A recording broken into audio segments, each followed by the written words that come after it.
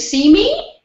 Well, Yeah. my name is Valerie Sutton, and my name sign is Valerie. And welcome to the SignWriting Symposium 2014.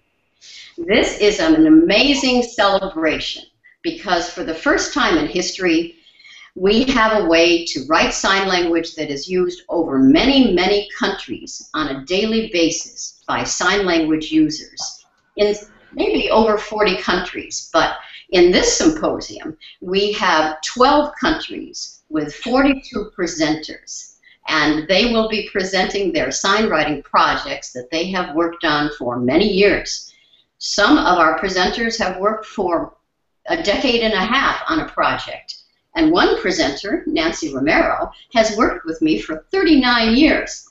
And the reason that's possible is that this year, in 2014, sign writing itself, the writing system, is 40 years old.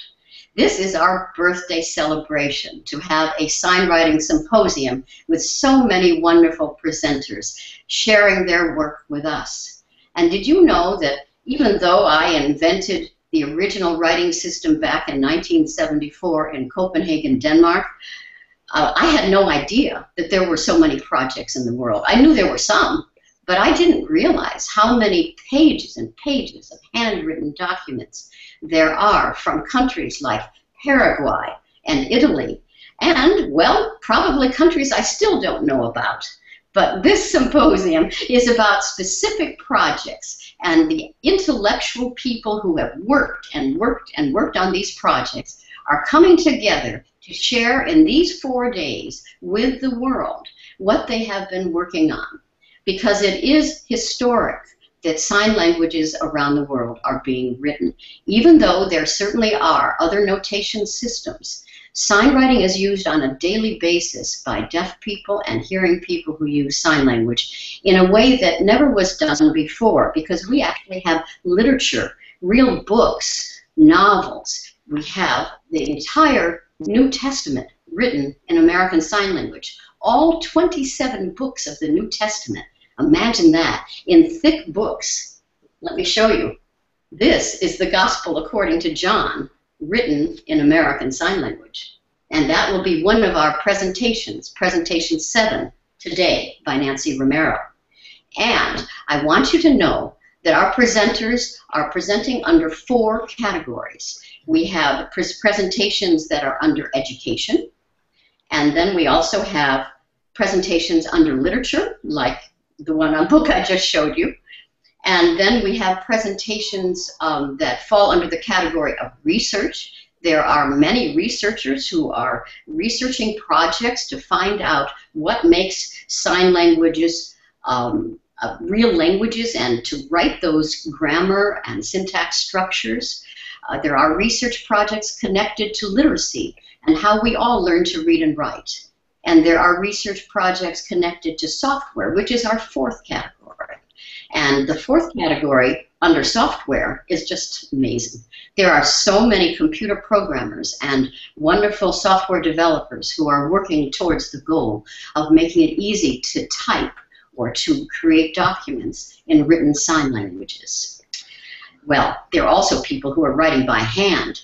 And our interpreter today in American Sign Language is named Adam Frost. And Adam is one of my coworkers. And Adam is giving a presentation number 3 on handwriting. Then our first presenters today, Claudia Bianchini and Fabrizio Borgia, they also have developed a way to use computers with sign writing, and there is a program involved with their work that I think is presentation 33 actually, that actually will be scanning handwritten documents and putting them into the computer. So this is really a remarkable symposium that will go for 4 days. So let me explain. We're starting in I live in California, so this is 8 o'clock in the morning, California time. Now, I realize that time is different all over the world, so you'll have to figure that out. But we're broadcasting from 8 in the morning until 4 in the afternoon, California time, which is Pacific time. And in that time period, we're doing 10 presentations a day. for 4 days in a row. Today is July 21st. We have 10 presentations.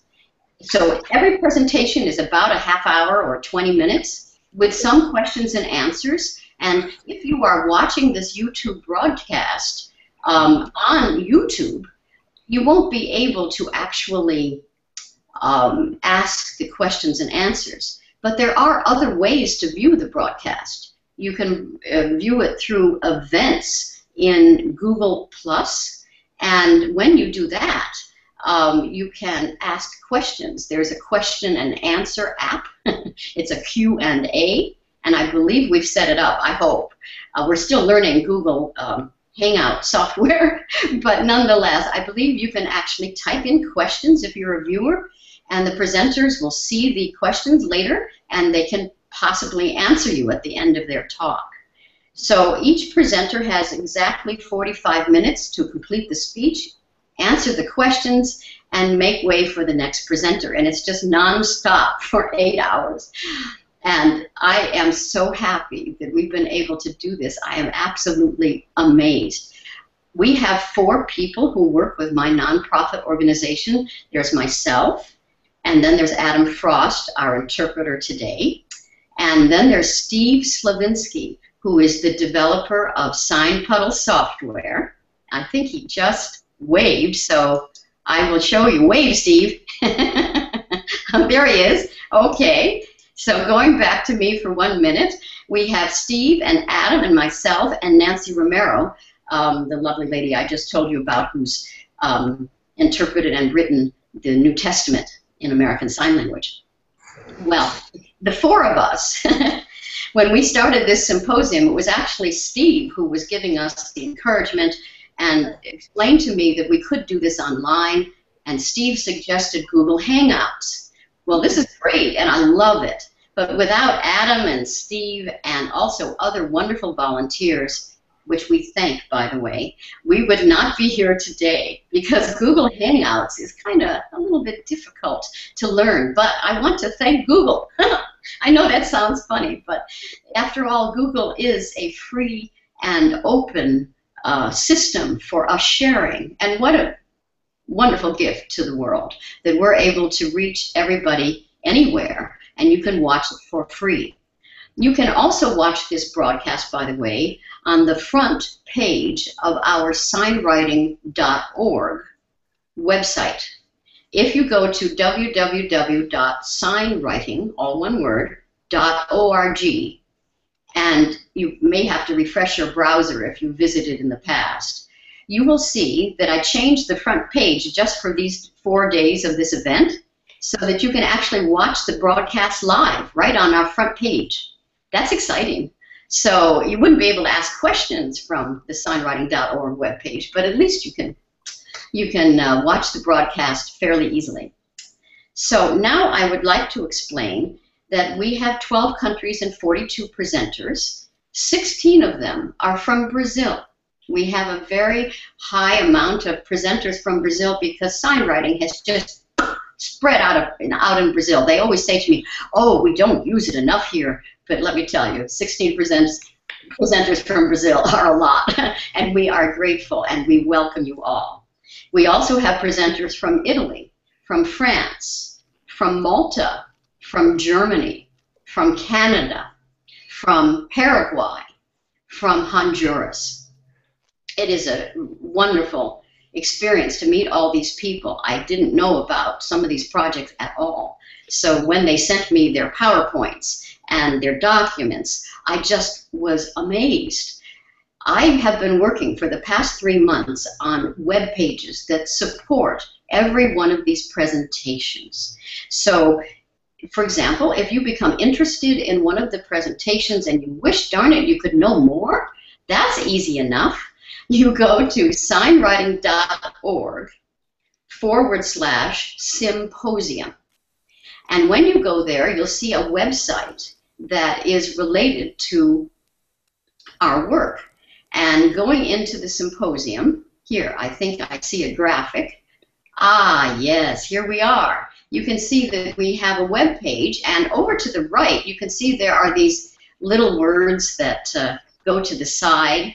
And as you scroll down, can you see where it says Presentation 1, Presentation 2, Presentation 3? So, for example, our first presenters are from Italy and France. And if you are interested in their presentation after it's finished, you can click on Presentation 1, and it will take you to their webpage, in which, as you scroll down, and again, there are links like abstract, video, slides, and so our work.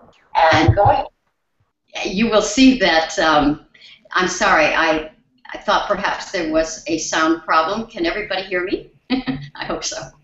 Anyway, to make a long story short, it will show you their documents, an abstract that explains their work. It also lists their videos, their PowerPoints, and there's also at the very bottom of the page their bios and their photographs. So every presentation from number 1 to number 40 is supported by a web page.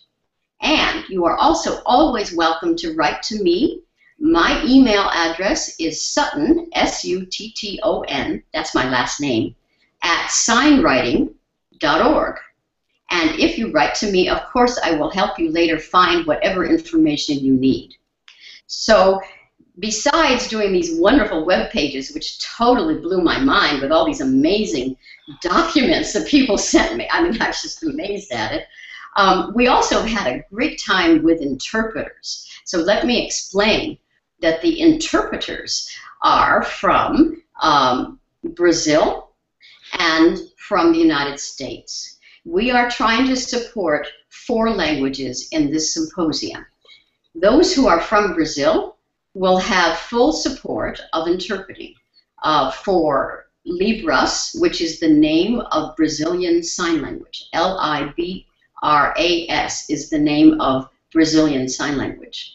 And Libras, those who sign in Libras, will have support for Portuguese voice, and those who speak in Portuguese will receive Libras signing. So the Brazilian people are going to be supported with interpreters in both directions of their 2 languages.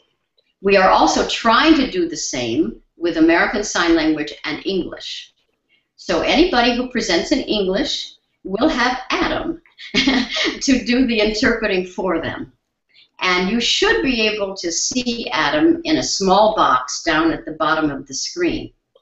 Now, I realize that there are other languages that we could have supported, like Spanish and French, and the sign languages that are associated with those languages. However, we could not handle so many interpreters. So do not worry. When all the presentations are recorded after the 4 days of the symposium have been completed, we will then go back and look at the video recordings of each presentation, and we're going to be adding captions in English and any other spoken language desired. Plus, we might even add some interpreting from different countries in boxes or in split screens. So we are going to add more support for languages later, and then we're going to create, if we can, a kind of a stream of all of the 40 presentations. So almost like a documentary film. In fact, I was actually considering perhaps this could become a documentary film, explaining also how Google Hangouts is helping us reach the world. So now it is 8:15, and we are soon to be presenting our next presenters. They start at 8:30. Now this is Pacific Daylight Time that I'm giving you, so that is a little confusing, I agree. Sorry about that. That's only natural because that's the time it is where I am. But in 15 minutes, our first presentation is going to start. And before we start, I want to tell you one last thing. We have visuals. There are people who are going to be presenting who want to show their PowerPoint. You know, imagine if you went to a real presentation with people standing on a stage and you were sitting out in the audience. Of course, you know, they'd have some kind of a big screen, and they would probably you know, have PowerPoints and be clicking on them and showing you, see, do this, do that, and they would be able to control it. But because we're in Google Hangouts, it's a little harder. It's a new kind of software, and as far as we can tell, for the American Sign Language interpreting, we're not using the Sign Language Interpreters app. There are several reasons as to why. We are using the sign language interpreters app for the Brazilian interpreting, but not for the English ASL interpreting. And right now, you should be able to see Adam in a small box at the bottom of the screen interpreting an ASL for me. But when we have the visuals up on the screen, Steve Slavinsky is helping us put those up. And then it's my job to click on the visual to show the audience what they should be seeing. The person who's presenting could continue to speak in English, but we will not be able to see any interpreter because the visuals take up the whole screen. So it probably will be best for the presenters to be quiet while they show something. Then I'll click back to them, and then they can start talking again, and they'll say, please show us the next slide, and then we'll put it up for them, let everybody read it, and then we'll go back to them again. And that way we'll be able to understand each other. Now, if that doesn't work perfectly, that doesn't matter. We're only human, and by the way, this technology has been hard for everybody.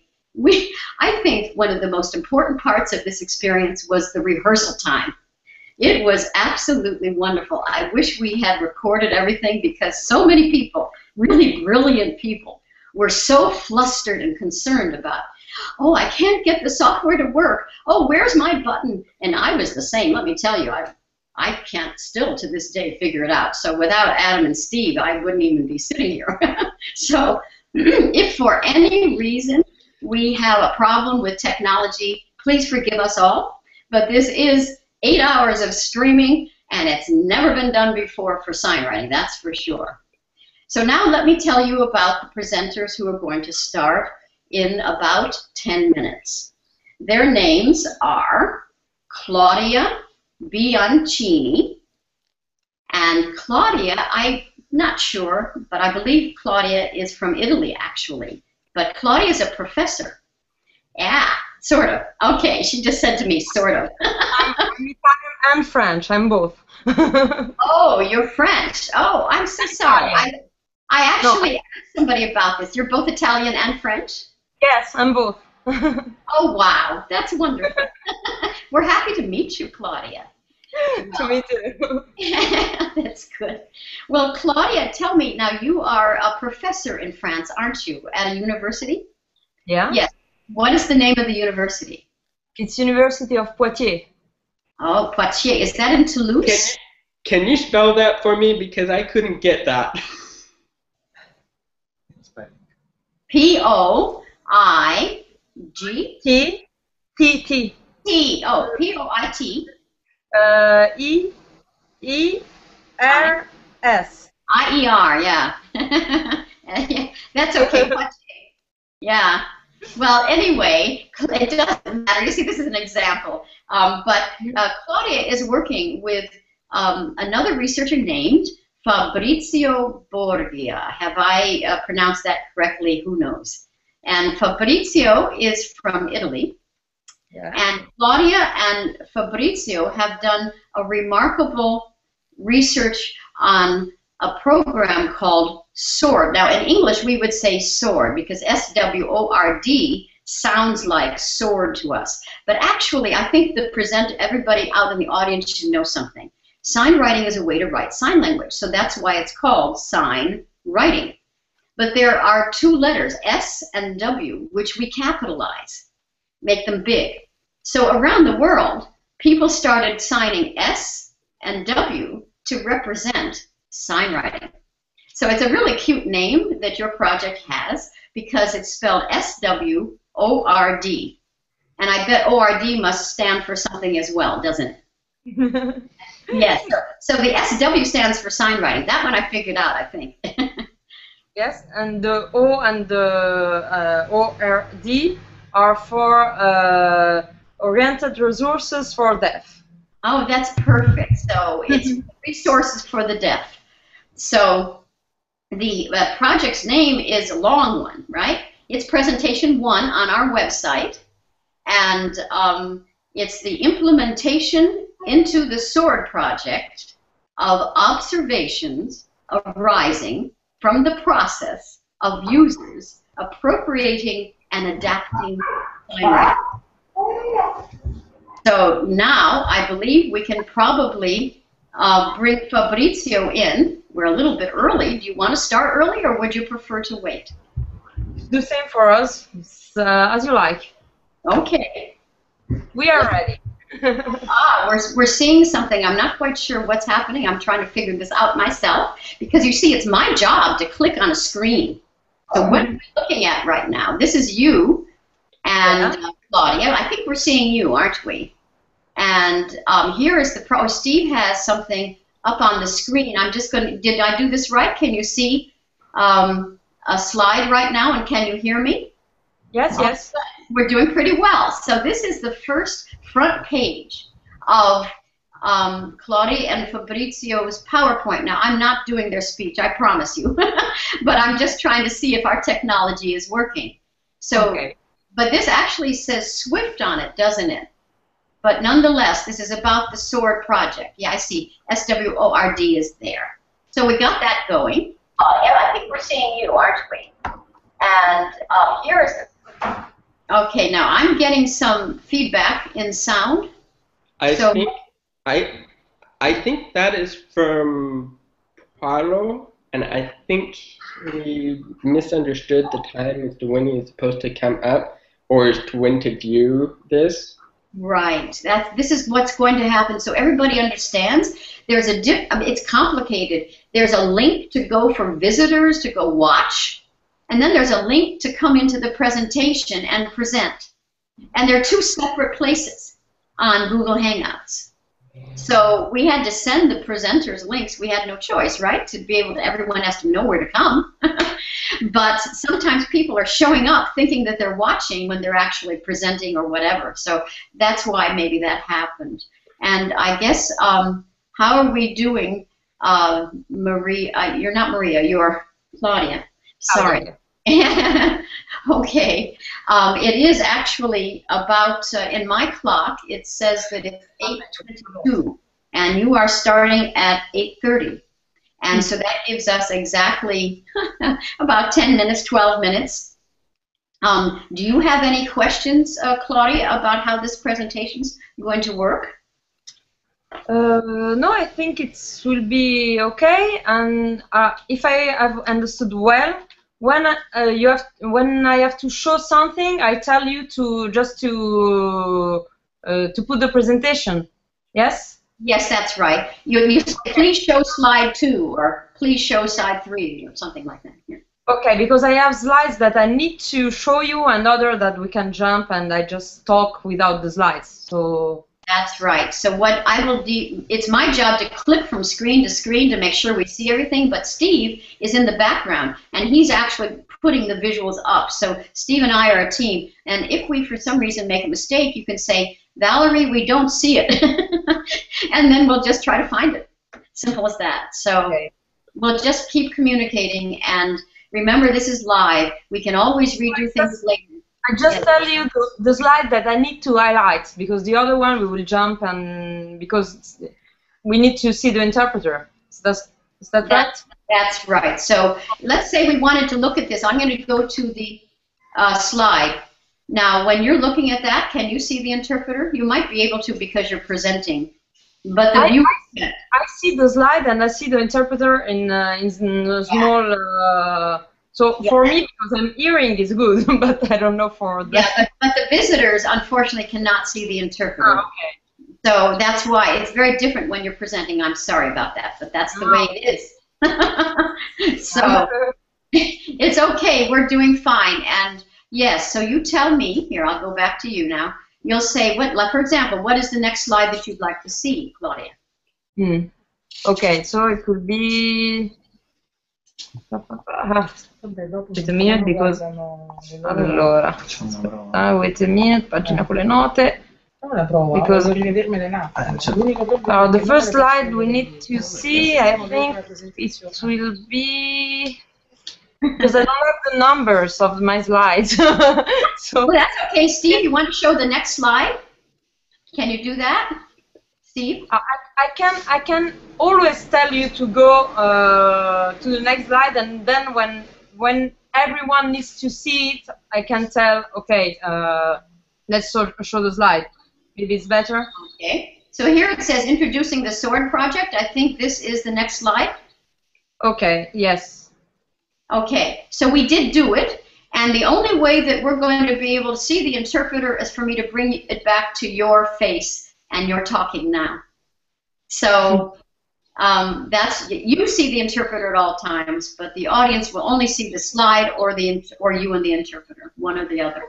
So if we don't have to have an interpreter, you could just talk with the slide, and then it wouldn't be interpreted for that one slide, and that's okay too. We can always add interpreting later. We're going to make these better presentations, so we're just not going to worry. But that's generally what's happening. Okay. And okay. So now I think that if Fabrizio would like to start 2 minutes early, do we have any questions already for them? Do you know how to see your questions? Sappiamo come vedere le domande che mi vengono poste? Sì, yes. Dove? Yes, Fabrizio knows. Okay, yeah, there's a question and answer app over to the left on the Google Hangout screen for those who present. We have done it. Oh, that's good. Okay. All right. So, do you have any questions or answers? For the moment, it's okay. Okay. So, should I use this app myself, everybody? Yes. I guess it's coming. It's now in my box too. So now I can see you don't have any questions. Oh, darn. Well, I can ask you some questions later if you'd like. So you give your presentation, and we do have the next presentation starts at 9:15 our time. So in 45 minutes, we need to start with the next person. So you need to sort of stop around a half an hour from now. And I would like to introduce Fabrizio as well when he feels ready. Yes, but he will not talk now. He will talk for the third presentation. No. Oh, no. Is it only you, Claudia? Oh. No, the second is yours. The second on yes, Thursday. I'll do the presentation now. Then this evening for us, it will be Maria, and then in 2 days it will be Fabrizio, because it's sure everyone present it's by itself to share. So it's only Claudia right now. All right, I understand. Very good. That does make things simple, for sure. And your group has 3 presentations, just to explain to everybody. There's presentation number 1, which is this one. And then there's presentation number 4, which is still today. It's still today, that's right. And then there's presentation number 33. So for those visitors who are watching, later on you might want to visit their presentation 1, 4, and 33 pages, their web pages, to read more about what they've done, because it's all very, very remarkable. All right, I believe we are seeing you, Claudia, so would you like to start? And it's all yours. Okay. Hi, everyone, and we are very, very happy to be here today. And so now, as Valerie said, we will present you the first part of our work on SignWriting. And we will show you the process by which deaf users are appropriating and adapting SignWriting. However, before that, I shall briefly introduce our group and the SWORD project. I'm at the third slide, third slide, but you don't need to see it, so it's okay. And so we are Fabrizio. Fabrizio is a PhD student in computer sciences, and he is doing his dissertation in the digitalization of SignWriting. Maria is Fabrizio's main professor, and she's a computer science specialist, and she coordinated our SWORD project. And Claudia is me, and I am a linguist, and I'm an expert of writing system for sign languages, and I've done my PhD on SignWriting. So for more details, I know that there is a CV on the website, so I don't give you more details than this. But we are not the first one working with SignWriting in Italy. So I need to tell you how SignWriting reached Italy. In the 90s, there was really a great sign language researcher, linguist, that was Elena Pizzuto, and she died like 4 years ago, and it was really a pity for us because she really trusts in SignWriting. And she began in the 90s, she began a reflection about the fact that if you really want to discover how sign language works, you need to represent it. Because no linguist has done a research on a language without representing it. So she started investigating on notation system for sign languages, and she tried a lot of systems, but no, she didn't find one that was a suitable one. In 2000, she finally discovered SignWriting, and she called Valerie at the phone. And this was really the first contact between Italy and SignWriting. After this first contact between two hearing persons, there was two deaf who decided to learn SignWriting. They are used to work with Elena, so they have the same research topics. And they decide to learn SignWriting, but by themselves, without a SignWriting teacher, or they just take the manual of SignWriting and learn it. And it was really strange because one of them doesn't speak a single word of English.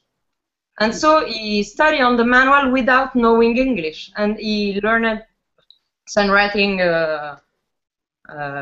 good SignWriting.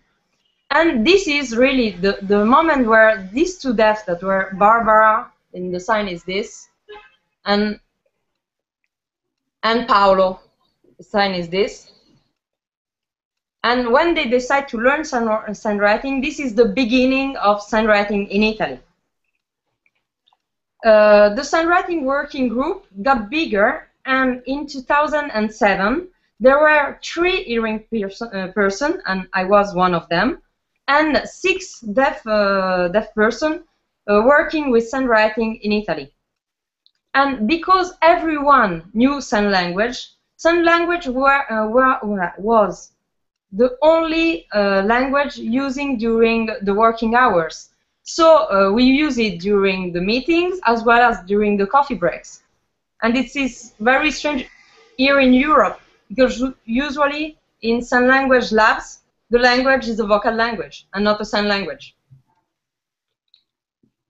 In 2009, Elena started a project on e-learning that was called VISEL, V-I-S-E-L,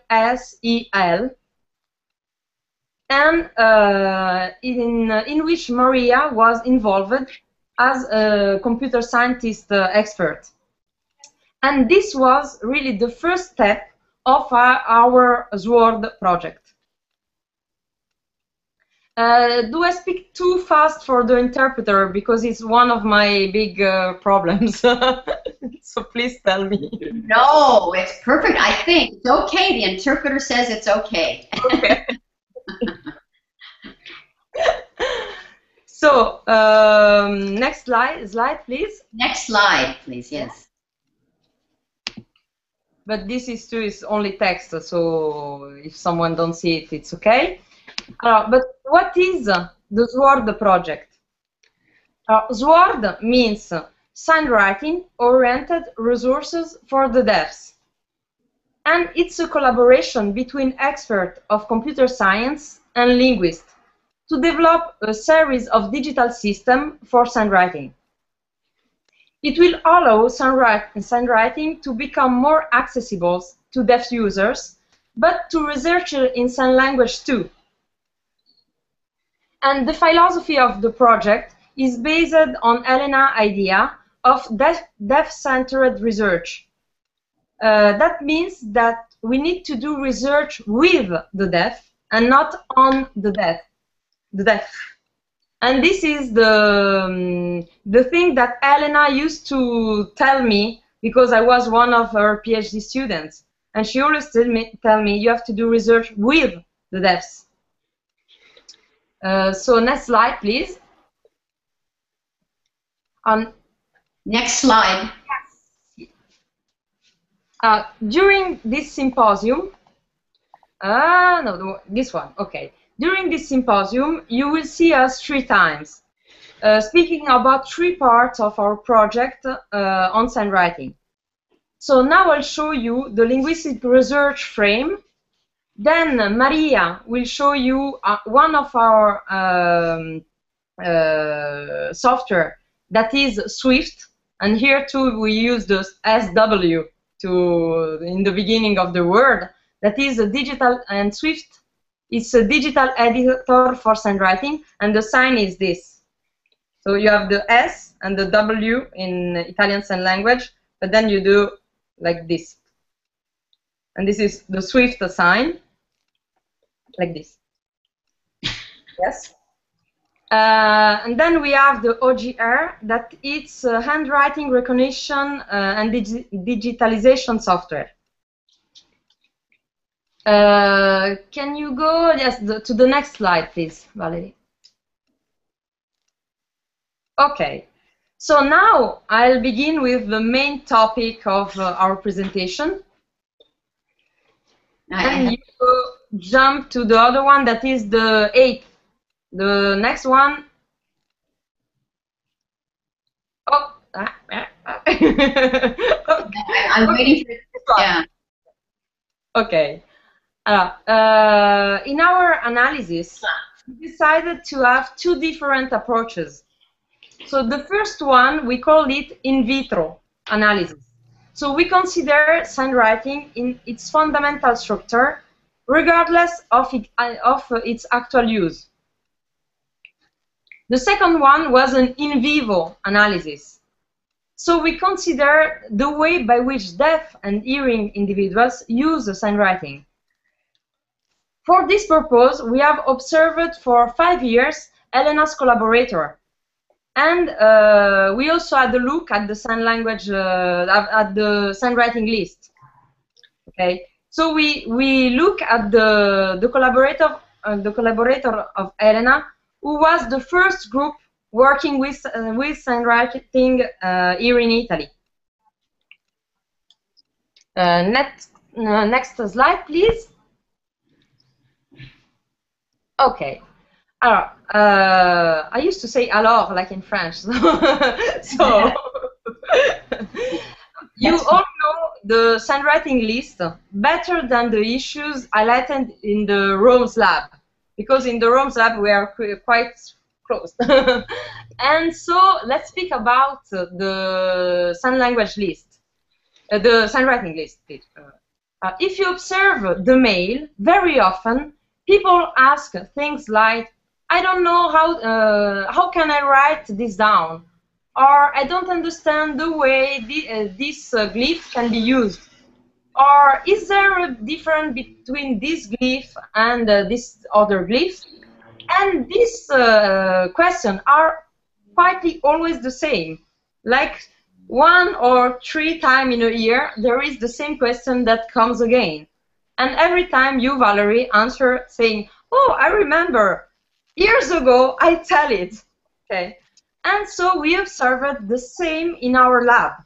Every now and then, someone comes and say, "But I don't understand this," and we say, "But this one, we tried to answer last time or 2 years ago or something like this." So our main question is: why there are recurrent problems with SignWriting, even if SignWriting is quite easy to use. So our question is there a way to solve them once for all? Like this, you can stop, answer again and again and again the same question. Next slide, please, Valerie. The first thing to say is that in our experience, SignWriting learners don't have an official SignWriting teacher. In our experience in Rome, they learn by themselves, alone or in group, using the SignWriting manual for the theory of SignWriting and the SignPaddle to practice.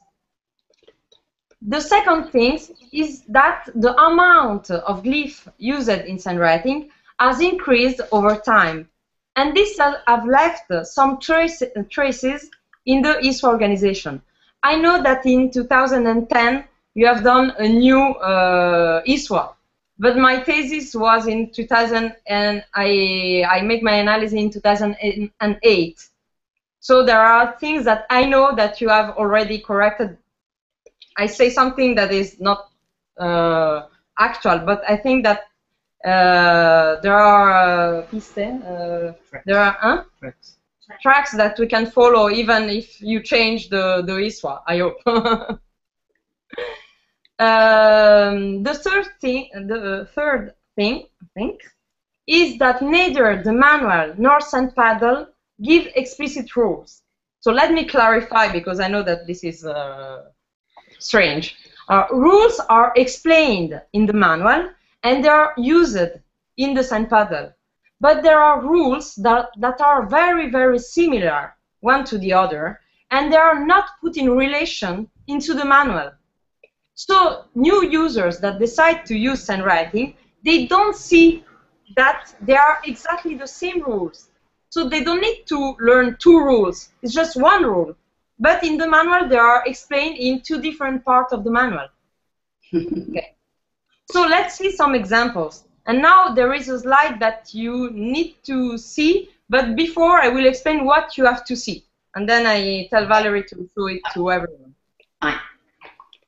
If I'm using SignPaddle and I'm searching for an arm rotation on the vertical plane and another in the horizontal plane, I have to reach them in the SignPaddle. I have to follow two very different paths.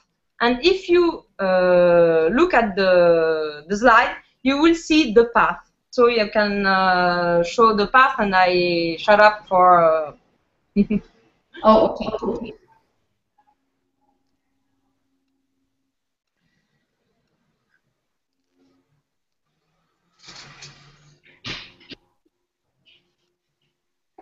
Everyone have seen it, or? Should I go back to it? Here. Okay. Okay, so we see the interpreter again. Yes. Okay. Yes. So you have to follow two different paths, because you have seen in the slide that for two movements that are quite the same but are on different planes, on SignPaddle you have to follow for once the horizontal curve movement, and for the other the vertical curve movement. But they are quite the same. So the rules that works with one works with the other two. And so if I'm using SignPaddle, I may not see the relationship between these two glyphs. They are similar, but they are similar and follow almost the same rules. But they are too far away in the tree of choice. Next slide, please. Another example is if I download the zip file with all the ISWA, and I start to look at it because I've done it for my PhD thesis, and I see here too that the glyphs are divided in planes. So I cannot easily see that my arm rotation exists in three different planes, because they are far away in the classification. And I don't see that they share similar rules. So I just need to understand how it works in one plant to use it in the other plants. Moreover, in the same base symbol, we can find the hand and the wrist movement, but not always. So if you look at the slide, I will explain you before and then you look. There is a tab with the straight movement parallel to the floor, and you see that in the same base symbol you have sometimes the hand movement and other times you have the wrist movement, and other time you have the arm movement of rotation, etc. So when you look at the classification, sometimes it's look like I can't understand it because it's very confusing. So you can look at the slide. Valerie, can you put the slide, please? Yes, of course.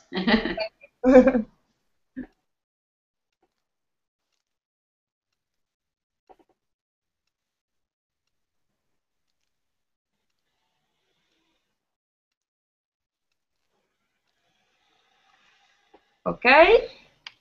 So let's back to the interpreter. Yes, exactly. The manual is more user-friendly because it's a manual. It's normal. But also show remandments of the ISWA organization. And in our experience with our deaf colleagues, it should be easier to understand the movement of the hand and then of the wrist and then of the arm, and then to understand it's easier to understand the movement of the hand, the wrist, the arm, etc., than to understand all the straight movements, all the circular movements, regardless to the part of the body that is involved. Next slide, please, Valerie.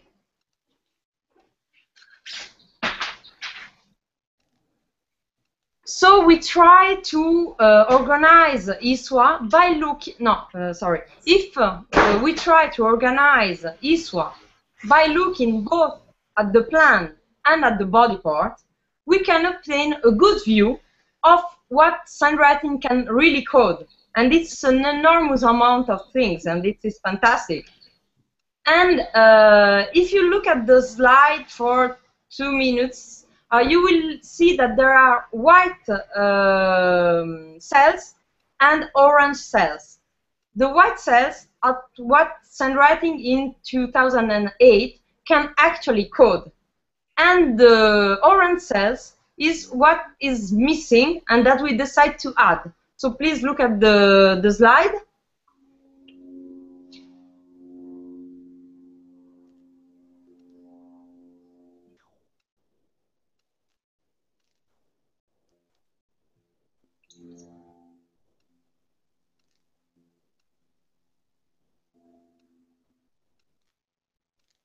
It's okay? Okay. So if you look at the white cells in our chart, when doing our schematization, we found that in ISWA 2008 there are a lot of holes. Therefore, you could write 1 or 2 boings. I don't know how to explain it. Does the interpreter see me? Oh, does the interpreter see you? Yes.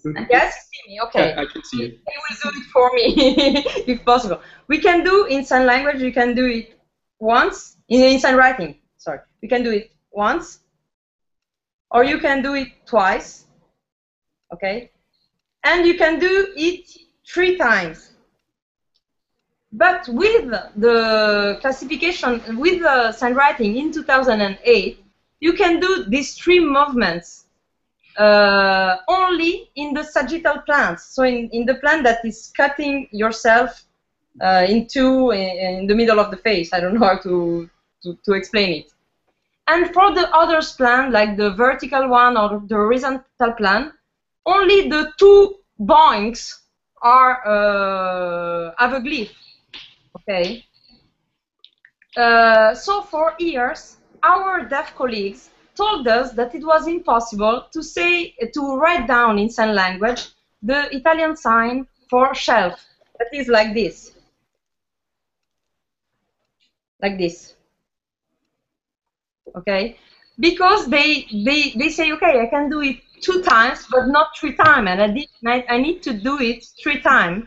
And with the sand paddle, I can't write down this. Okay? So we decided to fill the holes, adding the glyphs that you have seen in the orange cells. I know that they are not very well drawn, but our purpose is to show you that SignWriting can code it. It allows us to draw them even they are not present in the official SignWriting. So there isn't in the SignPaddle because there isn't in the official SignWriting, but SignWriting can do them. Okay, and this is very, very important for us, that SignWriting is more than the official SignWriting can represent. Next slide, please. So, what we have done concretely, we decide to take the ISWA and to deconstruct its organization and then to organize it again. And to do this, we follow some easy principles.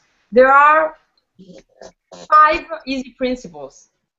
Okay. The first one is that all rules allowing to transform a base symbol into a glyph have to be explicit.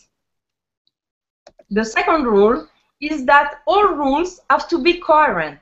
So we don't want a rule to work with a base symbol, but not with another base symbol belonging to the same category that the previous one. So we don't want exceptions. The third rule is that if something can be done on a plan, it can be done in other plans too. So we don't have this fact that I have the possibility to do it 2 times but not 3 times. If I can do it 3 times in a plan, I can do it 3 times in every plan. Another rule is that if there are 2 ways to write down exactly the same glyph, we keep both, but we explicitly show that they are synonyms. Because as you know, in SignWriting there are historical changes. And so there was a moment when you can write the circular movement with a circle that was with little dots.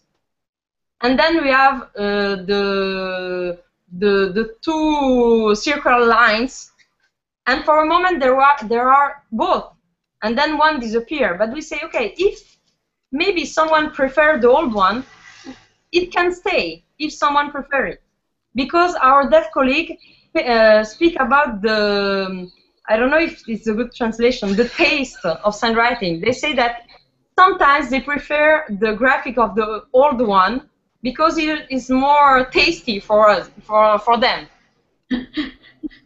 And in general, even if now you think, okay, they have changed everything in SignWriting, no. Because our purpose is that if Valerie and the team have created a glyph, we'll try as hard as possible to keep it in our classification. So it's not a classification that will eliminate glyphs. It's just rearranging it and adding some glyphs that we think we need it because there are some holes in the classification. You can see in the slide that is there the example of hand movements, where you see that we have organized it in 2 families, and every family has sub-families. But and the rules are here, they are not very explicit because it's just a word that says what is the rule. But you can see that for every sub-family, the rules are always the same. So I let you see the classification, the slides.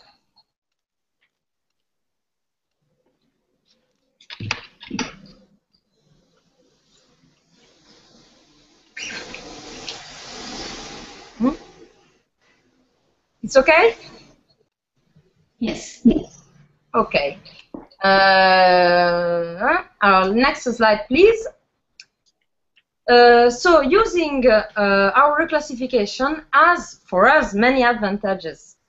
The first one, and this is the reason why we decide to do it, is that 100% of the rules behind base symbols transformation are explicit. The second one is that if someone wants to add a new hand shape or a new movement trajectory or something else, they can add it without changing all the ISWA numbers, because we have already changed the ISWA numbers. And least but not last, and this is for me as a linguist is very, very important, is that with our new ISWA, we can investigate information on every single glyph. So you can ask now to our database, find me every clockwise hand movement in the vertical plane, and no matter what is the part of the body, okay? Or I can ask, find me every clockwise movement of the arm, but not the other one. And this with very finezza. I don't have accuracy. I have Fabrizio that helped me with English because my English is horrible. And this is really useful for linguists like me who want to investigate the relationship between different components of the signs. Because I can want to know if a certain plan of the movement can come with a certain hand configuration. Okay, and I say, okay, I don't mind what is really the movement, but just the plan of the movement, and I can do it with our reclassification. So next slide, please. Now, if I were you, I would like to ask, but why do you put new glyphs in the classification? Because SignWriting has already 38,000 glyphs, so it wasn't enough for you. And when I decide to add the glyphs, I ask myself this question, and I say, okay, at the beginning, when I started learning SignWriting, I say, wow, create 38,000 glyphs is impossible, it's too much. And then when I learned SignWriting, I say, oh no, it's not a problem. So for me, it's not a problem. But as my deaf colleagues used to handwrite SignWriting, they never have problem to write down a sign, because if they need to invent a glyph, they do it. But once, I was trying to digitalize a text, and I realized that a lot of the glyphs used by my deaf colleague do not have a perfect match on the SignMaker. So I decided to call those glyphs ad hoc, in Latin, glyphs. So glyphs that are done just for this purpose, to fill a gap. And to analyze them, because I think that it's very important for SignWriting that that deaf people can change things to adapt to their sign language.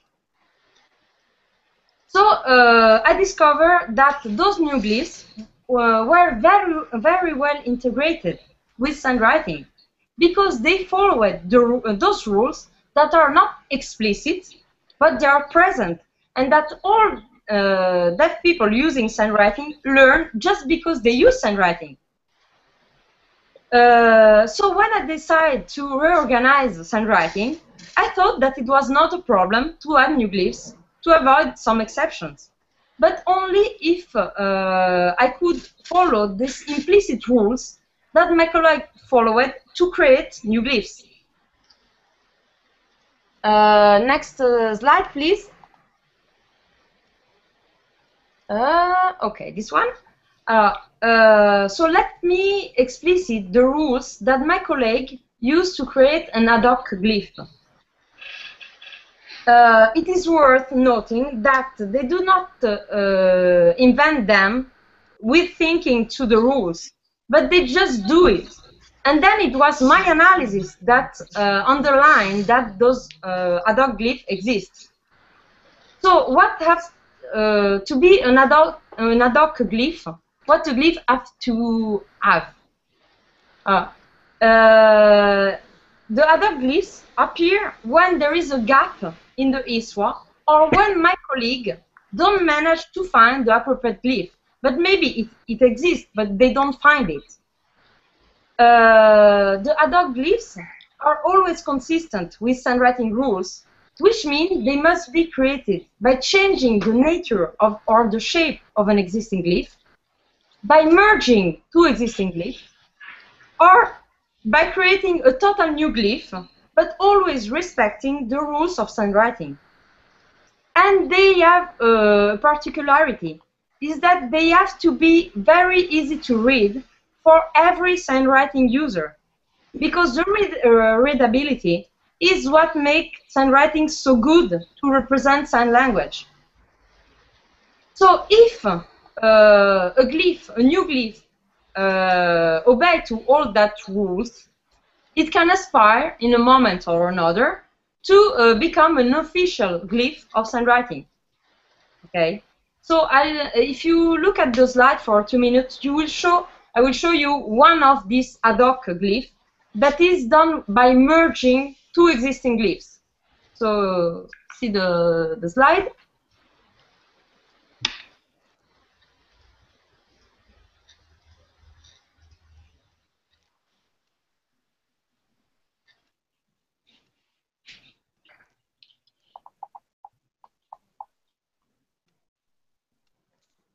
It's okay? Yes, it's okay. There we go. Okay. After next slide, please, Valerie. Okay, where we have 15 minutes before the next presentation starts. Can you hear me? Yes. So. After my first analysis on ad hoc glyph, I asked my colleague, what do you think about adding new glyphs? And the answer was, for me, very unexpected. Because one of my colleagues say, no, you don't have to do it, because SignWriting have to be poor.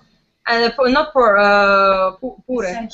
It's not puro. It has to be pure. Exactly pure. Exactly what Valerie have done. And you don't have the right to change it. And he say, I always use only official SignWriting. And then I show him a text. And I say, this is your text? Yes, but this glyph is not in SignWriting. And this was really, really upset with me because I showed him this. And the other one told me that it's okay to change, to use glyphs that are not official, but they don't want me to add them officially because they thought that you, Valerie, will be upset. And so I hope that I know you enough to know that I can do it, but I hope. And this is, I just have to tell everybody that SignWriting was written by hand, only by hand, when it was first developed, from 1974 until 1984 or 5, when we started the first experience of computer development or software development. So we only had handwriting. And when the time came to try to develop a computer program for it, it was really hard to pin down what symbols were important. So, of course, I understand the dilemma you're talking about. What we put into the computer program called ISWA, which means the International Signwriting Alphabet, was simply those symbols that we felt were important, but it doesn't mean that there aren't others. So, yes, I support you in finding other handwritten symbols. Yes, absolutely. Maria will show you that in our software there is the possibility to add new glyphs, and this is very important for us. Well, that is very exciting for us too. It's wonderful. In conclusion, during the 5 years I worked in Rome, I noticed that SignWriting is very easy and fast to learn for deaf people. However, even they can learn it fast, there are some problems that are recurrent. So I decided to reclassify the whole SignWriting to make the rules more explicit, but without changing the intrinsic nature of SignWriting, because I think that the SignWriting is good like this. So our aim is to make SignWriting easier to learn by, in Italy we say, chewing the work to the users. So every new SignWriting users need to understand the rules. So we just help him by telling the rules explicitly. So in our research we have just, and I put a lot of quote because it was a big word, a big work. We have just revealed a concealed phenomenon. So my two last slides.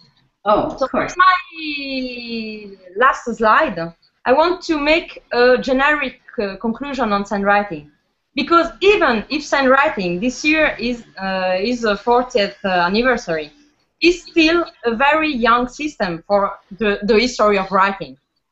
And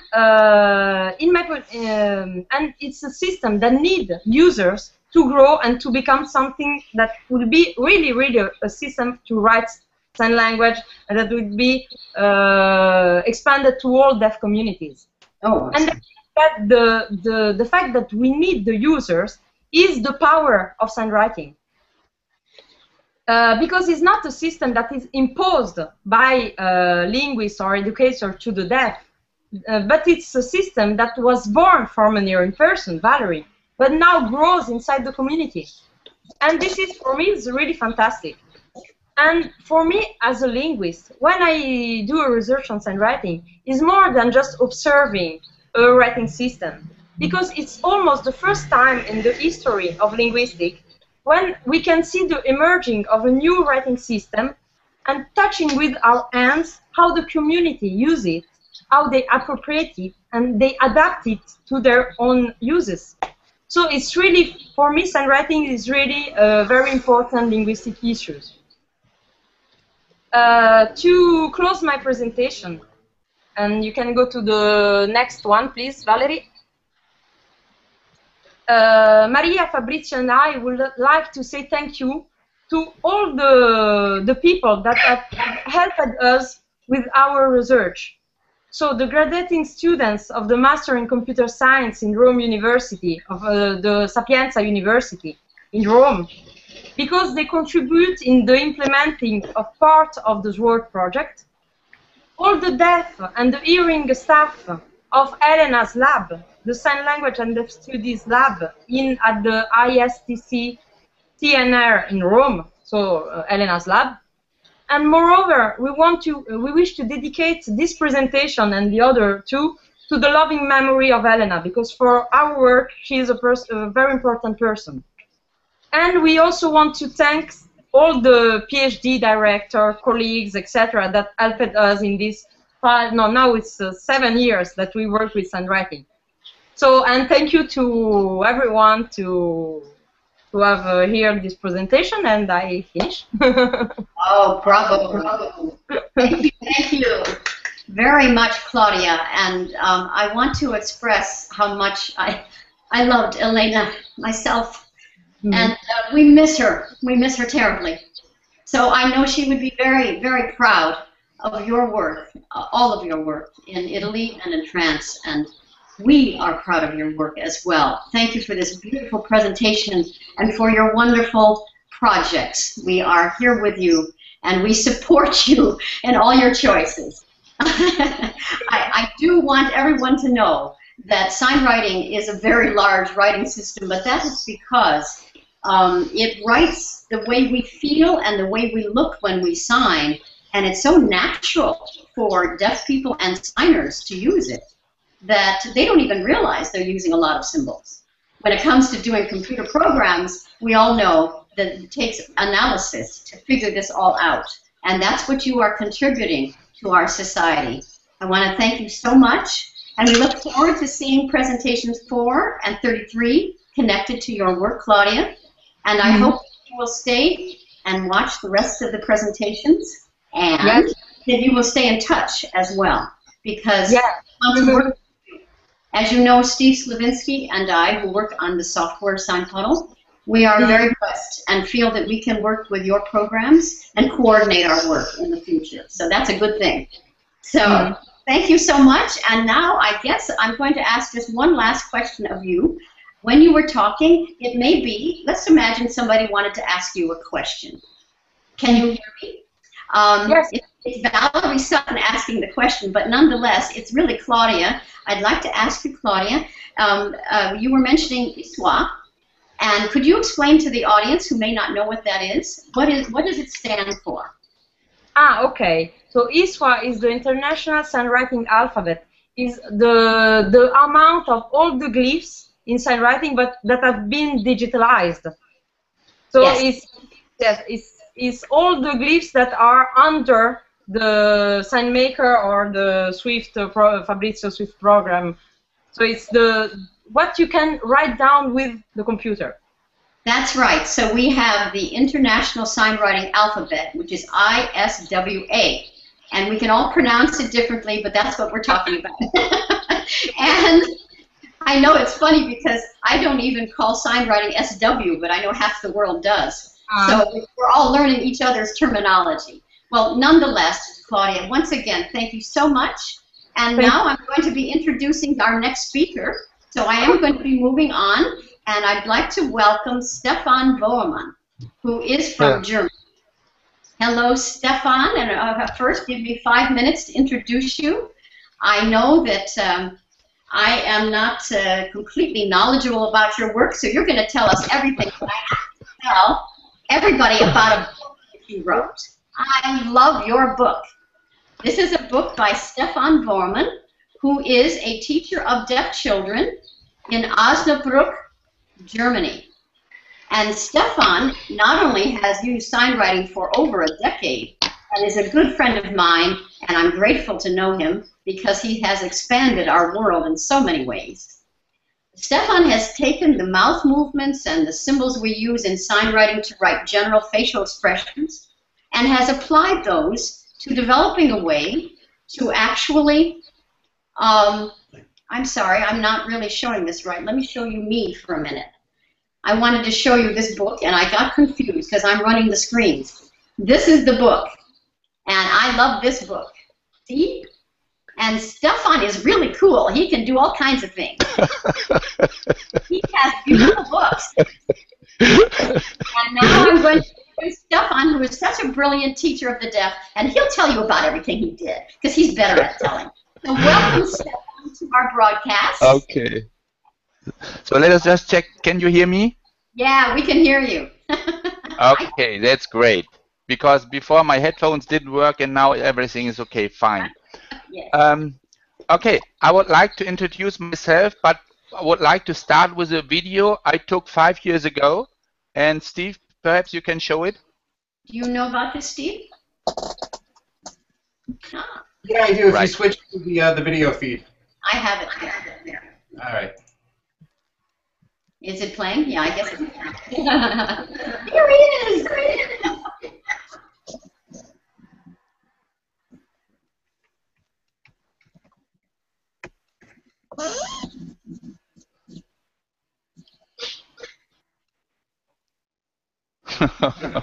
Can you voice for us, Stefan? We can't hear it. Is there sound? No, there is no voice, but I would love to see the video on the big screen, you know, in the middle. You're not seeing it? I clicked on it. I see it. Are you not seeing it, everybody? I don't see it in the screen. Do you see it? I see Steve in the middle. Stefan's video feed is different than Valerie's video feed. Valerie has the video big, and that's going to be the one that goes to YouTube. Oh, I see. Okay. So you can't see it, Stefan. That's what happened. So I'm going to go back to you now, Stefan, and I think we should. There we are. Now there's Stefan again. I think we need to just go on. Can you tell us about the video, what it was? We just saw it. You just don't know that. Okay. So you could see it was my introduction in German Sign Language. And when you look at me signing, you see my mouth is constantly moving, you know. My name is Stefan and all you things. Yes. You could see. Okay, let me start in the beginning. I became a teacher for deaf students. I realized that my students need some kind of bilingual approach. On one hand, they have to communicate in sign language. On the other hand, they have to learn spoken German. Is there echo? There is an echo, but I guess we have to go forward. You just keep talking. Okay, I'm so sorry. Well. Stefan? Stefan? Yeah? You need to turn off the sound of your display computer. Can you turn off the sound on your computer? The computer where you're going to be doing display. Turn off this. Can you hear us? You can't hear us. Oh, wow. Okay. Well, this is Stefan Boermann, And here are his facial expressions that he uses, the way the symbols look for speech. And ironically, we're having trouble hearing him speak. It's okay. I don't know that. Stefan, can you hear us? Oh, okay. Well, Stefan, pull out the headphone. Take off the headphones. Take it out of the jack. Take out the headphones. Take them off. And take out the jack. Take out the jack from the computer. On the other computer, you have the sound on, and the volume on, and the mic on. Can you turn that off?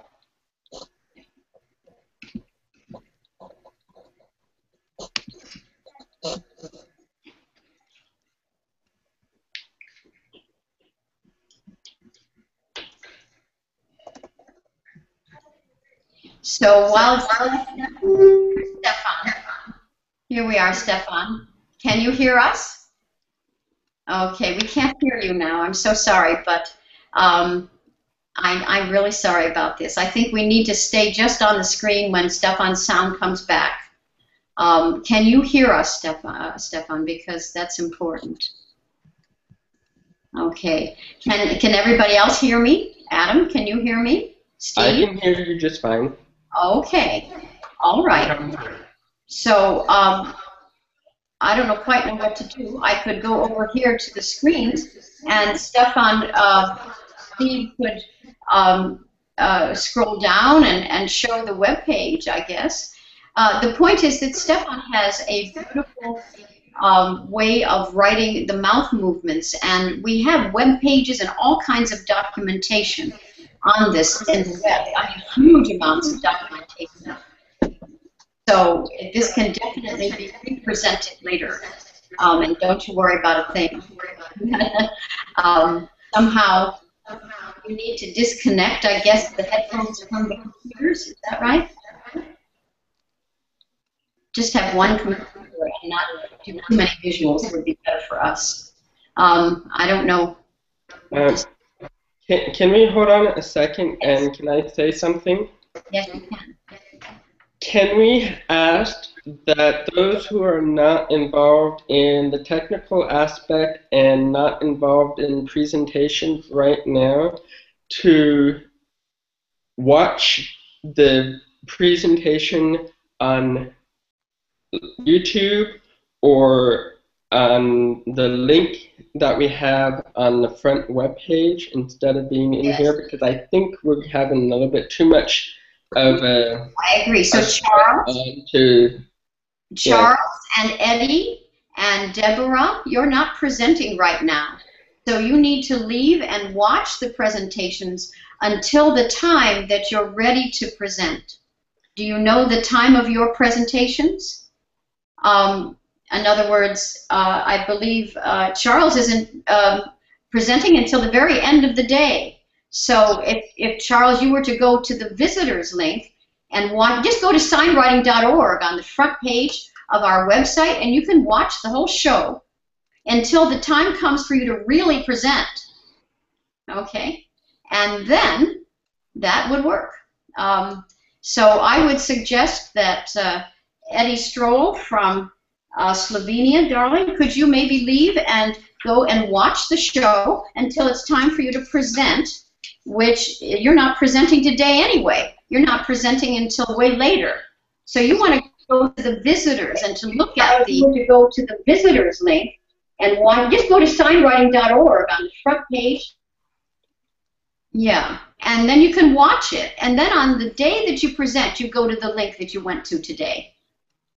Yeah, you need to go to SignWriting.org. Do you hear me, Eddie? His mic is off.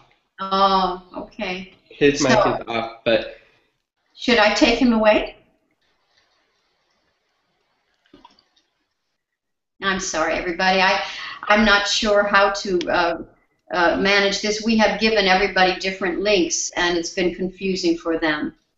So to explain, Only the people who are planning to present should be on the row on the bottom. Oh, is Stefan here? Oh, here. Oh, this is a video of Stefan's. Is that right? We could show that, I guess. You want to do that? Oh, here's Stefan. Here's Stefan. Can you hear me now? Can you hear me? We can hear you. Yeah. Oh, Yeah. okay. So, I'm sorry. So maybe No, we can go forward. I don't. We can't see you. I don't see him. Do you? I see you. Stefan, on your other computer, the one where you're doing the screen share. Okay, I think maybe you're back. You're back. You're back. We can see you, and you're broadcasting. Okay, start again, Stefan. Let's keep this really easy. Okay? Not too many people. So you can hear me. Yes, we can hear you, and we can see you. Okay. So let's go forward. Yes. When I started way back 10 years ago, I met Penny Boyce-Brame in Switzerland. And Penny Boyce-Brame told me that deaf children use mouth movements while signing. Okay? Yes. And that was the moment that I understood. I'm sorry. That was the moment that I learned I have to write mouth movement additional to sign writing. Oh, come on. And then I learned sign writing and had a lot of exchange with Valerie via telephone and email and so on and so forth. And then the Parkers visited me at home and told me, oh my God, this symbol is wrong and this writing is wrong, and they were so helpful to give me support in learning sign writing, and I studied their book very, very accurately and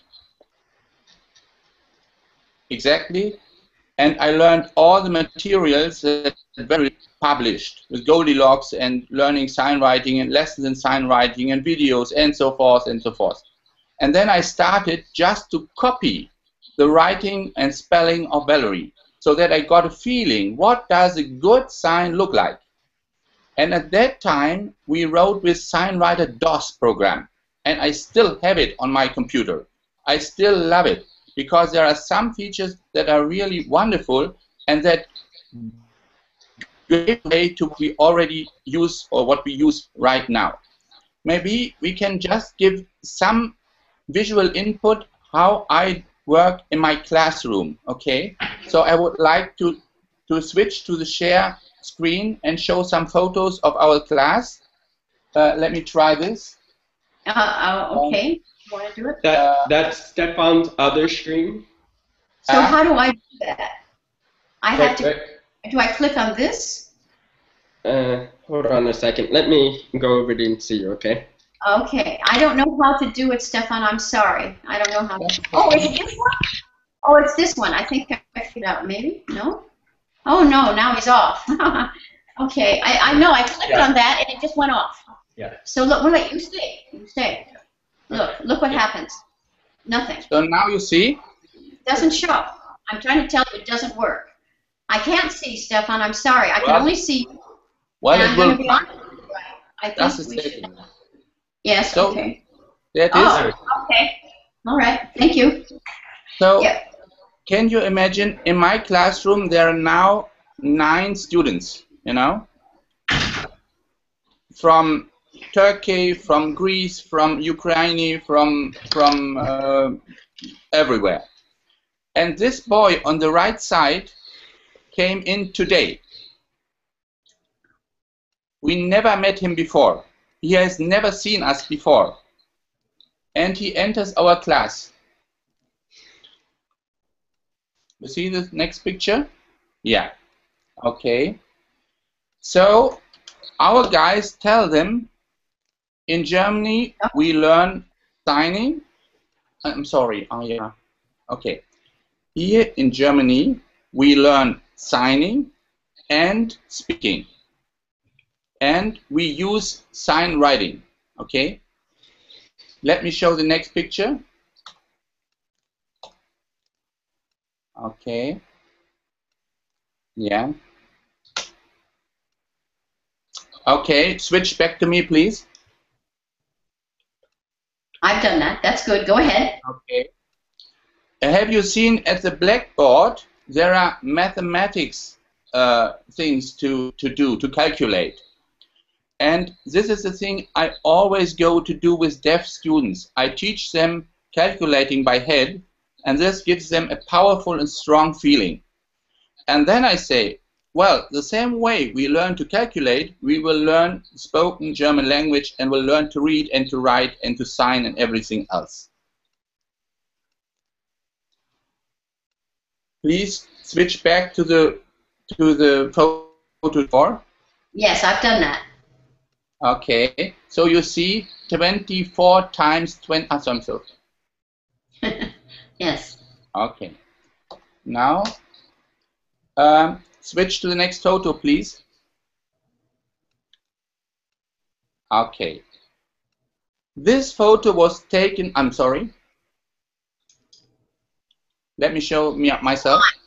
You now see yourself. I made it so you're looking at this. They're seeing you. Right. This photo was taken this morning.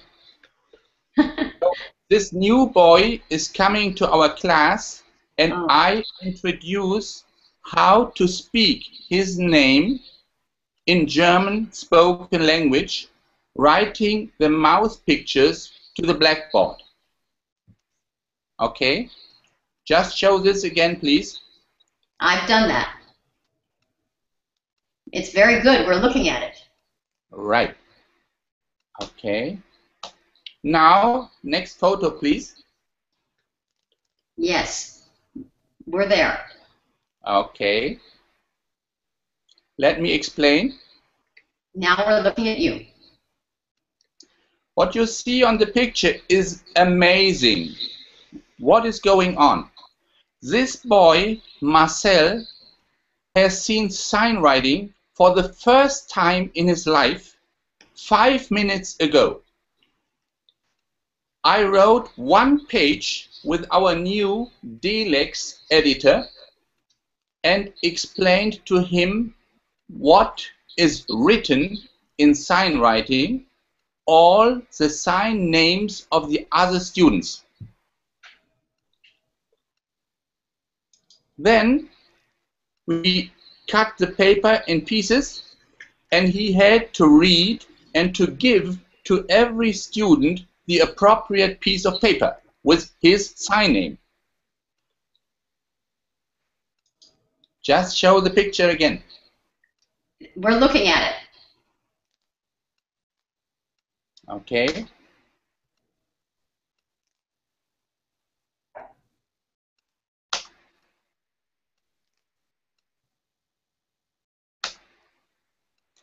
Okay, back to me, please. We're back. Okay. This Marcel is so tremendously happy, and so we are, that after 5 minutes at watching sign writing, he is able to memorize all the sign names of his new colleagues. And the new colleagues are so happy that he decided to understand sign writing just within a second. And this may be a major difference to what we heard the lesson before from the Italian. I don't teach sign writing anymore. I just do it. We show and practice. We don't teach. I just write down and they see. It is a different point if later on I expect them to write sign writing on their own. And we did a little video explaining how I introduce Mundbilder to my class. I don't know, Steve, can you show one little video that shows how I'm doing this lecture? Let me, I'll put it on the other screen. Go ahead and see if you can find it, Val. Okay, I put it up, Steve. I clicked on the window. Does it show up? I think so. Oh, that's me. How come I'm seeing? Right. Whoops. We'll go back. Let's start again. Oh, here we go. Okay. Let's see if this works. It's starting. Oh no, that's the wrong one. Oh, is there another video? Yeah. It is called Lessons. Oh, I didn't. I only downloaded one. I didn't know there were others. Yeah. I didn't put any other up because I Ah. didn't know about them. I didn't. As I told you, I wasn't able to. I'm sorry. Okay. So unless Adam. It is taught. Well, Valerie, the video I'm talking about is already in your drawers, in your folders. Okay. So if you go to speech writing. Okay. Okay. Yeah. And then there's a video that is called. Let me. That was the one that we were just showing. No, there's another one. Speech writing, not Delex. Speech writing. Okay. I put the same one on both pages. I'm so sorry, Stefan. No, it's fine. It's very fine. Yeah, okay. Well, you just go down. We're scrolling down. Sorry, I'll show you what Steve is looking for here. That's the web page, and if you keep scrolling down, that's the same video that we have on both of them. Okay, maybe we can find it later on. Yes, we can, and we'll definitely do a better video later where we put this all together. No problem. Don't you worry about anything. Okay. What I tried to express is I don't teach sign writing, but I use sign writing, and I use sign writing for the idea to support deaf students to learn spoken language. Yes. So they will get documents which show the idea expressed in sign writing, maybe exact signed German or sign language. And it will be their task to read out loud what is written in sign writing. In order to be able to do so, I had to understand that Mundbilder were missing in the beginning when we started. Yes. Well, we didn't miss them. Actually, you had already a whole bunch of them in your symbol set. But your idea to include them was just a visual idea and not this connection to speech writing. And what I did was to try to pick one of these graphics for mouth movements and to associate, to match them with what might be spoken with this kind of mouth movement or tongue or teeth or whatever. So it ends up that I developed two different systems. And maybe this is a good chance to explain to the world why there are two different systems. One system is called Bildschrift, so mouth picture writing. And Mundbildschrift is what we hear. So it is like the iPad. So one symbol is leading to one sound of spoken language. And it can be adopted to any spoken language in the world. Maybe we have to pay a little more attention whether we need different symbols, but we can use it. And if you see Mundbildschrift, you know, this word is pronounced like this. Let me show some examples in the other screenshot, in the other, screen. Oh, okay. Yes, I'll go there. Just a second. We see a photo. I have to, yeah, just a second.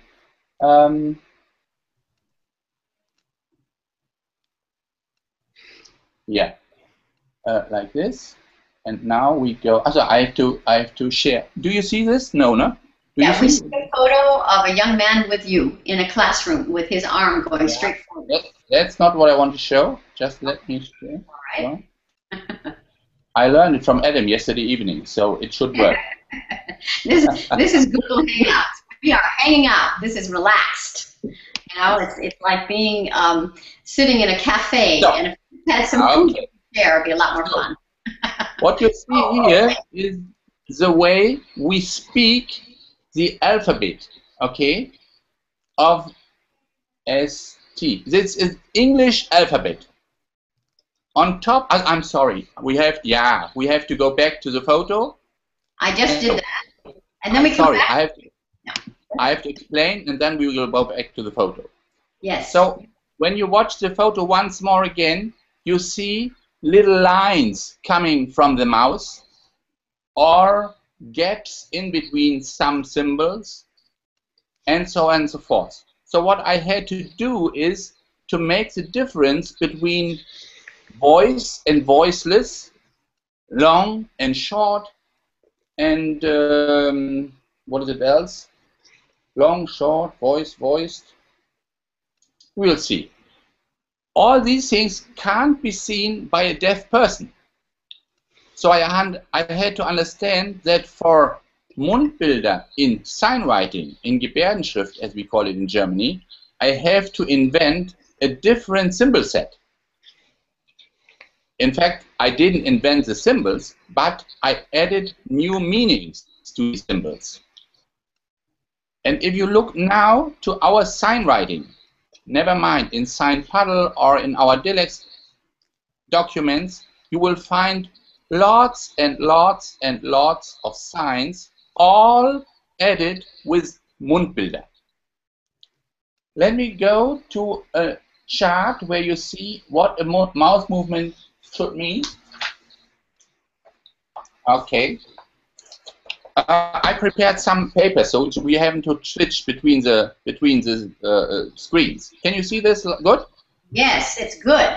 Okay. So this is a sign for a short kind of rectangle mouse. Okay. Let me show some others. This is like open mouth. Okay. This is like tense lips. Okay. Maybe P, maybe B, you don't know. Okay, this is like, so the wrinkles on the eyes, on the edges of the mouth. This is an interesting sign because there are so many options, you see?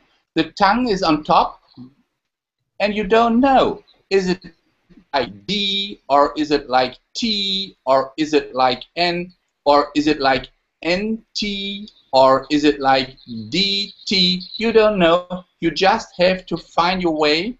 But with the information coming from the hands, it is so easy to understand what is meant with this sign. Okay, this is not part of it. This is interesting. This may be W or F or V, just depends on what is done. But you see only the teeth on your lip. See? Okay. Can you follow this way? Oh yes, I love this. Okay, thank you. So now this is another very, very interesting sign because here are so many options again. You know, the tongue is down and you don't know, is it G or is it K or is it R or whatever. You don't know. You have to find your way, okay? It is the same with lip reading, this guessing game, yeah?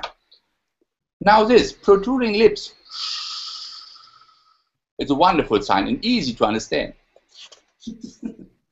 Now like this. Valerie, you know, this is a new sign and you added it to the symbol bank. We didn't have that before. And I was so happy. I was so happy when you added it. So I love it. It is kind of E. So the mouth and then the wrinkles around. So it is E. Now is J. Jungen, J, yes, and so on and so forth. Now this is easy to understand. So it is like la la la la la la la. Okay, very easy. Okay. So I always start, whenever anybody comes to my classroom, I start with this sign. It is the circle for the head and the stroke for the two lips just relaxing on each other. And everybody is able to understand like this. there's no problem to understand this okay? And then I would love to add the next thing. Let me see. So now, MR, so I have to do it this way, right? Is it the right order? Ma. Can you see that? Or is it Well, you tell us. Yeah, from left to right, it is MR or AM. I don't. It is a mirror in my laptop thing. So I want the M on the left side. The M is on the left. Yes, it's on the left. Okay. So it says ma. You see? Ma. Yes. Okay, fine. Let me go on. So it is so easy, you know. Everybody will understand this is the O, no problem. Everybody, no, this is the O. It's a little bit difficult, okay. But now it is a U, okay. The wrinkles around the mouth, a little bit protruding, okay. Now it is easy. Showing the teeth, standing on each other, and writing the way you showed us. In handwriting, it's a little bit different, but it's fine to understand. That's good. Now, I invented this special for English, for my teachers, for my students. It is the TH, you know? Isn't it a beautiful design? Yes, I love it, huh? Yeah, and just like the former presenter Claudia was saying, it fits with the rules, so it's okay, because we can read it. Yeah, it's fine. It's wonderful. So, what you have to keep in mind is there are two different symbol sets. One for articulation, so showing how is a word pronounced. And I write these Mundbilder, they call it, at the blackboard on a sheet of paper, and the students just follow with their mouth and their articulation things, doing this kind of movement and finding out, this is the way hearing pronounce this word. And they are always amazed that the writing is so different. And that's the reason why hearing children in Germany make so many spelling mistakes in the beginning, because you can't say from spelling how the word is pronounced very often. Okay, so then we go away from that and we go to sign writing documents, and we only see Absichern, so what kind of lip reading. And I developed this system in order to teach German spoken language, but English as well to my deaf students, okay? And that is amazing. And I asked Adam the other day just to support me in creating a document that should show to the audience today how wonderfully these mouth movements can be adopted to ASL or to exact signed English. And I would like to show this document right now. Maybe it should work. Just a second. Okay. I learned from like this. Okay. All right, maybe this will work now. Let's see. It will work, definitely. All right, I hope so. Wonderful. Oh, here it is. So yes, showed up. Yeah. Can you just show back to me? Oh yeah. Oh, of course. I just want everybody. There it is. Okay, here's Stefan. We're back. Okay. I will show this document again, and it says just ASL without any mouth movements. You know, without any head circles at all. Just car blue or cat black or what is it? Dog white, and so on and so forth. Just take the time to read the first two lines. I would like to ask you. So I'm going to go back to the screen then and show them it. Okay. Right. We're looking at it now. All right. Wonderful. And you can see and read without any problem, right? Well, I'll go back to the screen again. When you're talking, I went back to you, but now we're back to the screen again. Okay. I can read it very well. Yes, I can read it. So. Beautifully, yes. What you see is, in Germany, we write Gebärdenschrift from left to right. The same with our mouth movements. We write them from left to right.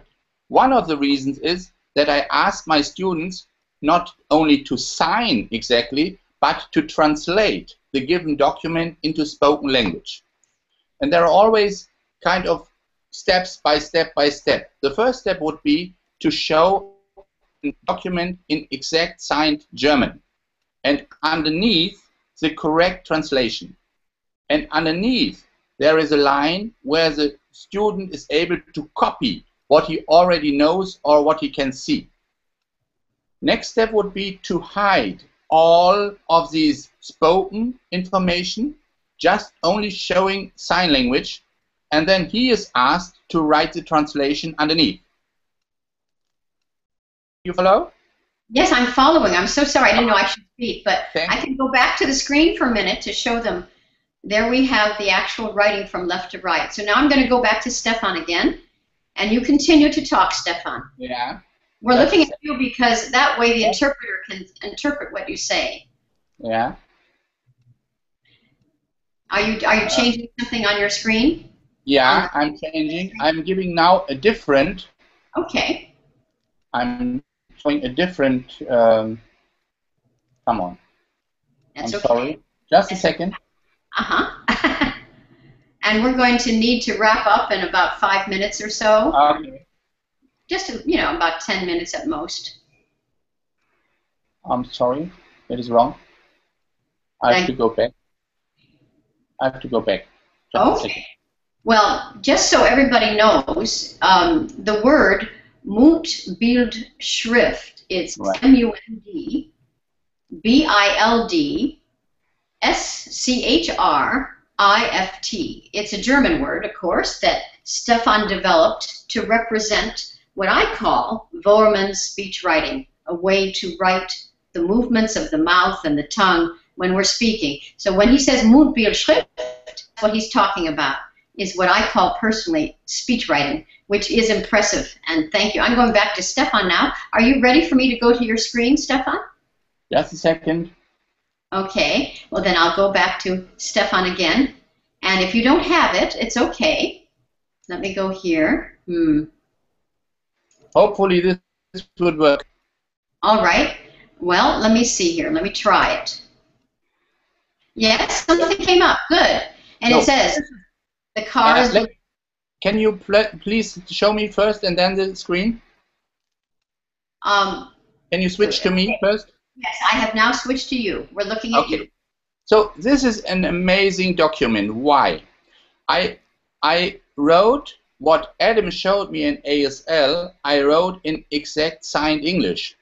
And I added all the mouth movements that my students need in order to get association how to pronounce these words and the meaning of the word. So if you look once more at this document, you will find now lots and lots of mouth pictures above the signing and following English pronunciation.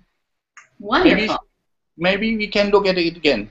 Okay, now I'm going to the screen, and we're looking at it. We're looking at it, and it is beautiful. Look at all the mouth movements, and they are showing English pronunciation, right? Right. And so there are the signs and all of the movements of the mouth. It's amazing. Look at that. And this is an American Sign Language in English, huh? This is exact signed English. Exact signed English. From these ASL sentences, okay? Of course, of course. Okay, so in my next lecture about our DELEX program, I will show how we produce this kind of documents. Right now, it is my idea to inform people, well, there is already a symbol set if somebody moves his lip as if speaking, but of course without voice. We can write it within sign writing documents. And I would like very much that from Brazil to France and from England to Australia or whatever, people use this kind of symbols in order not to mix up everything. So if somebody like says we can use this stroke, or somebody says we can use this th. I already added to, or you added, but I gave the name to this instance. Maybe in my folder, which you already posted on the internet within my presentation, there is a table where you can exactly find which symbol is matching which kind of spoken kind of, you know, feeling or so. Yes. And we can discuss it, and we can, yeah, check whether some languages miss some symbols or so, and we can add. And when I did this work with Fernando Capovilla from Brazil, it was so fantastic to see how he really understood and he loved it to adopt this system to the Brazilian documents, you know. Yes. Okay, so far so good. I guess you may ask some questions or would like to add something, or I don't know.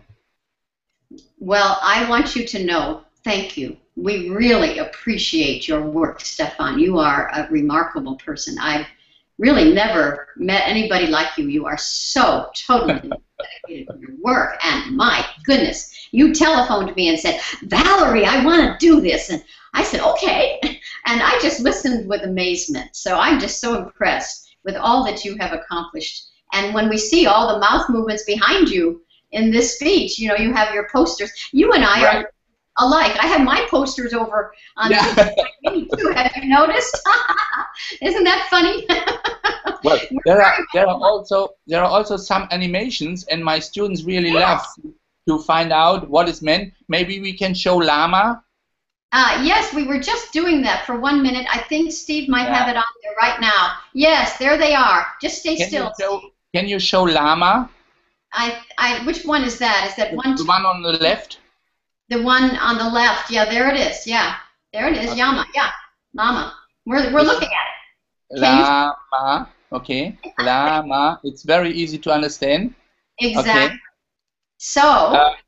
And then the others are with a different title. That is because my students look up at the name of the document. Yeah, I know. Well, okay. So you and I are planning to do a lot of work together to get this more organized on your webpage. There's no question about it. Right. But because of time, I was just deluged with documents from 40 presentations, all at the last minute. It was just really wonderful. And so I think, hopefully I could show something that is very important to us, and that is really kind of highway to the brain for my students to really to improve their spoken language skills, you know. Outstanding. And I know that you've had success, haven't you? In a lot of teaching the deaf students do better in learning to speak and to also understand spoken language when it's written. Is that true? And students who come for the very new to our class, they adopt this system within 1 week, and they are fluent in reading. So that was the reason why I started with, I don't teach sign writing anymore, I just practice it, and we just show it, and they understand the symbols like pictograms, and if they would be misspelled, it wouldn't make any difference, because they just accept what is written like this and associate it with a given term or so. No? But the crucial point is every student is able to work like on his level, and can do it with the help, with the support of the program, with the help of your invention, sign writing, and that is a gift to the world, and we all can just say, hello, Valerie, you deserve the Nobel Prize. So it is wonderful. Okay. Thank you, Stefan. We love you. And okay. Our next presentation is number 12, which is tomorrow. At the same time, same place. Hopefully I will get my headphone problem solved, okay? That was fun. It was fun. And thank you. And now I have to introduce the next speaker, okay? Okay. So we're going to say goodbye, darling. And thank you so much for coming. Bye from Germany. Okay, well now I want to tell you about the next speaker. He's the interpreter, the person who's been interpreting the ASL. His name is Adam Frost. And Adam is also our wonderful co-worker and has been working with me since around 2004, I think. We met through the internet and have been very good friends ever since. So we also know that Adam is going to be presenting today at the hour in 5 minutes. He's going to be presenting a talk about handwriting, because Adam is also a professor of teaching American Sign Language and some linguistic classes, at two colleges in the San Diego area. Adam is a professor at, adjunct professor at San Diego Mesa College and Community College, and also at UCSD, University of California in San Diego. So when he's teaching ASL, sometimes he uses SignWriting. And he puts the SignWriting up on the board, and the students, especially at Mesa College, if I understand it correctly, they kind of understand it. So he'll tell you all about it. So he got kind of interested in writing, by hand, and he's a teacher, and so he has a way of showing you how he feels handwriting is evolving, because it's exactly what's been happening. We just found out the other day that there are piles of handwritten documents of people in many countries. Occasionally we do get one sent to us. A while back we got the most incredible handwritten document from Honduras, thanks to Jonathan Duncan, who sent it to us, but it was written by a deaf person whom I personally certainly didn't know about, and it was really amazing. I never forgot it. So since handwriting is so natural, and since SignWriting began as a handwriting system, and still is the majority handwritten, it makes sense that we have a presentation from Adam Frost on handwriting. I also want to explain that Adam will be presenting in his native American Sign Language, and he is not going to be interpreting for himself. He's going to be presenting, and we have our other co-worker and chairperson, Nancy Romero, who will be voicing for Adam during his talk. So I want to introduce to you Adam Frost, and I also wouldn't mind taking a 2-minute break. Should we all just take, we're not going to leave, we're going to stay right here, but I know I could use a 2-minute break. Would that be all right with everybody? If it's now about 2 minutes to 10 in California time, so it's 2 minutes before the top of the hour.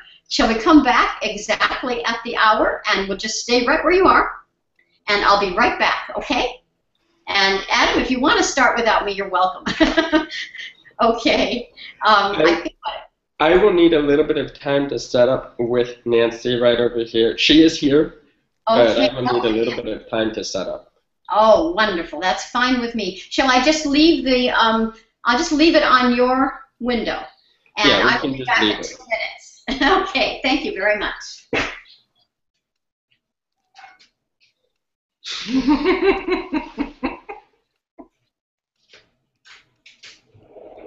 Not here.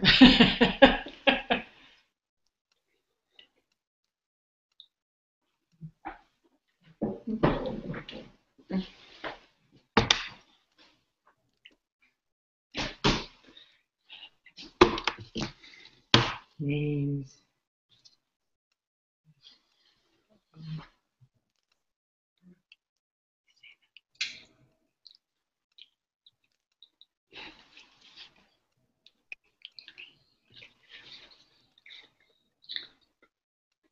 I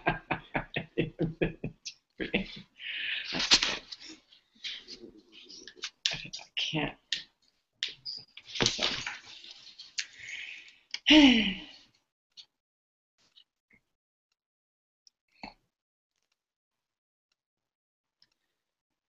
We have another window of Stefan still on. He hasn't gotten out.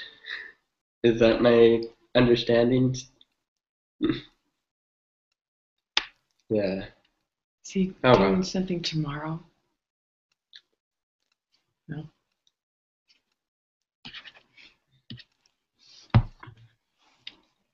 That the only people that are watching? Where's that?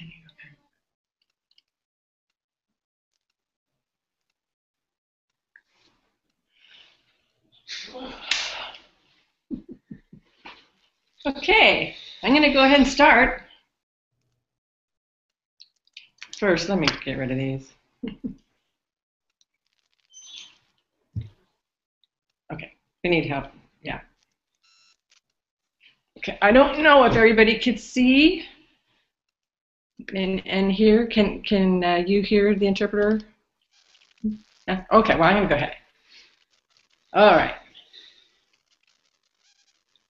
I think because Valerie can't see, she's in the other room, I'm going to go ahead and explain about myself. Valerie explained that I began using sign writing in 2004 when, well, what happened was before then, I was getting very frustrated because I was writing in English and not my own native language. So I tried to invent a way to write sign. Oh man, that was so long ago, 1980s or something. I was just beginning and learning. Then, not exactly, but close enough for me. I could read and understand sign from there. I had to switch it into English. So then, around 2003, that time, my sister was dating a man from Mexico, and he was deaf. And his ASL was not the most fluent, but he knew Mexican Sign Language, LS. Anyway, I knew a little bit of that.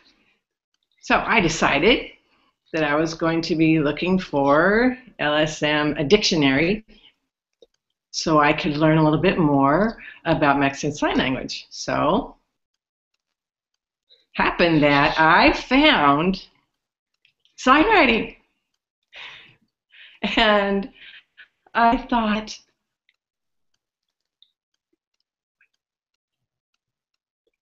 oh, I found Sign Puddle, the computer program for the Mexican Sign Language. So I started to think, what is that? It is very interesting, and it's almost like my writing system that I had invented myself. So I'm looking back and forth, and I'm reading more and more on the internet and learning, and then I had more in-depth and different symbols. It was closer to my own writing, and well, my writing was limited. You know, it hadn't really taken off. So I had decided, well, fine, I'm going to go ahead and learn this. And that was October of 2003. And I was, like Claudia, talking about who had joined the sign list. I didn't even understand what that was. And I didn't understand how to write that. And I would have to be explained what the list was. Oh, okay, well, it's people that the symbols, discuss what the symbols mean and how you write different signs. And I thought, so I learned about that. And then I thought, well, maybe in 2004, around there in summertime, or a little before, I thought I started to asking people questions and answering and talking to Valerie. And then I began working with Valerie. And that was in 2004, for sure. And my very first project was writing the meaning of signs in a dictionary. And a sign, and I would type and explain what that meant. And I thought, well, my first sign was like blue, and I wrote what one color that looks like sky, something like that. And so it was just a very simple dictionary. That was, well, anyway, that was my first experience. And so now, 10 years later, oh my goodness, I had become really involved with sign writing. And many, many, many different projects I've been involved in. And I know there's a few people that ask me, well, how come, what about the facial expression and the pictures and everything? And I said, well, yes, that's all involved in the projects. That's included. So that's my history in a nutshell. So, wait a minute. See, the first style. Oh, sorry. First slide is about my my first slide. I put it up. Can you see it? Can you see it? Mm. Okay. So, I put it up.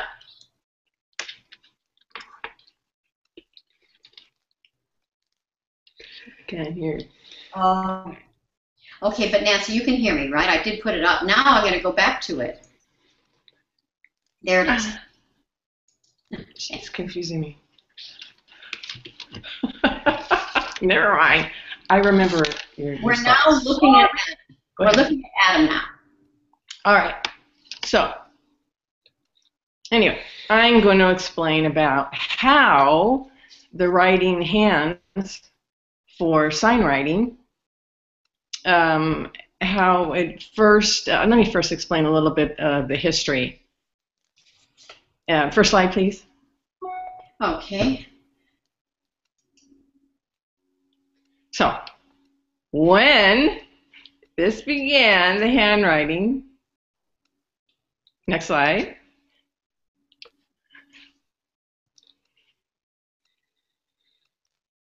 So this one shows American deaf adult, his handwriting. That was back in 1983. And I didn't even know they had anything. Well, I knew that they had some before 1984, 74. But this was the first one that I had found on the website. And the next one, please.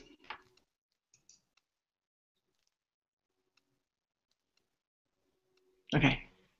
This writing is by a deaf child, 8 years or 9 years old. And she learned sign writing 45 minutes before this. And this one, and this in San Diego Elementary School, before 1984.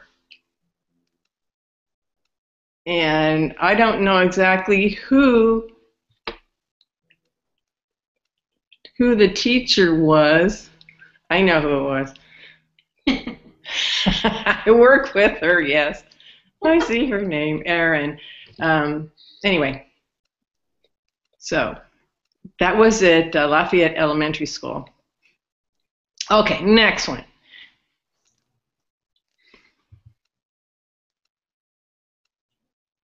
All right.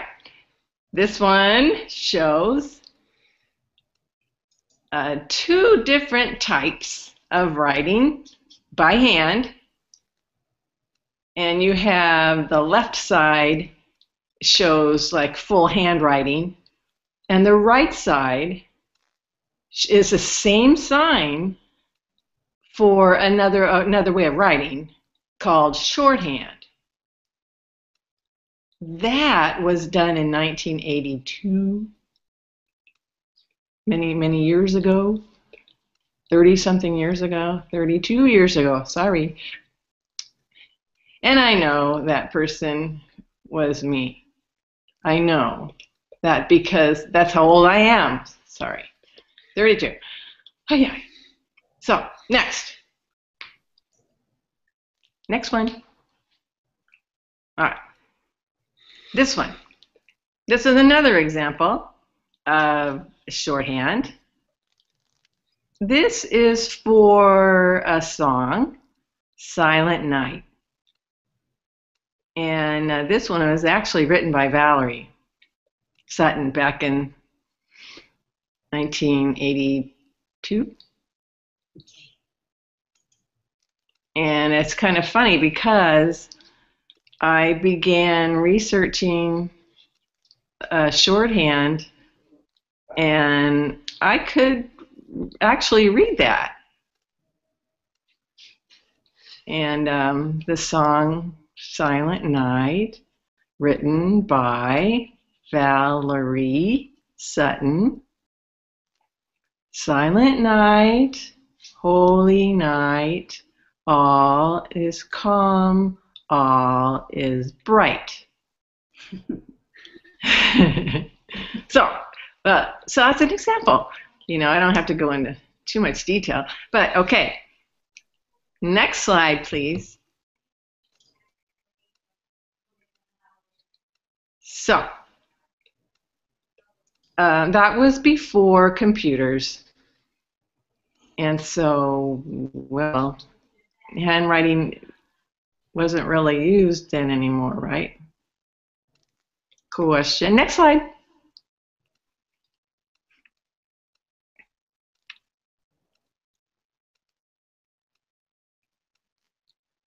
So, this example is more recent. So there's been computers now, but in Germany, German schools, there is a student who is writing with the handwriting.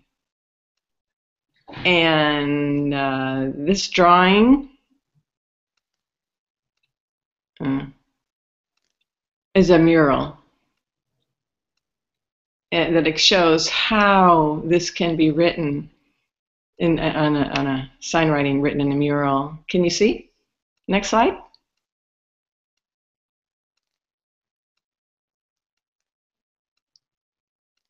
Yes? Okay, this one, that one is exactly the same when it's finished. And that was just in 2008. So really, I think it's beautiful, but it is handwriting. So go ahead, next slide.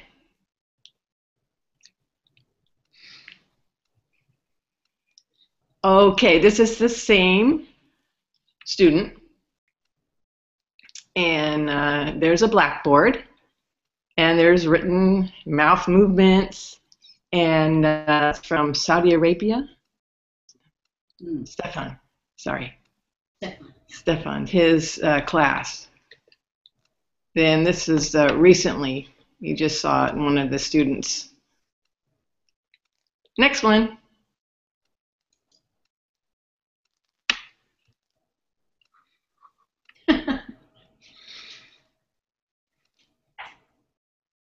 All right, this one, I'm going to have to add something. It's funny. This sign writing was written in the bathroom.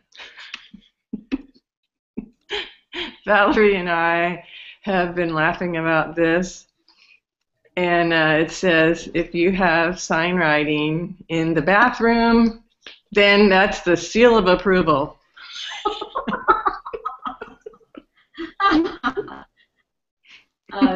Okay, next slide, please.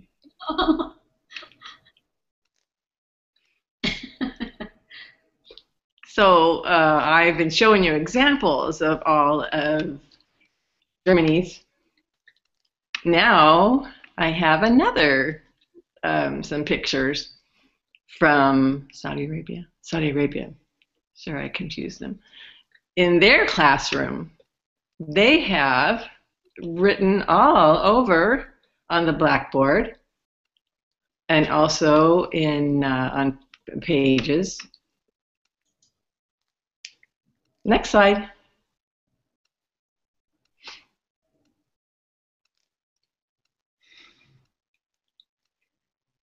Okay, this one is from my phone. Look, I have an app that I can write with my finger. And there's a picture here that I wanted to, I just wrote it. And that, I know, looks different from what you see because this is my own handwriting system. I'm going to explain about that. Okay, next slide. Okay. All right. Okay, wait. Oh, there we go. Okay.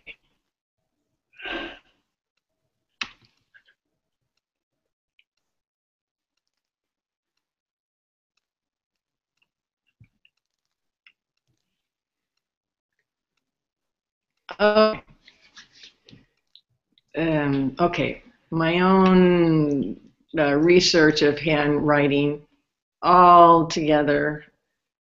I noticed that there's 4 different kinds of writing by hand.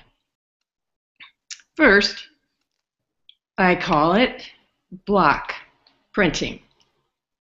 And looks like if a computer wrote it. Okay, so like you're typing it, printing. Second one is called handwriting. And this one's a little bit more simplified compared to the block printing. You know why? Because you need, with the block printing, you need to shade in.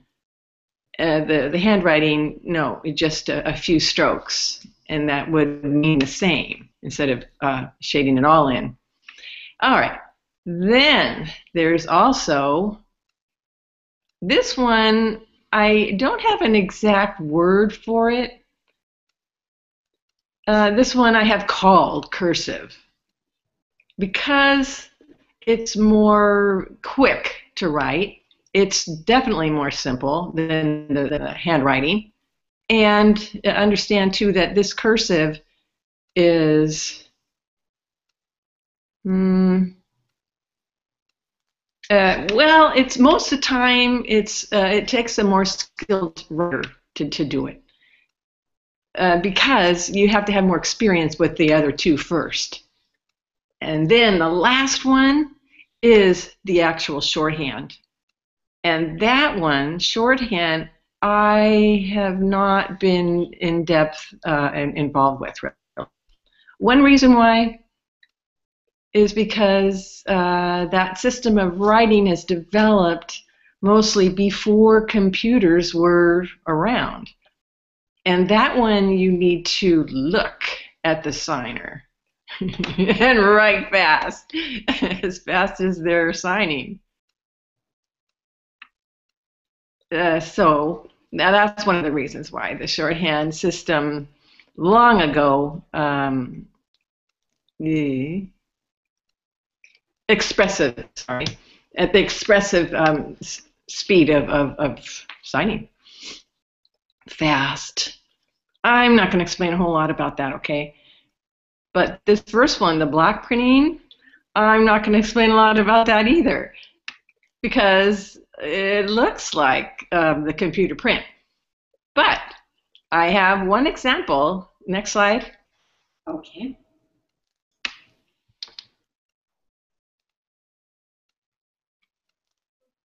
We're waiting for the slide. We're waiting for the slide. Steve, are you there? There we go. Good. Okay, this one. Oh, wait a minute.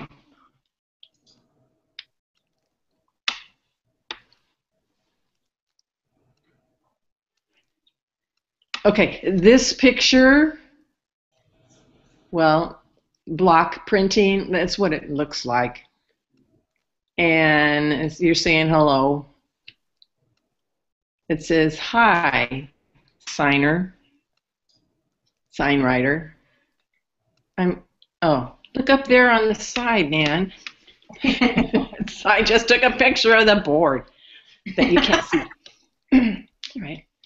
So now this is the most common that you see, because most people see the sign writing and then they can just copy it. So it looks the same. So now, yes, it does take some time to write it, and you have to fill in the squares and all of that with the dark shading. And that's why most of the time people tell me, sign writing, you can't write everything. And so I'm thinking, well, yes, you can, but it takes a little bit longer, yes. So that's why we have a more simplified version next. Next slide.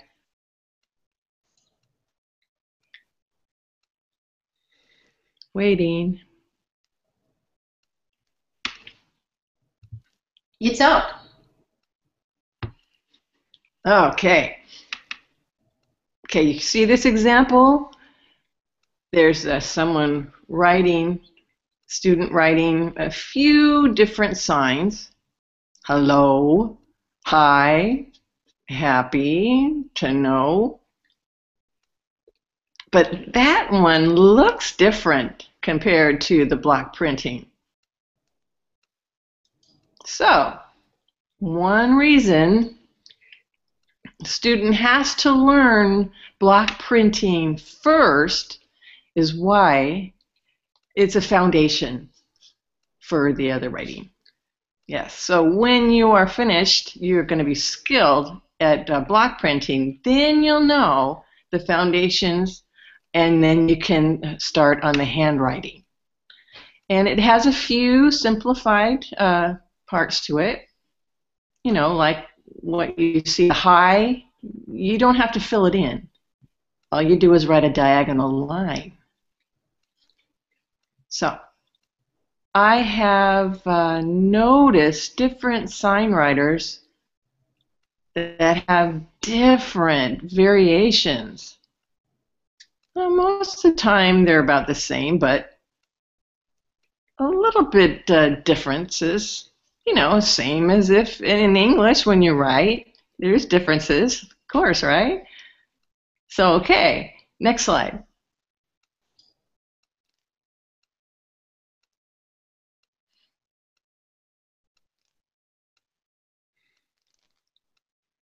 Okay, this one is from my phone.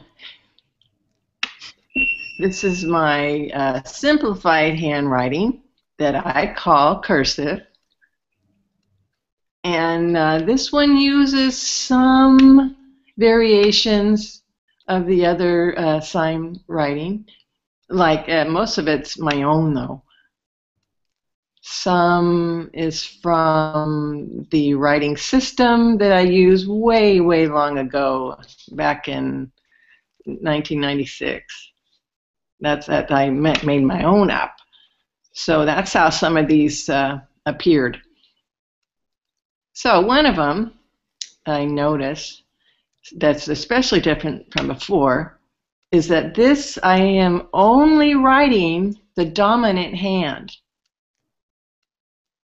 If I have both hands, I will use a time signal for both hands at the same time, or alternating back and forth, or opposite, or get what I mean? I have, you know, there's different things, different symbols for that. So this example, this picture, is saying, now I'm going to fly where? To London. I am happy. I can see Ryan. Ryan is my friend there in London. Okay, next slide.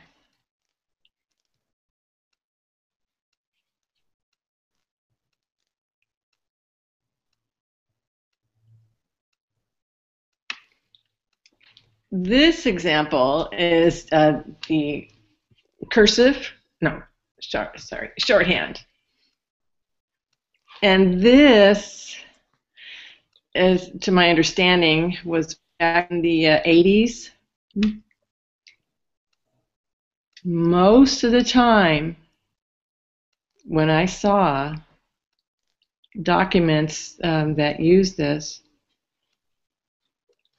at that time, way back then, SignWriting was mostly focused on just copying things down as they went, transcription.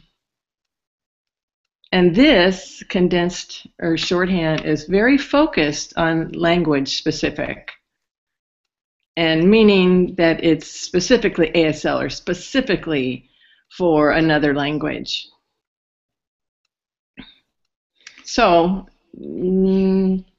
till now, the shorthand for when you're looking at something and you write it down, and then later you will translate it more fully, or write it on the computer. But this is more for private use. Notes. Sorry. That's why it's not for general all over use. But next slide.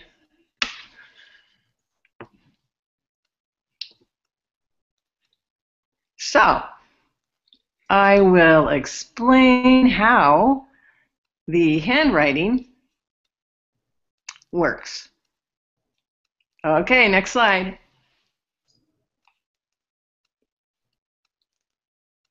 Okay, first, the thing you have to remember is that there are 8 basic root signs, symbols, shapes. Choose one. Sorry. So, for this shape, for a square, it's about the same. You're the same thing.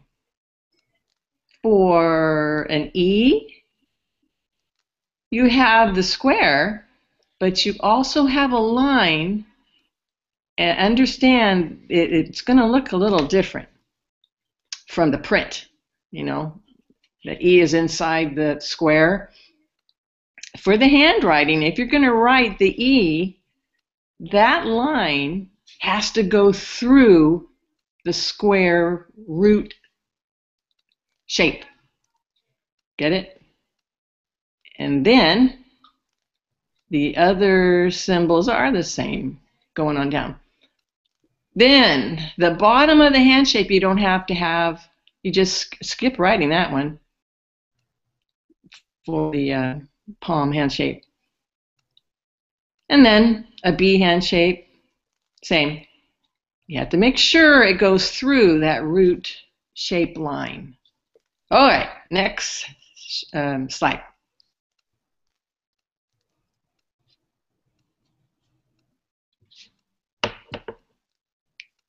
All right.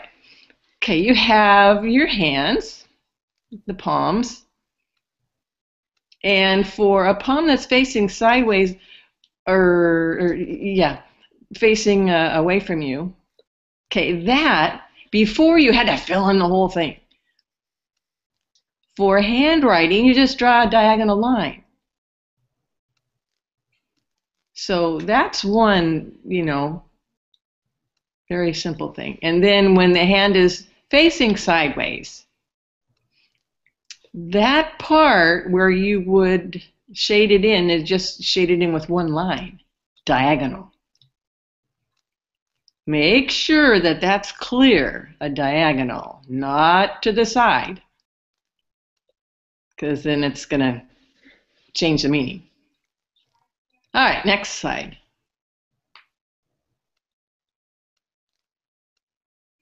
Now, if you have, for an S, all right, you're going to have same square for an S. And if you have an S on the top view, how are you going to fill that in? Well, what do? You're not going to be filling it in. What you do is write one line across. You got to make sure it goes all the way across the symbol.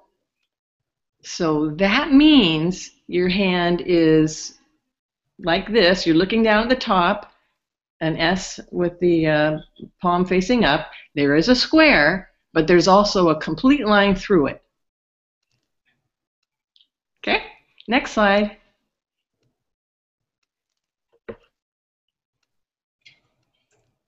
Now, okay, when you have an E, that has a line too, but it means it's a little bit of a problem for writing E's that are on the top view because there's already a line there. So what do? You just don't write the top. So that means you're going to see an E top view, and it's going to just be the bottom half without the top. Makes sense? Next slide. Now, for movements, finger movements. All right. Oh, there's a little bit for the 5. For closed, if you're going to open and close your hands, okay, that before you would have to write everything in and fill it in, but now it's the same idea as before with the palm. You just write a little diagonal through that little round circle instead of filling it in, and that means the hand opens and closes. All right, next slide.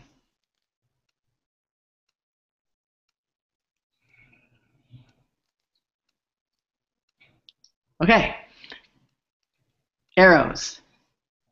Okay, an arrow, you know, like for tree, the right hand is dark, the arrow, the left hand, the arrow's white, and if they're together, both, you have 2 arrows.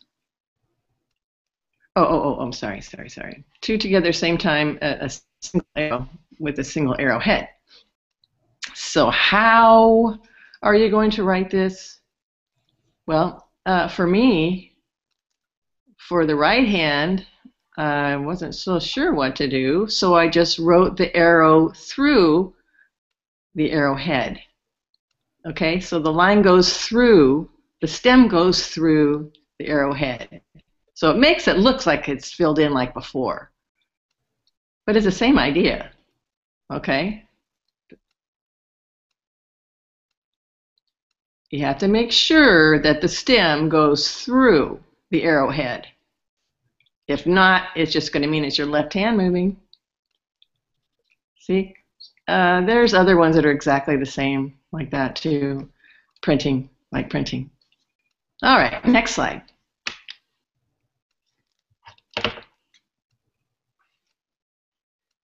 So, okay, read.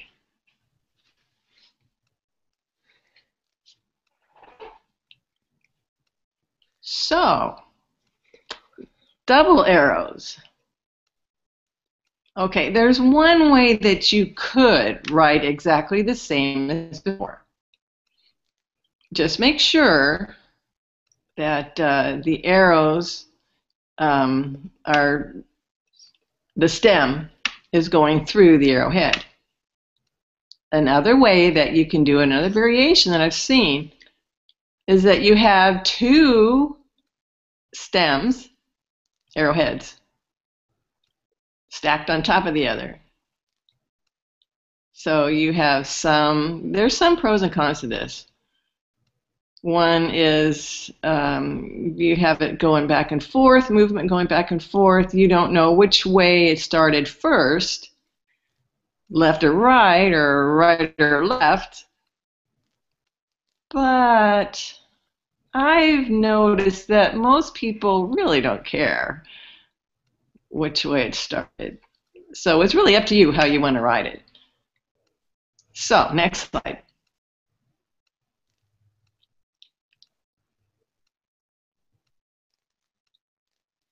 This arrow is for the floor plane. Yeah, right, floor. Yeah, so this one, you'll notice that the print, some of the stems are thicker than the others. So what are you going to do to write that quickly? Well, I just draw the outline.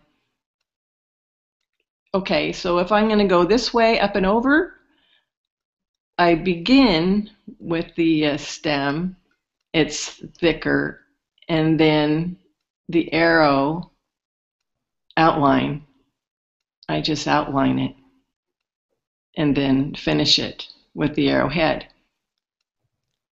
Okay, next slide. Okay, last punctuation.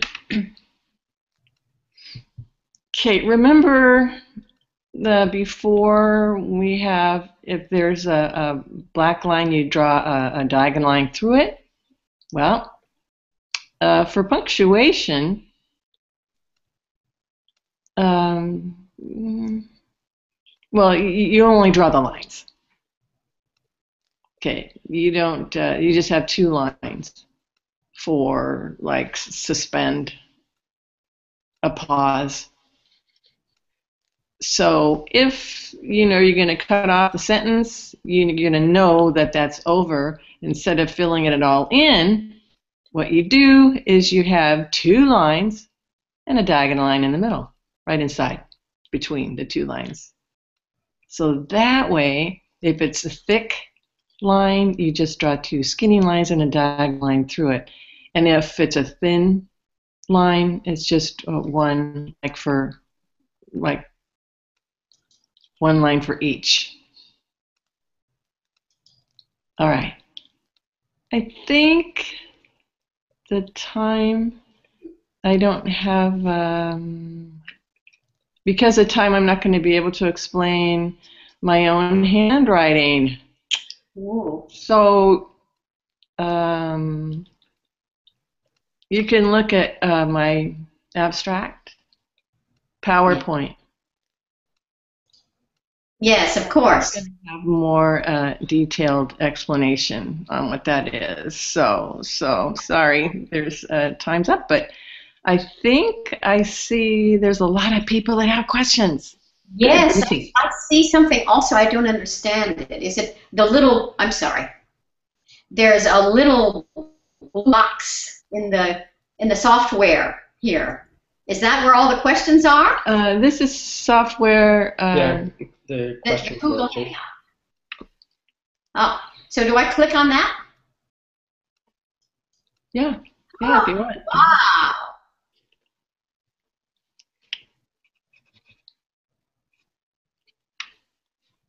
I think there's some questions from before.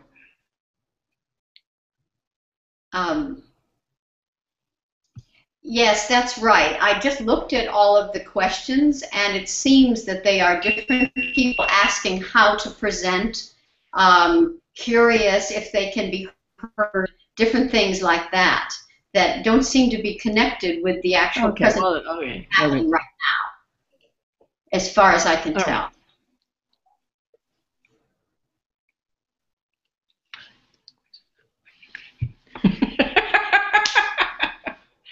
We don't know who is who. Go ahead. So, Valerie, do you have any questions then?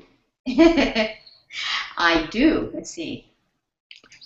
I want you to know that I really want to see your handwriting. And I think we should add another little video to this presentation later where you can present your actual handwriting system. But I want to thank you, Adam, for explaining the history behind the writing system and how you and I met and how you developed your own writing system first and then found ours later and found that they were similar. And I enjoyed knowing that you have your own handwriting system, and I enjoyed reading it. You're right, it is sad that we don't have time to see it right now, but there's nothing we can do about that because it's been very nice to have this visit and to understand that there's a real background in writing shorthand and handwriting.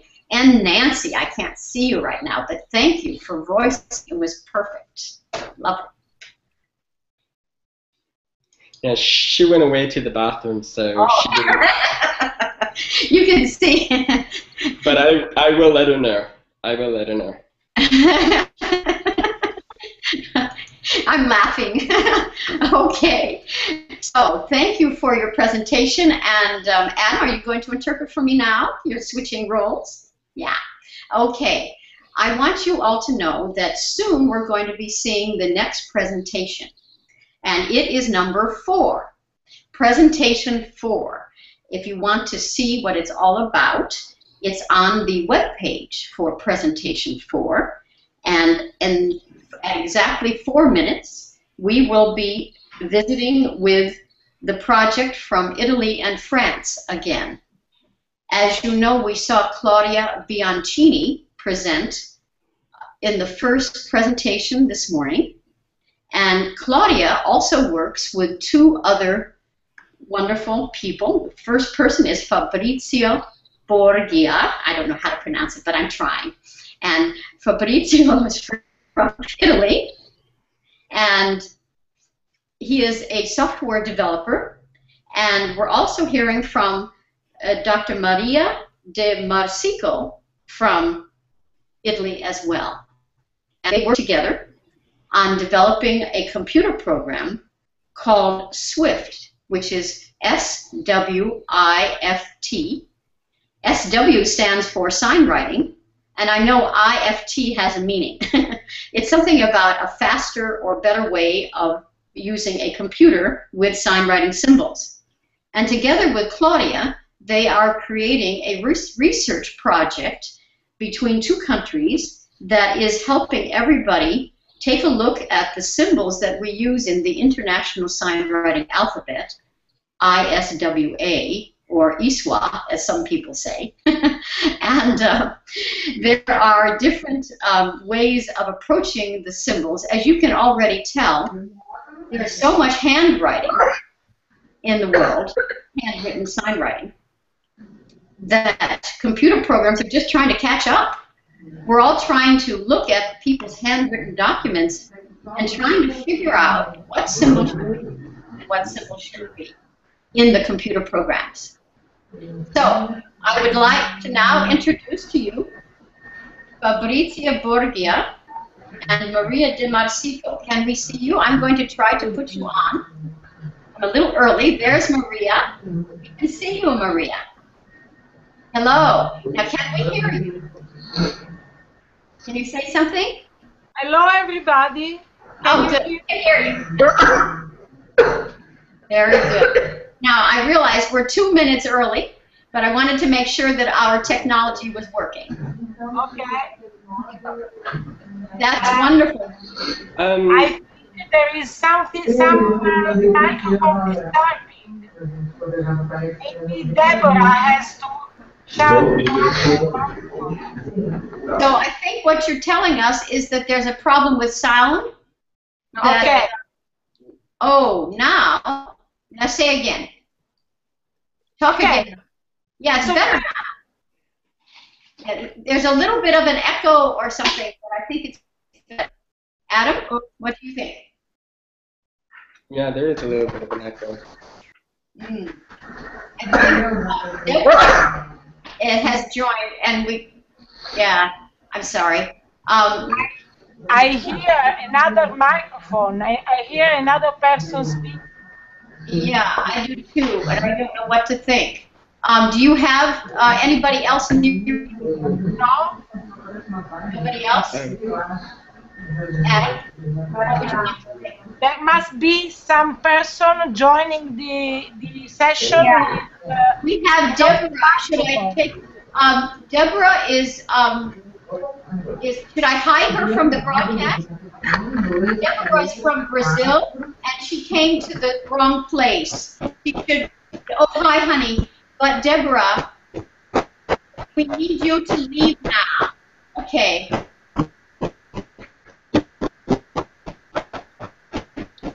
You need to look. You're not presenting now. You're not presenting now. No. You will, but not today. Not today. It's okay.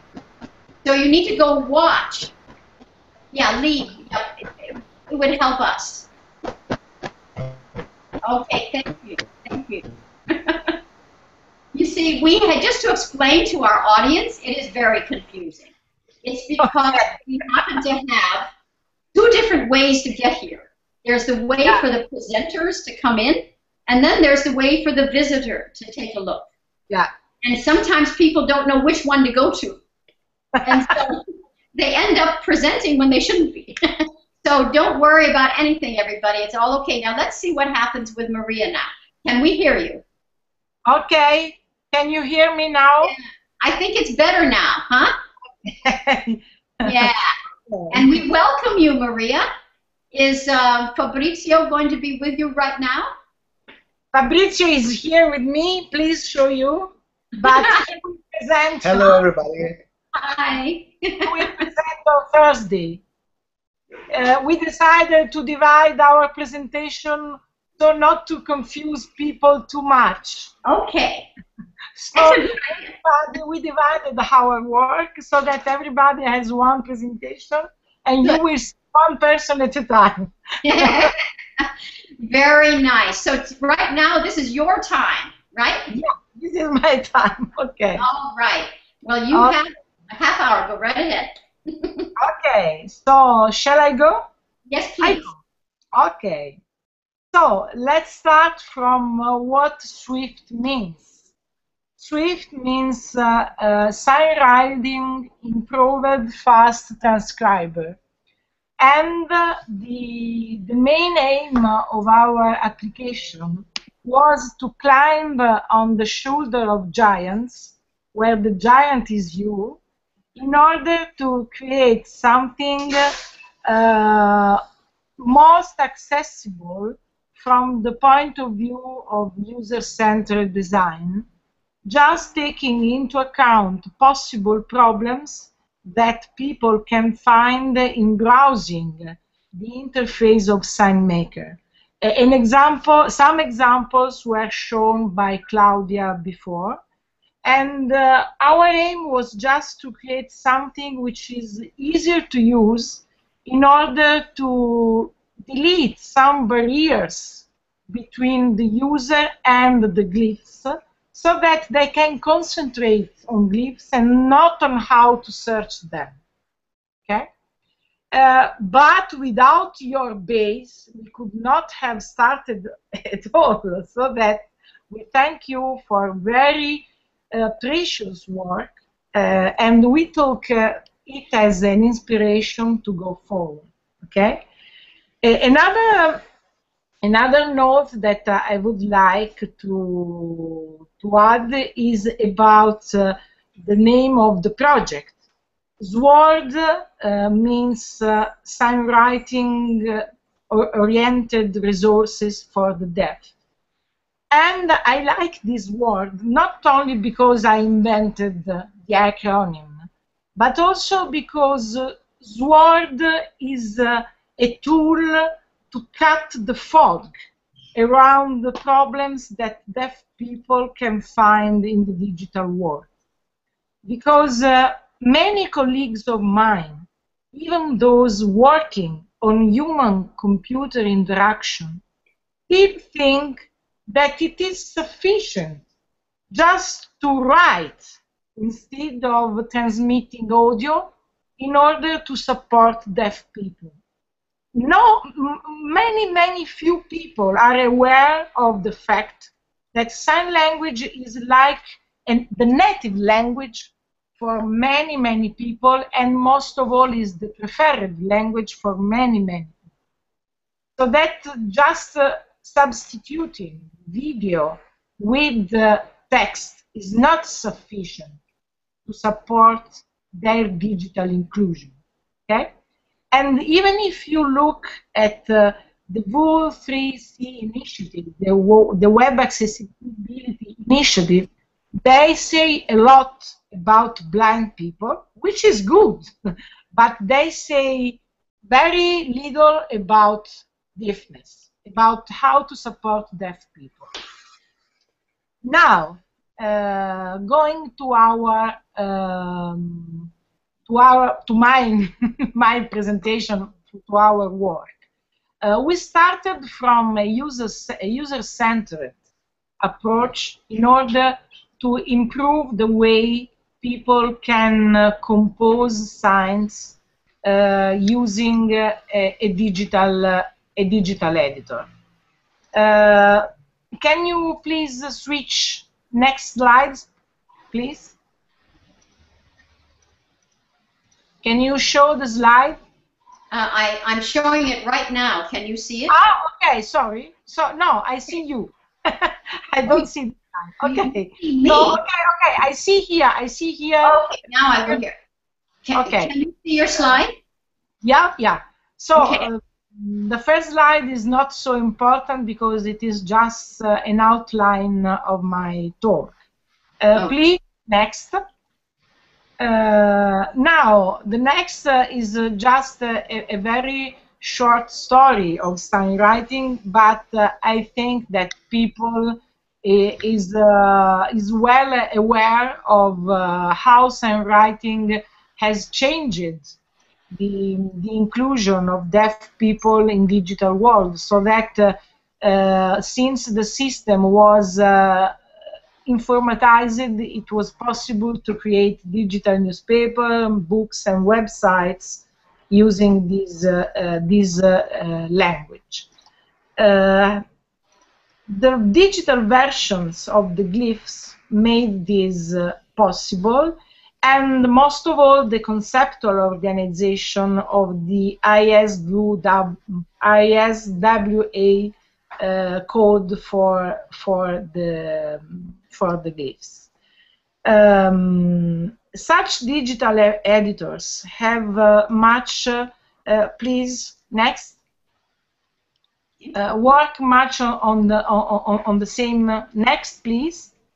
Okay, now can you see the screen? Yeah. Can you see the screen? I'm going to put it up again. Okay. Next, please. Okay, it says overview. Is that what you want? No, it's okay. All right. Let me. I was lost in presentation. Sorry. Let me. All right. Well, let me explain. Eddie, can you hear us? Yes, Eddie? I hear you. Okay. Could you leave, darling? See, this is for the presenters only, and you need to be watching on another link. There's another way to watch the program without you being here in the presentation. Yes, okay. So if you went to SignWriting, if you leave the Google Hangout and go to signwriting.org, you can actually watch the program without being inside our presentation. Okay. This link is only when we're presenting. And you need to go to signwriting.org to watch it. And then we'll see you at your presentation number 34. Is that what it is? Okay. on the last day. See you later. Sorry. Okay, it's so confusing. Bye-bye. Sorry, Maria. It is really fascinating. No problem. It's funny. No problem. It's a great experience. It's nice to meet all together. No problem. It's like being in a person's home, you know, and everybody's sitting around and chatting, you know.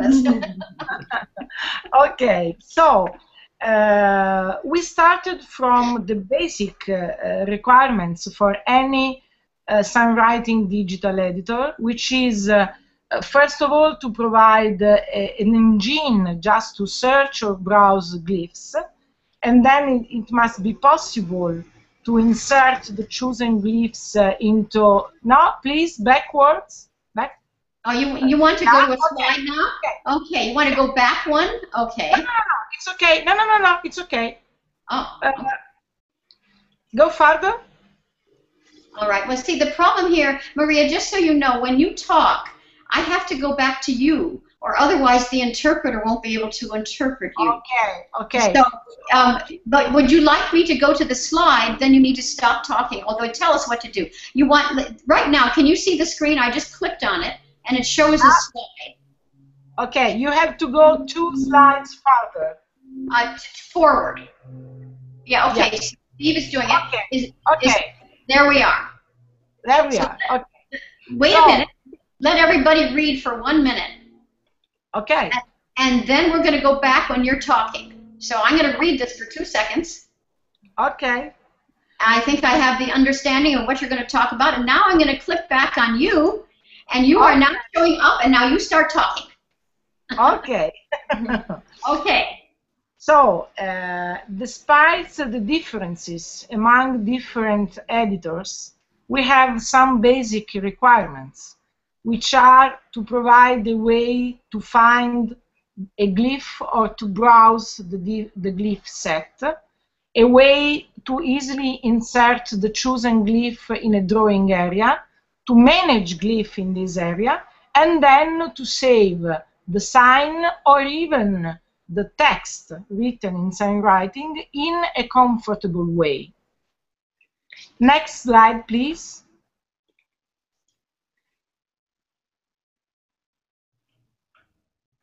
Okay, now this is the original interface of the SignMaker, which was our starting point.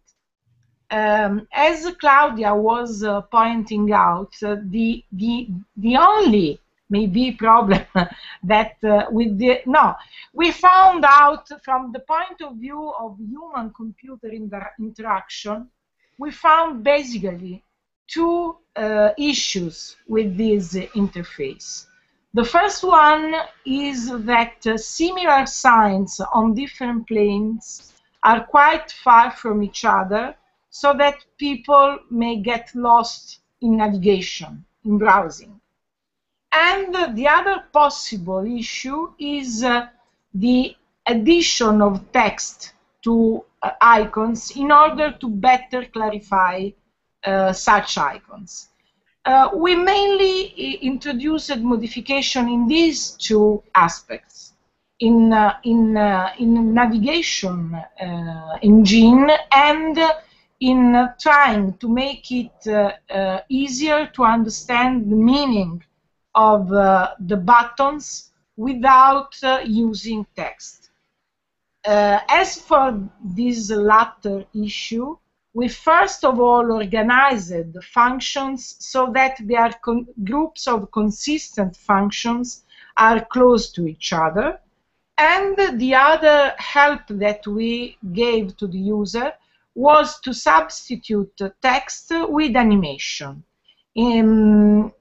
As we will see, the buttons are auto-explaining. You pass, using the rollover mechanism, you pass over the button, and the short animation starts, showing you what the button is going to how the button is going to affect the glyph on the drawing area. Okay? Next slide, please. No, I already said this. Next. Now, here we go. Okay. Now, going back to the most crucial problem, that is the search area for the glyphs. We thought about how a person imagines the choice of a glyph. And we started from the organization of ISWA in order to find out a more natural way.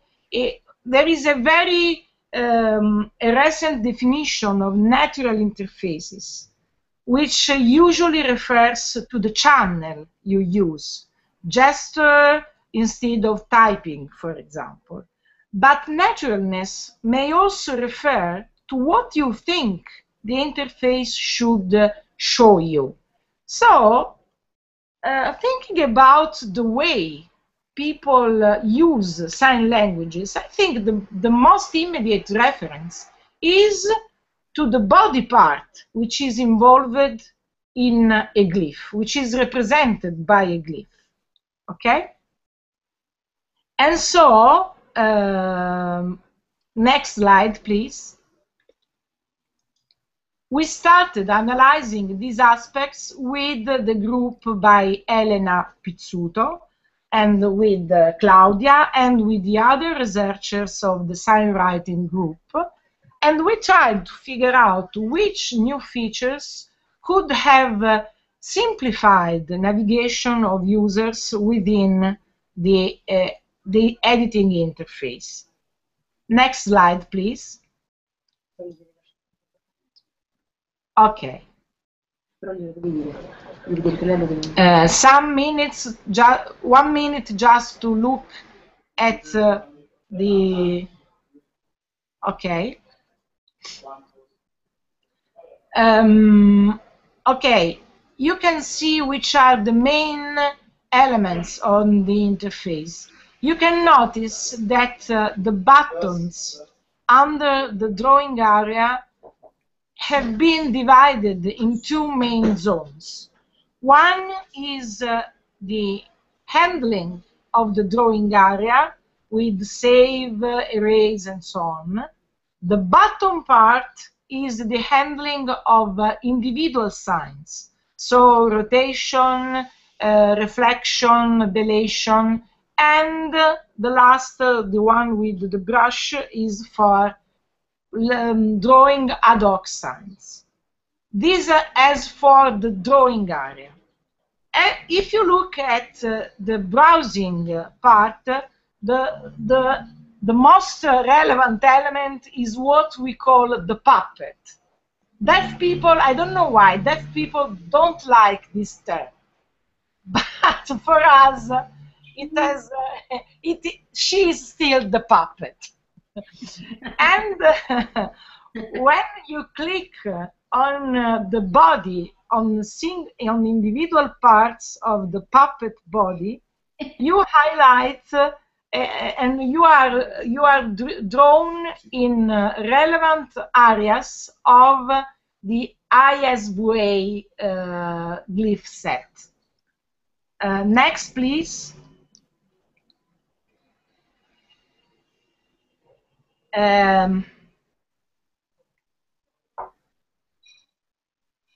Okay. You can see here in this slide that you have everything is related, or almost everything is related with hand glyphs. So you have configurations and movements. Notice that you also have two main boxes. This means that you can choose from both of them. You can choose both from configuration and from movements. If you look at configuration, you have different sub-boxes, small boxes, and you can choose one element from each of them. You can choose the side of the hand, right hand versus left hand. You can choose the number of fingers. You can choose the orientation. You can choose the plane, and you can choose the rotation. Notice that everything concerns hand configuration is there, and there is no predefined order in the choice. You can choose only one element from each blue box, And as you choose elements, the set of glyphs which is proposed to you is smaller.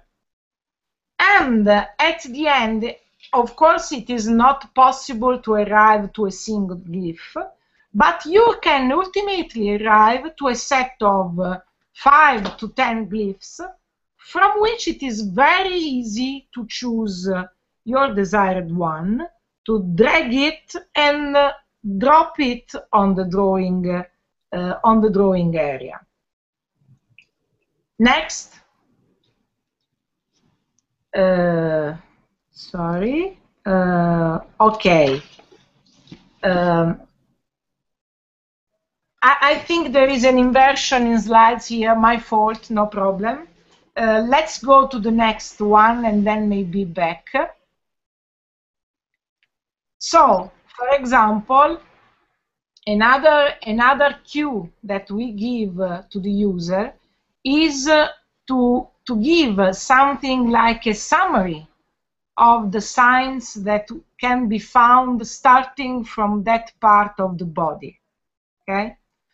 Of course, signs like contacts and repetitions are not related to a specific part of the body, so that they are under the puppet. Okay?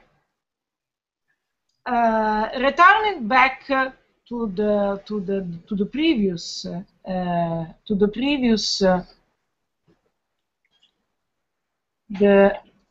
okay.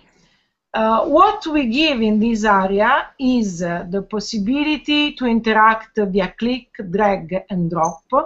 We give a natural and as natural as possible organization of glyphs so that the user is not aware of how the glyphs are classified. They are just gathered according to an anatomical point of view, which seems to be the most natural one to choose a glyph. We have functionalities for glyph editing, like rotation, duplication, deletion, etc. We have multiple save options, which are PNG, which is the native format for the single glyphs. We have XML, which is the native format for SignMaker. But we also have a database form of saving. How is the database used? We will see that we have a very innovative function, which is like T9 for fonts. It means that while you are drawing a glyph in a drawing area and you are composing a sign, the system can suggest you glyphs which are most often used together with the one already present on the drawing area. And this may highly shorten the process of sign composition. How is this possible? This is possible because when we save a sign, we save it in the database together with the list of composing glyphs. And this allows to compute some statistics, which allow in turn to suggest the more probable glyphs that the user may join to the one already present on the board. It is to notice that while the whole system is language independent, because you use the same glyphs for Americans and language, for Italians and language, and so on. The hands of the puppet are the same in America, in Italy, and in France. However, the predictive text functionality that we offer with the hints, with the hinting zone, may be language dependent, because maybe that the composition of glyphs depends on the signs for each language, so that that part may be language dependent, of course. But this is like text prediction works on cellular phones. If you are using Italian, T9 works for Italian. If you are using English, T9 works for English words. Okay? So this is not a limitation. It is just context sensitiveness. Okay? Now, going forward again. Oh, yes. The support for sign writing beginners is in the presence of graphic elements within the glyph search area, is in the presence of buttons which are used to modify the glyphs, and is on the use of mouse over activated animations instead of textual labels. Actually, this is more an help for deaf people rather than for beginners. Okay? However, it is useful even for non-deaf people, because we know that sign writing can be used also from people that just want to learn how to use this system and how to transcribe sign languages. Next, please. Now we go again in detail. We have the puppet.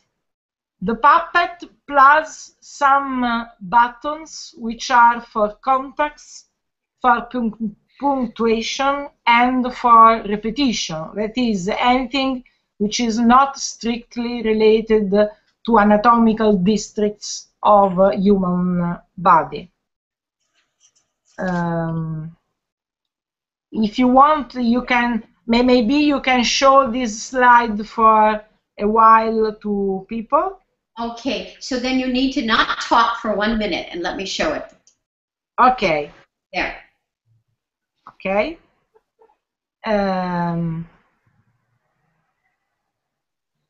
Okay, we can go next.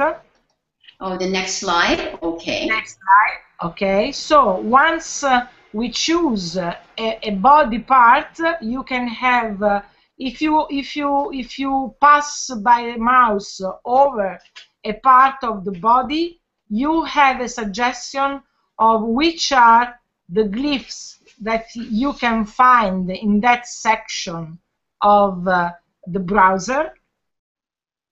While if you click on that body part, next slide, please. No, sorry. Sorry. Back again, and some minutes on this one. Okay. So, okay. Mouse over shows a summary of available glyphs under a certain part of the body. And this is only by mouse over that region. If you, okay, we can go to the next and show it for a while.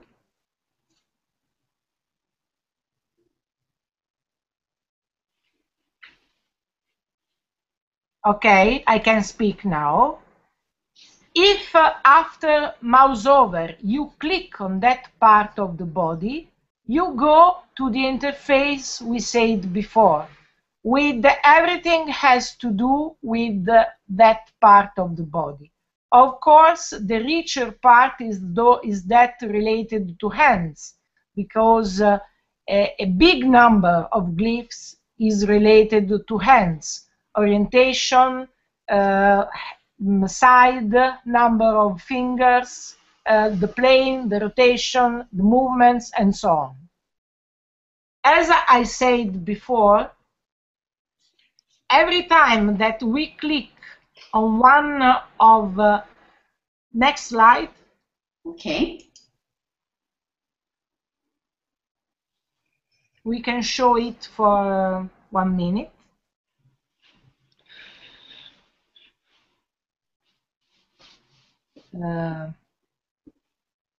Next slide.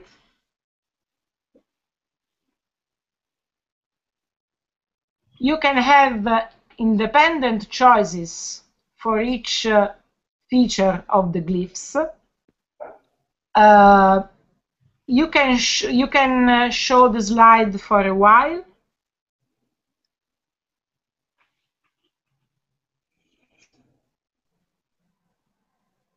Okay. Of course, we gathered the features of the glyph so that they are independent and not related to each other, so that you can choose the side of the hand independently from the number of fingers, independently from the plane, and so on. But you cannot choose two different number of fingers, of course. And this gives the rationale for grouping the categories of glyphs in the blue boxes, which are called the fruit boxes. Next slide. Show it for 1 minute.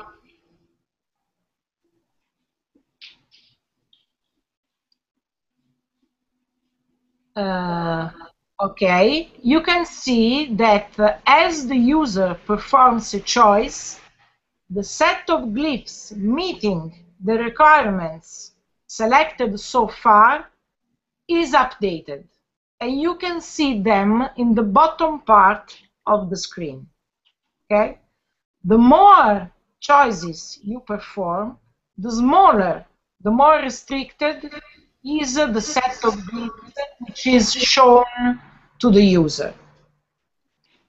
Next, please. 1 minute.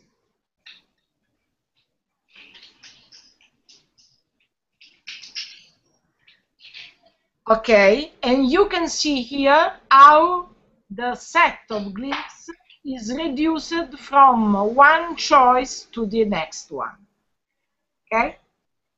And at the end, you have in your bottom part of the screen the glyphs that you can directly drag and drop on the drawing area.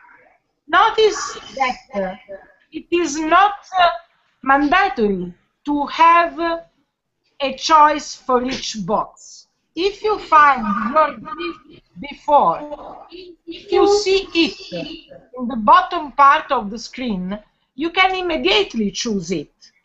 There is no rule saying that you have to arrive to the last box, to the last selection. As soon as you identify the glyph that you need, you can drag it on the drawing area. Okay? So, Maria, we have around 10 minutes at most. Okay, okay. Because we have the next person starting at, the half hour. Sure. So, jump one slide and go to the next. The next slide, yes. Okay, so it's for 1 minute. Here we have the glyph. The next one. Oh, the next one after that. Okay, Steve, can you move it? There. Next one. We're at, okay, Swift Advanced Features. Okay. This on the bottom. You can show the slide for a while. The one on the bottom is the hint panel. That is the panel that I said before, that according to the statistics in the database can suggest you the most probable glyphs that go with the head which is already in the drawing area. So that you can take glyphs directly from the hint panel without browsing the set of glyphs at all. Next slide. Of course, you can show the slide for a while. Okay. Even in this case, the more glyphs are already in the drawing area, the less scenes you have, because the smaller is the set of possible combinations. Okay? Next.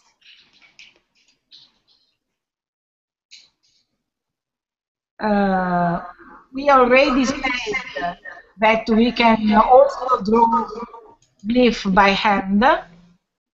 Next slide. So we have support for drawing glyphs using the mouse. You can show the slide for a while.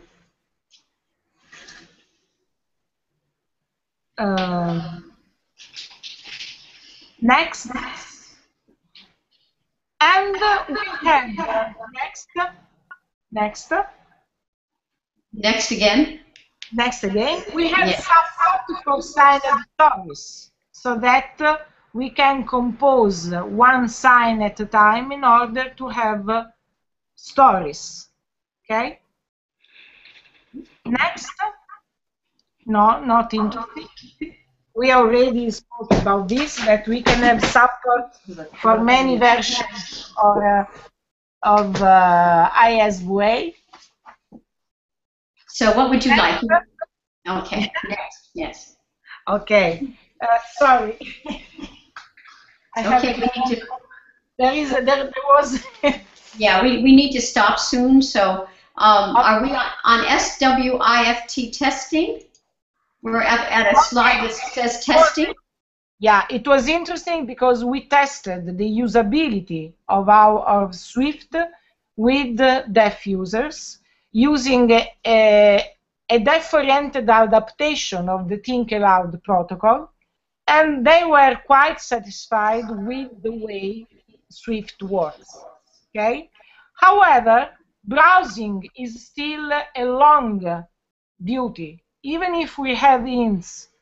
That's why we are trying to recognize handwritten glyphs, and this will be the topic of the presentation by Fabrizio next time. Yes. Okay? Yes, exactly. Would you like to keep talking? Do you want to go to another slide? Or are you... we can go to the conclusions. We can go to the last one with the conclusions. Okay, we'll go to the last one. There it is, conclusions. Okay, so we are trying to create this unified framework to have digital composition, recognition of handwritten signwriting in order to be able to compute the same statistics and also support in studying the patterns in signwriting. But we are also working on transcribing video, passing from video to glyphs in order to give a more complete framework. That's all. Wow. Fabulous. Thank you. Thank you so much, Maria. It was beautiful. I appreciate it. I'm going to go back to you now for a minute. Whoa. Here we go, Maria. I want to thank you. You're wonderful. What a very... And it's such a beautiful, detailed discussion of your software. I appreciate it so much. I love it. I'm planning to try to use it. I like the idea of the body and being able to click on parts of the body. I think that has great future. So we want to thank you so much for your hard work and a wonderful presentation that I appreciate and plan to look at again. I want to see it again so I can learn more. Every time I look at your PowerPoint, I'll learn more. So we can communicate in the future too and work together too to this. Yes, absolutely. And oh, it's our pleasure too. Thank you so much. And the reason we have to go now is I have to move on to the next presentation, which is a little more complex than you may realize because we have interpreters from Brazil. Wow. Okay. So we need to set them up. So I want to thank you so much. And we'll see Fabrizio in number 33. Okay. Bye-bye. And many kisses to Italy. We love Italy. We love France. Bye-bye. Bye-bye. So that I leave space for the other channel. All right, darling. Thank you so much. We appreciate you. Thank you. Bye-bye. Bye-bye. So now I want to explain to our audience that we have a very special presenter starting at the 30 minutes after the hour. Her name is Marianne, and Marianne Stumpf, and I have heard about Marianne for so many years, and I'm excited to meet her for the first time. But Marianne is from Brazil, and we need to set up interpreters. We have, I believe, 2 interpreters from Brazil, one named Diego. And should I click on this app? That is the question. I think so.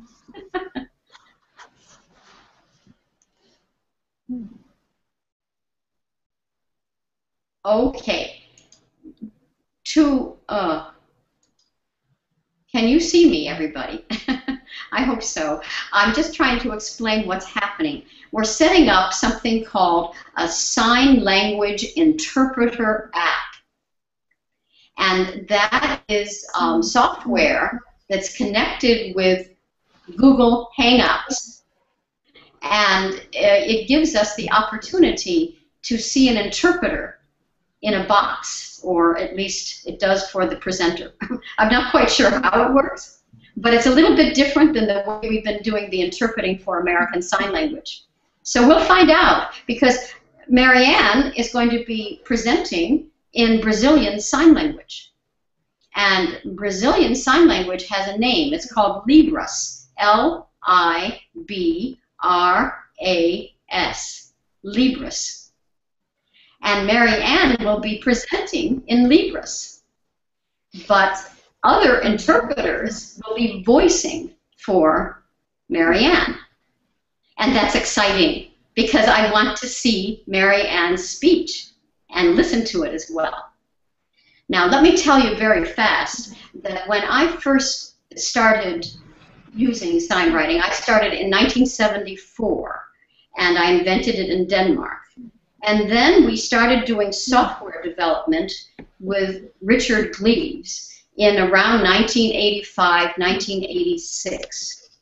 And we developed a program called SignWriter DOS. And then over time, the internet became a part of our lives. And in 1996, I posted my first World Wide Web page. Wow, it was hard for me to do web design, but I tried. And a man from Brazil named Antonio Carlos da Rocha Costa, he contacted me and wanted to meet me. And he traveled all the way to my country and the USA, to San Diego, where I live, and came to my home and actually lived with my dad for the few days that he was here. And we had a chance to talk. And Antonio Carlos told me all about this beautiful deaf student, Marianne Stumpf. And I am so happy to now meet Dr. Marianne Stumpf, who is now the leader, really, of using sign writing with deaf children. And Marianne did her dissertation, got her PhD studying the literacy process of Brazilian and French deaf children. And today, Marianne will be telling us about her work for her dissertation, in which she studied deaf children. It's a beautiful presentation. So we are about 2 minutes away from this presentation, and I want to welcome our interpreters. Is everything working? You want to try and test out the software and see if it works? I guess what I will do is click on Marianne. Should I try that? Hi, we're seeing Marianne now. And what about Diego? Is Diego there? There's Diego. Whoops. but Diego is not in his interpreter box. Where is he supposed to be, Adam?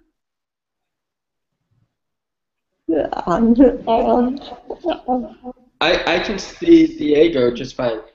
You can? Okay. I can't. All right. right. Does that make sense? Huh. All right. Do you So want me to go over there and see think- what I you're think seeing? Adam must help me for 1 minute. Yes, I need help. Okay. Sorry. Here. To explain, I need help with the technology. It goes right there. I did. I clicked on him, and that's what I saw him here, not there. Yeah. You don't need the interpreter. Oh, so how do I get rid of it? Do I have to get rid of it? Okay, very good. So it's going to work out just the way it is, and I don't click on Diego. You don't need to click on Diego. Okay. All right. So it's just so everything's cool. All right. Very good. Thank you.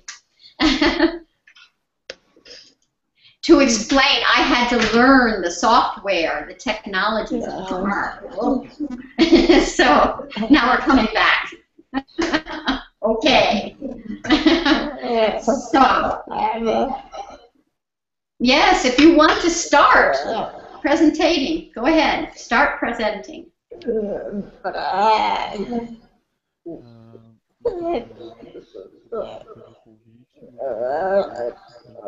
Aceito meu trabalho, é privilégio estar aqui com vocês discutindo sobre SignWriting e todas as nossas porque no Brasil, né, nós temos poucas pessoas, poucas pesquisas, mas são pesquisas importantes e hoje nós estamos apresentando algumas delas aqui no simpósio, juntamente com outras pesquisas que vêm sendo desenvolvidas em toda a parte do mundo.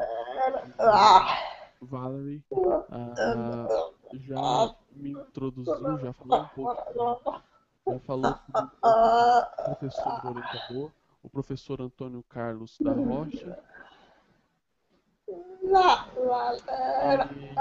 É um prazer imenso e isso me dá muita felicidade por acreditar nas pesquisas que estão sendo desenvolvidas aqui no Brasil. As pesquisas, a minha pesquisa em particular, começou com crianças surdas, né? As crianças surdas brasileiras e as crianças surdas francesas.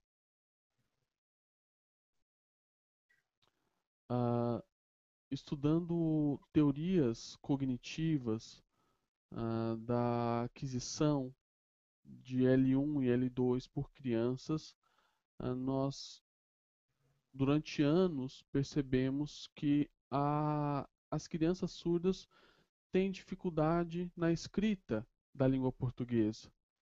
E nós ali nos sentimos motivados a pesquisar. Precisamos desenvolver algo, uma escrita, que a criança surda se sinta confortável o suficiente para se desenvolver nessa escrita. Então, por que não escrever na sua primeira língua, na língua de sinais?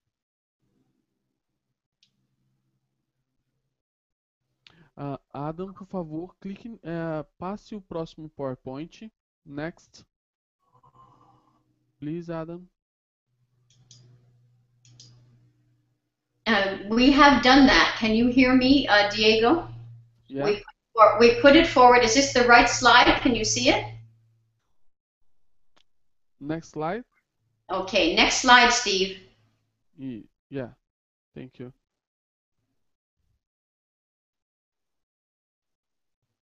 Next slide again. No. No. Valerie. Yeah, we're back.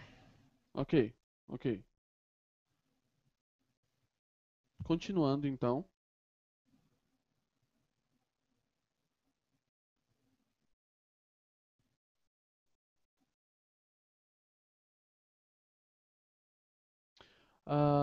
Então, a leitura e a escrita foi trabalhada com essas crianças. Então, elas têm que ter, nos estudos que nós colhemos, nos estudos que nós realizamos durante o doutorado, as crianças elas têm que ter internalizada a sua L1, tanto na parte oral, no caso sinalizada, quanto na parte escrita.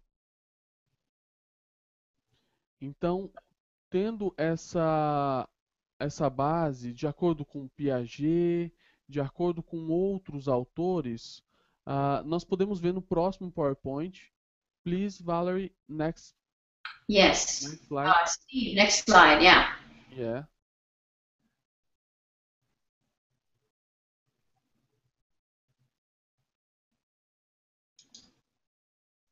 Então, nesse slide nós podemos perceber que qualquer criança, quando elas começam a interagir através de brincadeiras, através de desenhos, elas, depois dessa interação, algo mais lúdico, ela consegue ir assimilando as letras, indo assimilando o vocabulário. Então, através desses desenhos, através dessa ludicidade, ela tem essa possibilidade de aprender.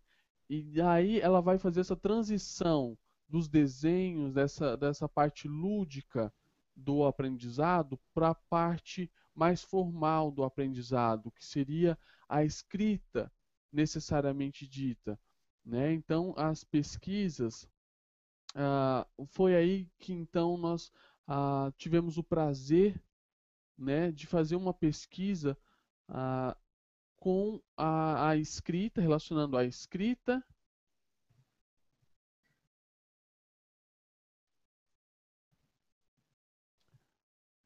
a escrita e o desenvolvimento da linguagem, né? Por exemplo, um exemplo que eu posso mostrar para vocês, né? O símbolo de configuração de mão, né? Isso auxilia as crianças a terem a criatividade para sinalizar diferentes sinais, né? Para aprender diferentes sinais. Um outro ponto, o SignWriting seria realmente aplicável a essas crianças, né? Então, esses foram os pontos principais da pesquisa. Por favor, please, Valerie. Ok, thank you. Então, nós coletamos dados de crianças brasileiras, de crianças francesas. Esses são os dados. Por favor, please, Valerie. Okay, next slide, Steve. Sim, nós temos então os dados da pesquisa de uma escola no Brasil, né? Uma escola em que nós ministramos 6 meses de aula com alunos de 6 a 10 anos, né? Crianças,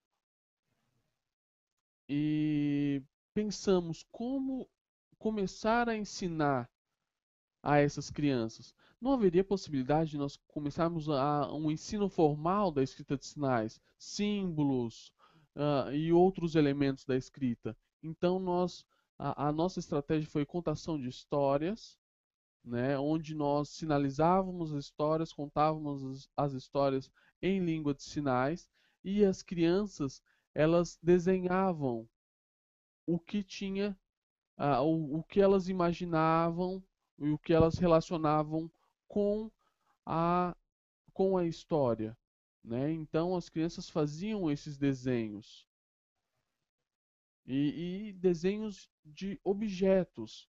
Nós podemos ver isso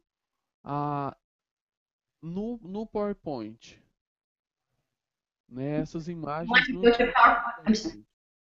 PowerPoint? Oh, I'm sorry. I'll go back. No. Yeah. Então nós precisávamos começar essa atividade dessa forma, onde nós sinalizávamos a história, a criança ela desenhava, né? Ela desenhava os sinais. Então nós pedimos que ela desenhasse os sinais. E elas perceberam a dificuldade, a limitação em em como desenhar sinais, porque a criança ela começava a pensar no desenho, qualquer desenho de qualquer objeto, né? E os sinais. E elas já começaram a perceber essa diferença. Como desenhar sinais, como desenhar objetos e como nós desenhamos os sinais. Next slide, please. Next slide. Yeah. Isso. Perfect. Thank you. Então nós podemos perceber essas três colunas.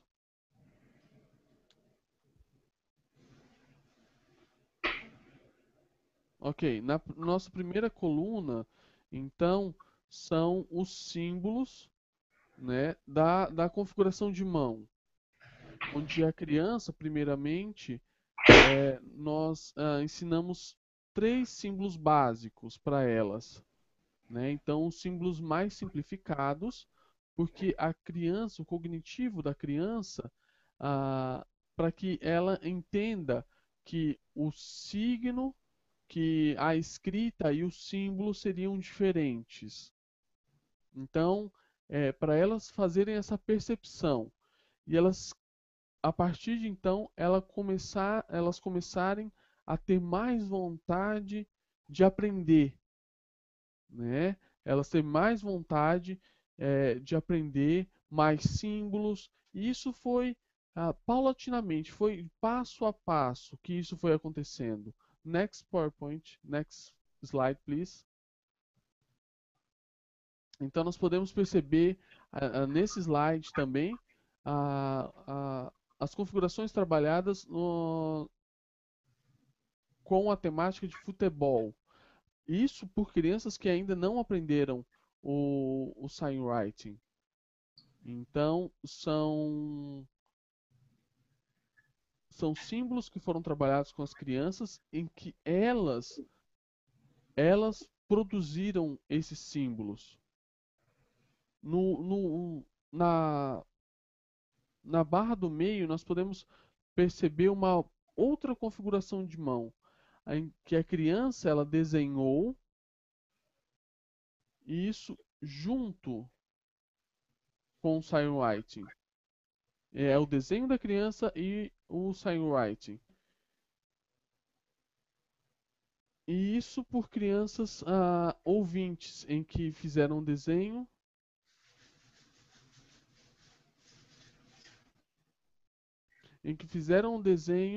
e correlacionaram com o SignWriting.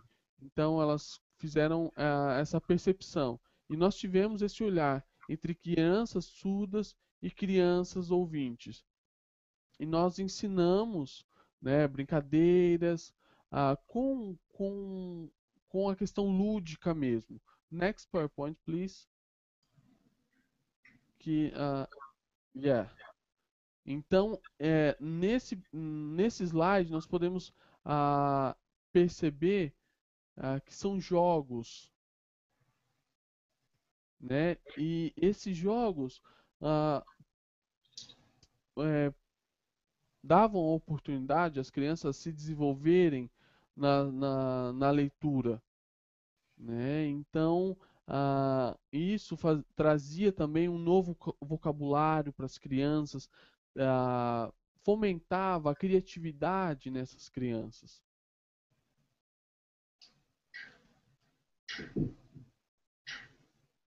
You want me to go to the slide? Next PowerPoint, please. Okay. Next slide. Sorry. Okay, we're doing great. Yeah. Então nós podemos ver símbolos, né? Então, o símbolo e os sinais. E uma comparação feita entre os símbolos e os sinais.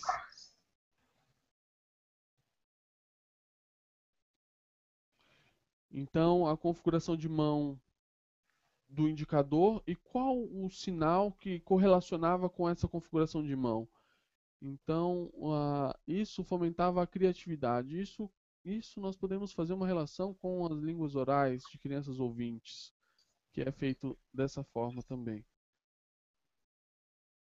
Esse processo de produção tem que ter o prazer para essa produção, né? Então, nós tivemos o privilégio de trabalharmos dessa mesma forma na França, né? Que eu vou mostrar algumas imagens para vocês, algumas fotografias para vocês.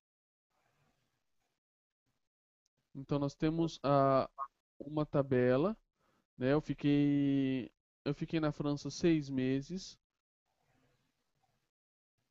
e pesquisei com diferentes grupos de diferentes faixas etárias. Um grupo com crianças e também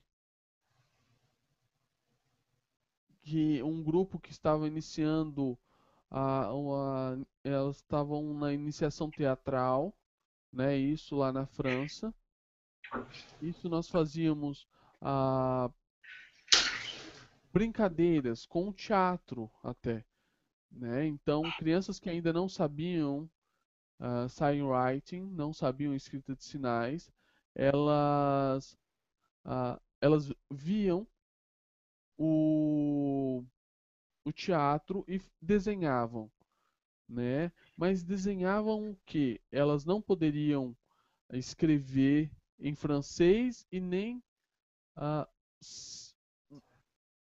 e nem desenhos. Elas tinham que criar alguma forma de representar os sinais da língua de sinais francesa. E isso fomentou uma discussão muito produtiva, onde as crianças e o material que a gente recolheu, a gente pôde perceber e observar que elas criaram sinais, elas escreveram sinais onde tinham configuração de mão, tinham movimentos, tinham expressões.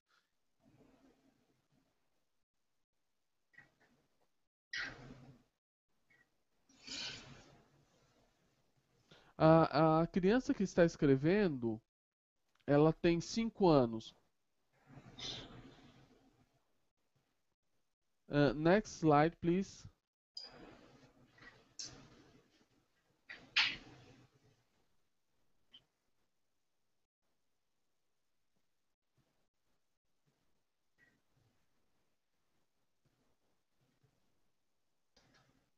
I think we've done this.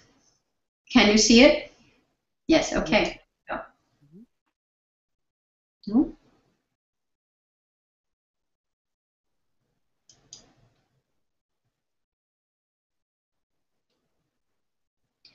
Can you see the slides? One moment, please.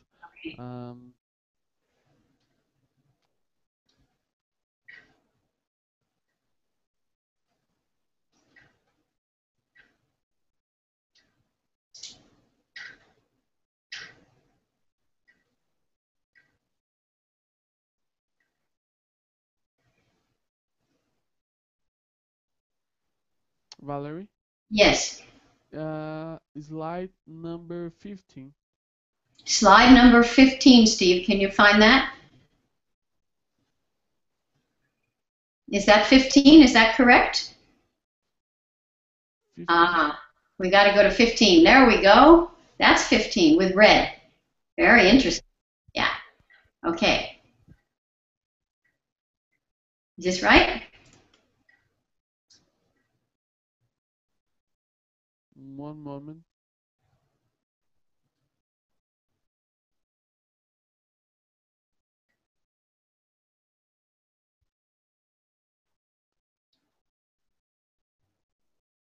Yeah, perfect. Ok. Então eles começaram a brincar, né? Isso não era escrita de sinais. Eles criavam os sinais da língua de sinais francesa, né? Como representar isso? E nós percebemos que a vontade deles em se expressar e o prazer em escrever na sua própria língua. Next slide.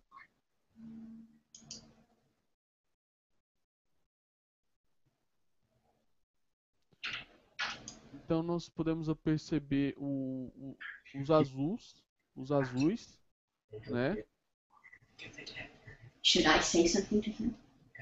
Então Should I stop him? eles estavam praticando a leitura.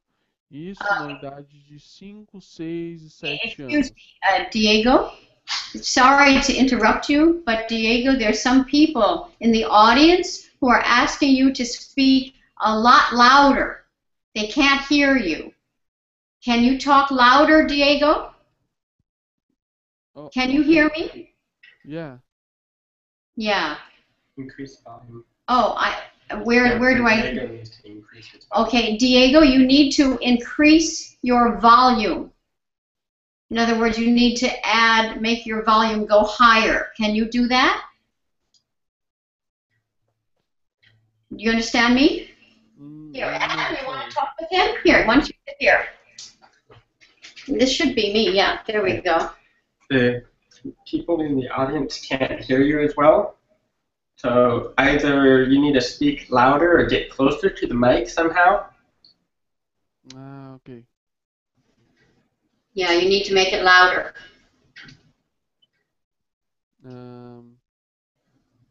Assim tá bom? It's okay? It's really, really soft. Can you just speak up? Use a strong voice like a singer? Okay. 1 minute. Stay there.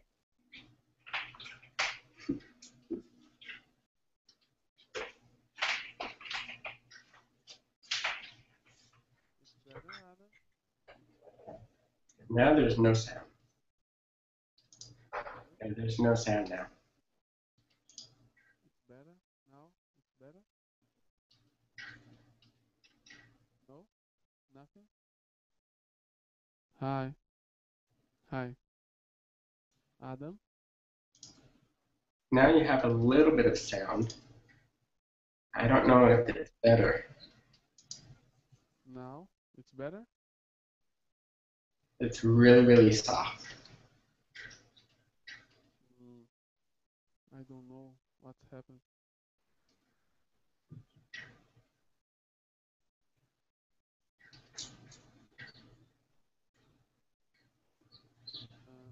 Now?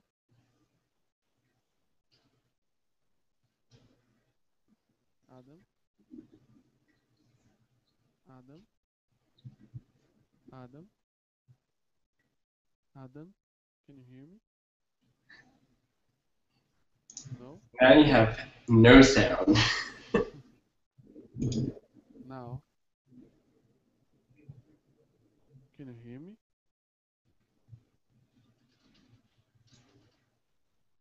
Adam? 1 minute.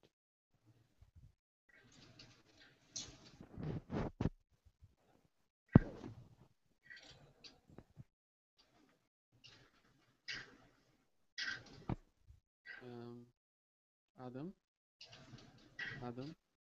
Can you hear me?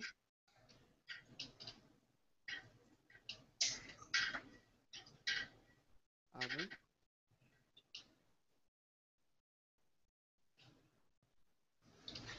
Nothing?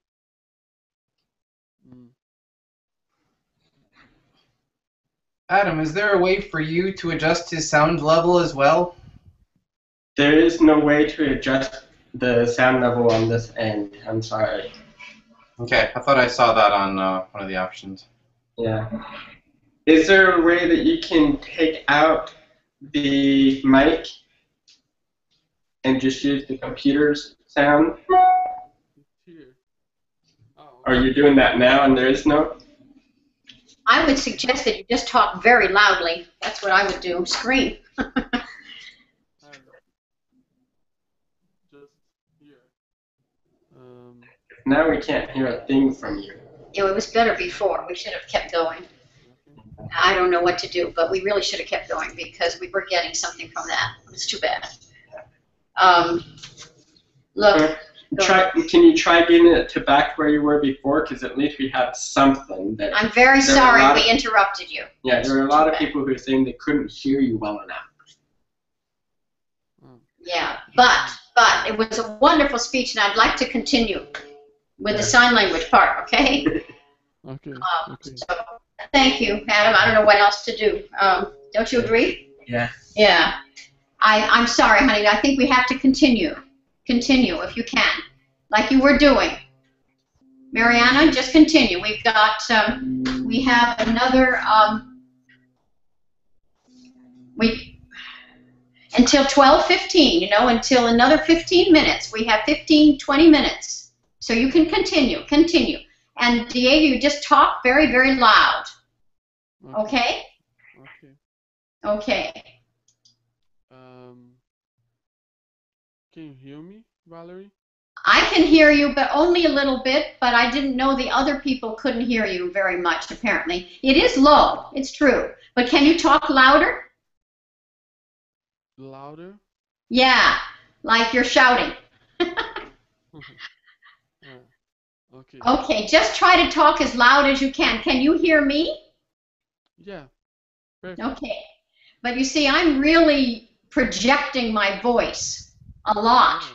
Yeah.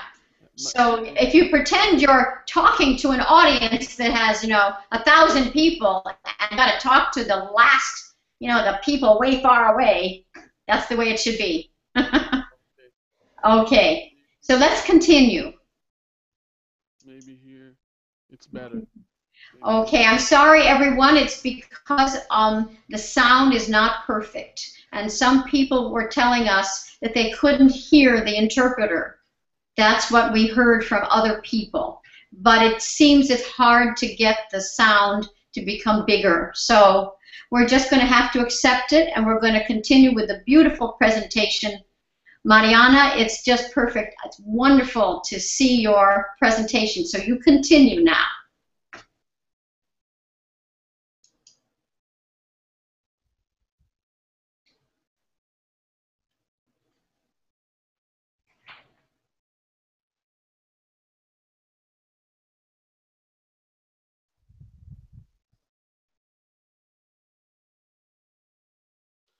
Então nós podemos ver as mãos vermelhas e azuis, né, onde crianças gostaram muito dessa apresentação e dessa atividade, onde nós diferenciamos a direita e a esquerda, né, e isso fez com que nós praticamos o movimento, né, e isso nós fizemos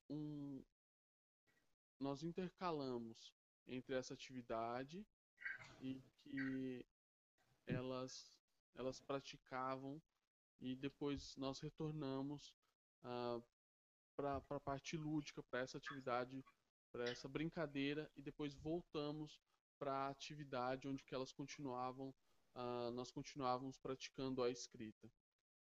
Valerie, next slide, please. Next slide, please. Yes, next slide. Good.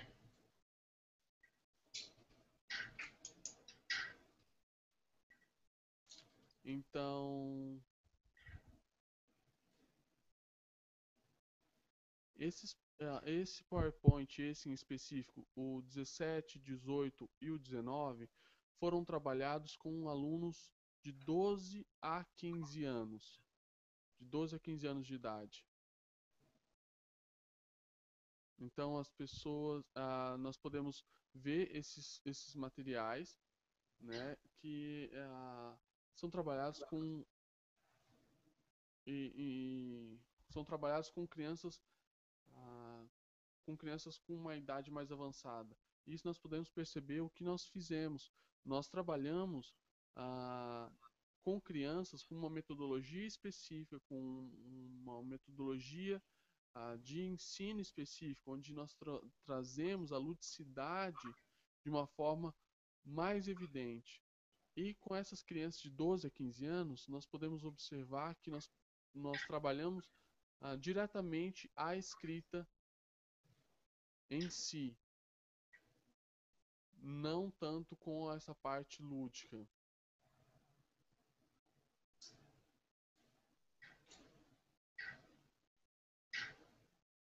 Next slide, please. Next slide, please. Yes, good. 17, 18, 9.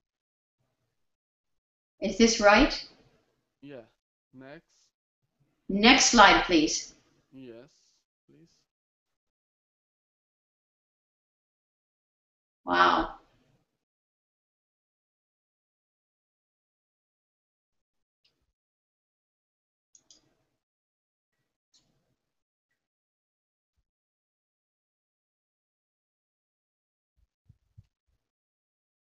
Next. Okay, next slide, please. Yeah. Wow. Nice. Yeah.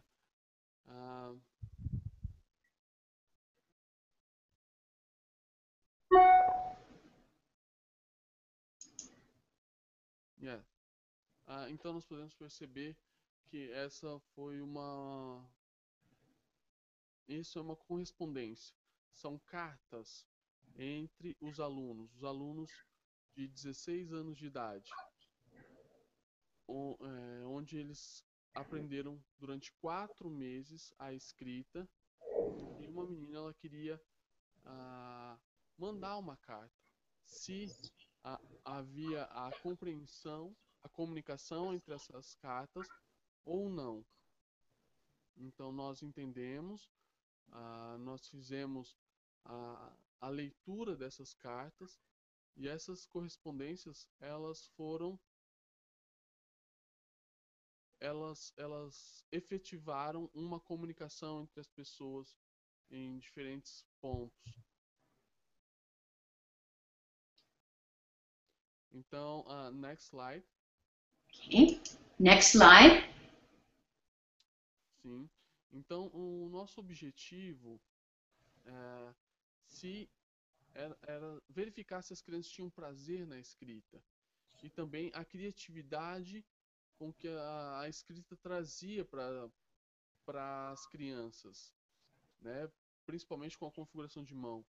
O terceiro é se o SignWriting, a escrita de sinais, ele desenvolvia da mesma forma com a escrita das línguas orais, né? Então tivemos esses 3 objetivos e nós conseguimos evidenciar, nós conseguimos comprovar que esses 3 objetivos, sim, são verdadeiros, né? Então, uma nova metodologia de ensino para a educação de surdos precisa ser trabalhada, né? Onde as crianças elas vão pensar em escrita de sinais, elas vão pensar na sua própria língua e vão escrever na sua própria língua, onde elas vão trazer símbolos para a escrita. E também nós percebemos que em algumas escolas as crianças elas são impostas diretamente ao SignWriting. Então pode acontecer onde as crianças elas tenham mais dificuldade, então o cognitivo ainda não está pronto para esse tipo de escrita, para a escrita necessariamente dita. Então há necessidade de estratégia, uma metodologia adequada para isso.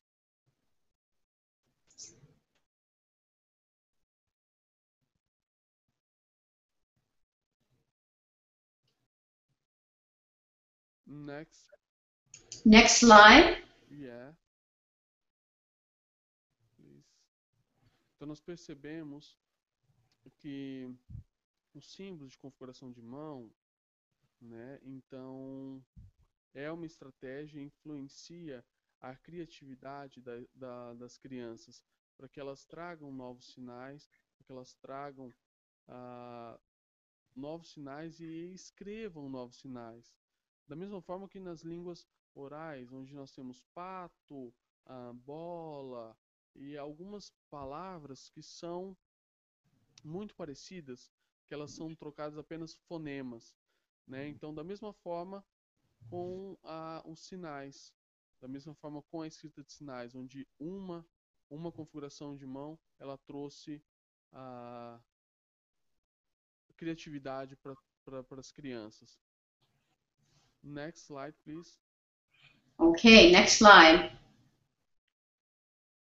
Então, nós percebemos que as crianças, elas pensam separados do corpo. Mas como separados do corpo? Né? Elas não percebem que a língua que elas estão escrevendo, a língua que elas estão escrevendo faz parte delas, é a língua delas, né? Então, onde tem nós temos ali uma foto onde que tem uma criança que ela está escrevendo e ela está refletindo sobre a escrita dela, né? E ela começa a sinalizar junto neste momento. Então, é da mesma forma com que as crianças ouvintes, onde que elas falam e elas recebem um retorno auditivo no mesmo momento e elas podem se autocorrigir. Isso é um ponto positivo, onde as crianças veem a escrita,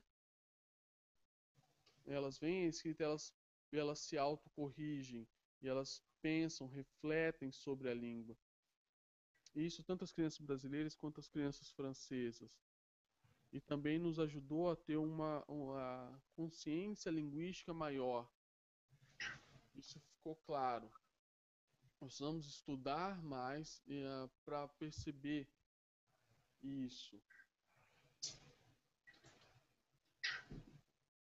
E a terceira percepção é que a sinalização em si nos ajudou as crianças a melhorarem a sinalização, porque as crianças escrevendo, elas estão aprendendo e depois elas vão perceber que a língua de sinais tem uma escrita.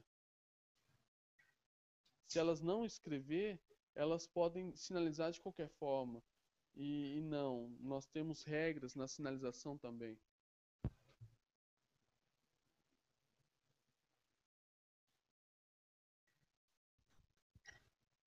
E um último ponto, nós percebemos que as crianças, escrevendo português e escrevendo a escrita de sinais, elas tiveram muita diferença. Também na França, na escrita do francês e na escrita da LSF.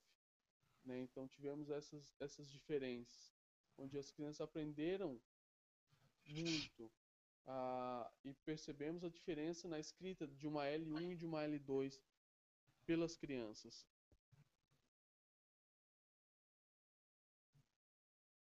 Então, a nossa conclusão é que foi muito importante essa pesquisa, onde as crianças, e evidenciamos que as escolas devem aplicar essa metodologia, aplicar a escrita de sinais, e nós sabemos que há uma dificuldade, nós sabemos disso, há uma resistência, nós sabemos, mas é importante nós mostrarmos essas pesquisas que já foram feitas na escrita de sinais para que as escolas elas apliquem, né? Porque tem a afetividade, tem o prazer e o prazer de aprender uma escrita na sua própria língua. Acho que é isso.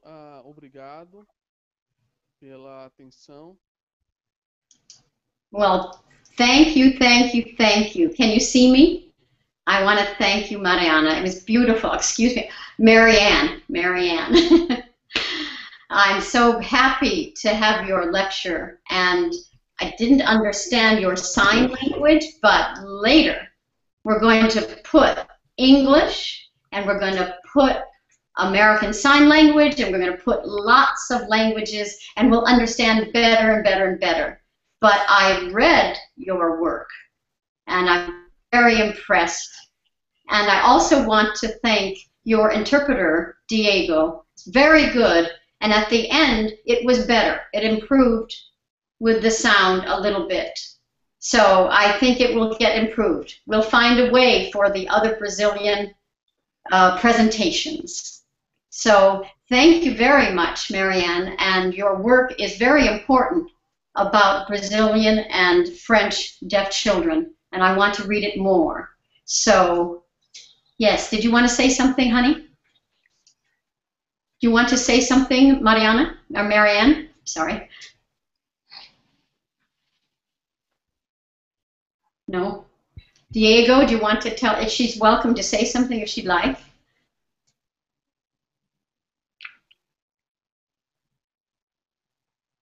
Oh, it froze. I see. Okay. And French deaf children, and I want to read it more. So, You need want to say something, honey? Do you want to say something, Mariana or Marianne? Sorry. What do I do? Okay. Mute. Diego, do you want to tell? If she's welcome to say something. Do I mute myself? Mute Mirta. Yes. Oh, Mirta. Okay. Oh, it froze. I see. Oh, I see. Okay, no, I muted her. Okay. Okay. Oops, Marianne's gone. Marianne is gone? Okay. Well, I want to thank you, Diego. Can you hear me? Hey, honey? No.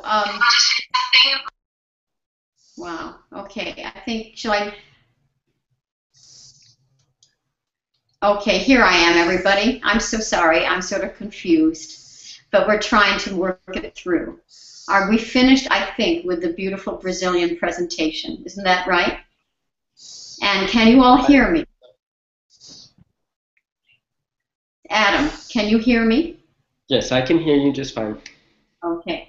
You're not signing for me. I can see that. So are we frozen? No. Yeah, we're doing fine. Mirta? Yes? I believe you have the live presentation going in the background and we're hearing that loop. So you need to turn that off. Presentation. Isn't that right? Okay. I thought I had muted Mirta, but I guess I didn't, and now I have done. Yes, go ahead. You muted Mirta, and then she unmuted it herself, and then you muted her. But Mirta, you have the live presentation in the background, and so we're getting a sound loop from you. Yes. So you would need to close that window or whatever so that you can be only in the presentation part. So do you have that off now? You need to turn on your sound again, Mirta. Should I put the sound on for her? I think she's the only one who can do that. No, I don't want to hide her. I'm not quite sure. Show and broadcast. So I'm showing her in broadcast. Mm-hmm. And only she can unmute herself. Is that right? Right. Only she can take off the mute. So, so Mirta, only in the presentation part. And Diego, So do you have that on? Yes. Can you hear me now? Turn on your sound again.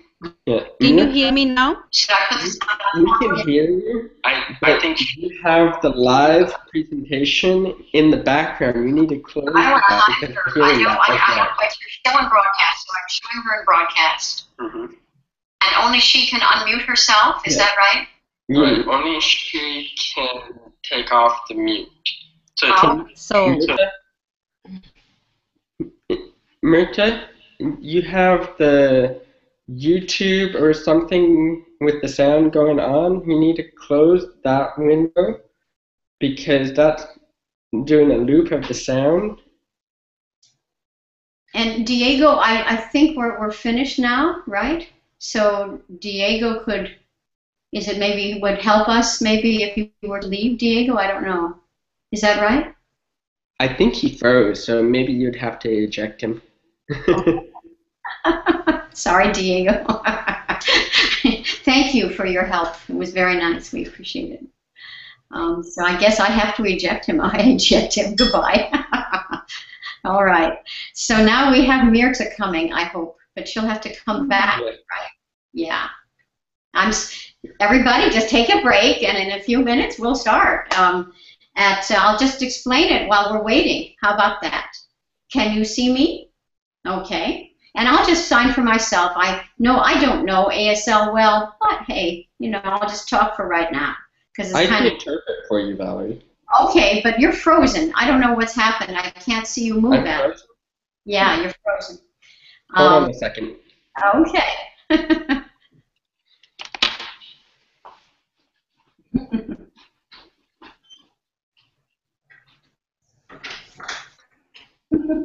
See, you're just that picture. I haven't seen you move for 20 minutes.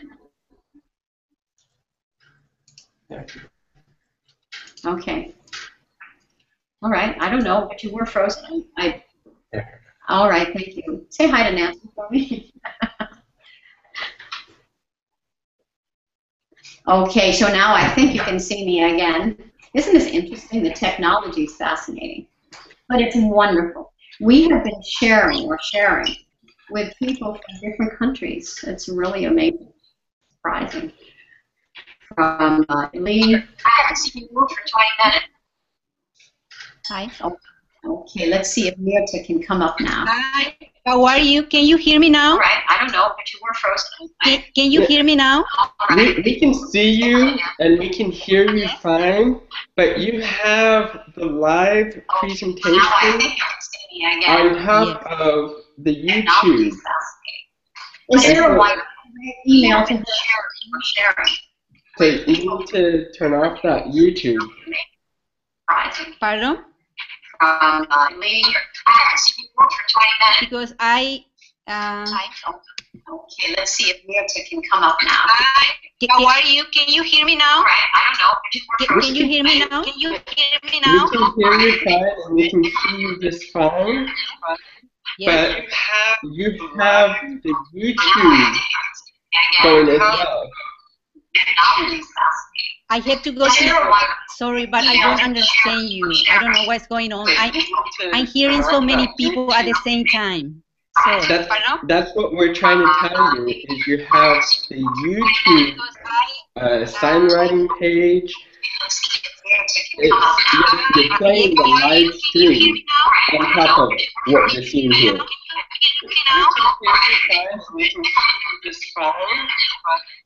Is there a way to put our message?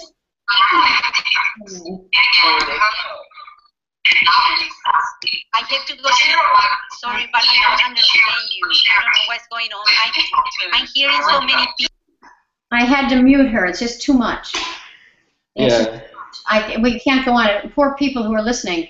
I'm so sorry, everybody. Okay, we have to write to Mirta. I have to find her email address, unless there's another way. Is there a way to write to her to explain it?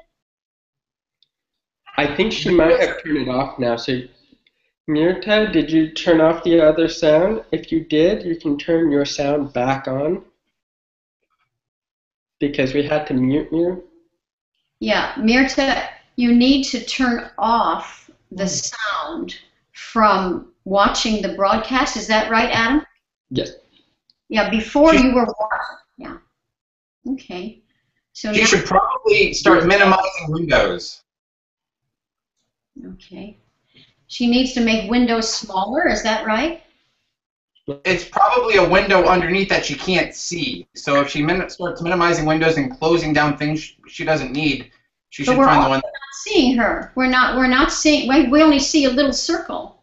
We're not actually seeing her in the broadcast. Can you see me now? No, I can't see her. Can you? No. I see this, which is like a circle. I'm not seeing actually Mirta. Mirta, have you joined the broadcast where you? Well, you must have, because you've got a little box, but I don't see the picture. Let me see. What do I do to get? Okay, let me. They are seeing it live. I know they are, but I'm not. Yeah. Yeah. On YouTube. Something is I wrong. understand that. How come I'm seeing it. I don't know why you're not. Okay, so I think your computer's a little tired, but it is showing. it is showing. I didn't know that, Mirta. I'm so sorry. I can't see you. Can you believe that? I can see. All right, honey. And now we can hear you. I can't see you, but we can hear you, and other people can see you. But wait a minute. I can hear my voice in the background of your computer. So, I wonder. Do you want me to start it again? Maybe it's my computer. Is it possible? Yes, I think I should restart my computer. Adam, can you take over the controls on your computer? Yes, I can. Just for One moment, everybody. One moment. Yeah. Hold on a second.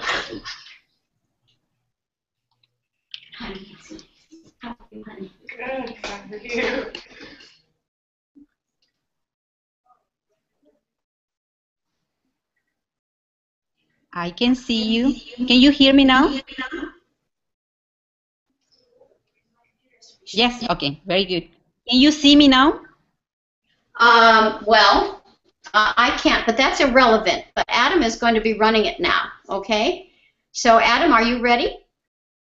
I think I need to join in so that I can Okay. Well, this is really, Mirta, can you hear me, honey? Yes, I can hear you very well. And I can hear you beautifully. And if the other people can see you, that's fine with me. So, yes, I guess. What happened is we've been broadcasting for a really long time now, for many hours. And I think our computers are getting tired. So it's an interesting experience. Because I have a computer. Yes, but now you're perfect. So I think you should start telling us about your project immediately so we don't lose too much time. Tell us about your project. You're from Paraguay. Yes. Yes. I'm from Paraguay, and I have been working with deaf people for more than 70 years. And what I would like to present to you is the literacy in a trilingual context using SignWriting. And first, I would like to share a little bit about Paraguay, because I know that many of you don't know a lot about Paraguay. Paraguay is a bilingual country. We have 2 official languages. We had Spanish, and we had also Guarani. If you can, could you project the second slide, please? Slide. I'm going to do that, and let's see, Steve, can you I can see the slide. Yes, that's good. Okay.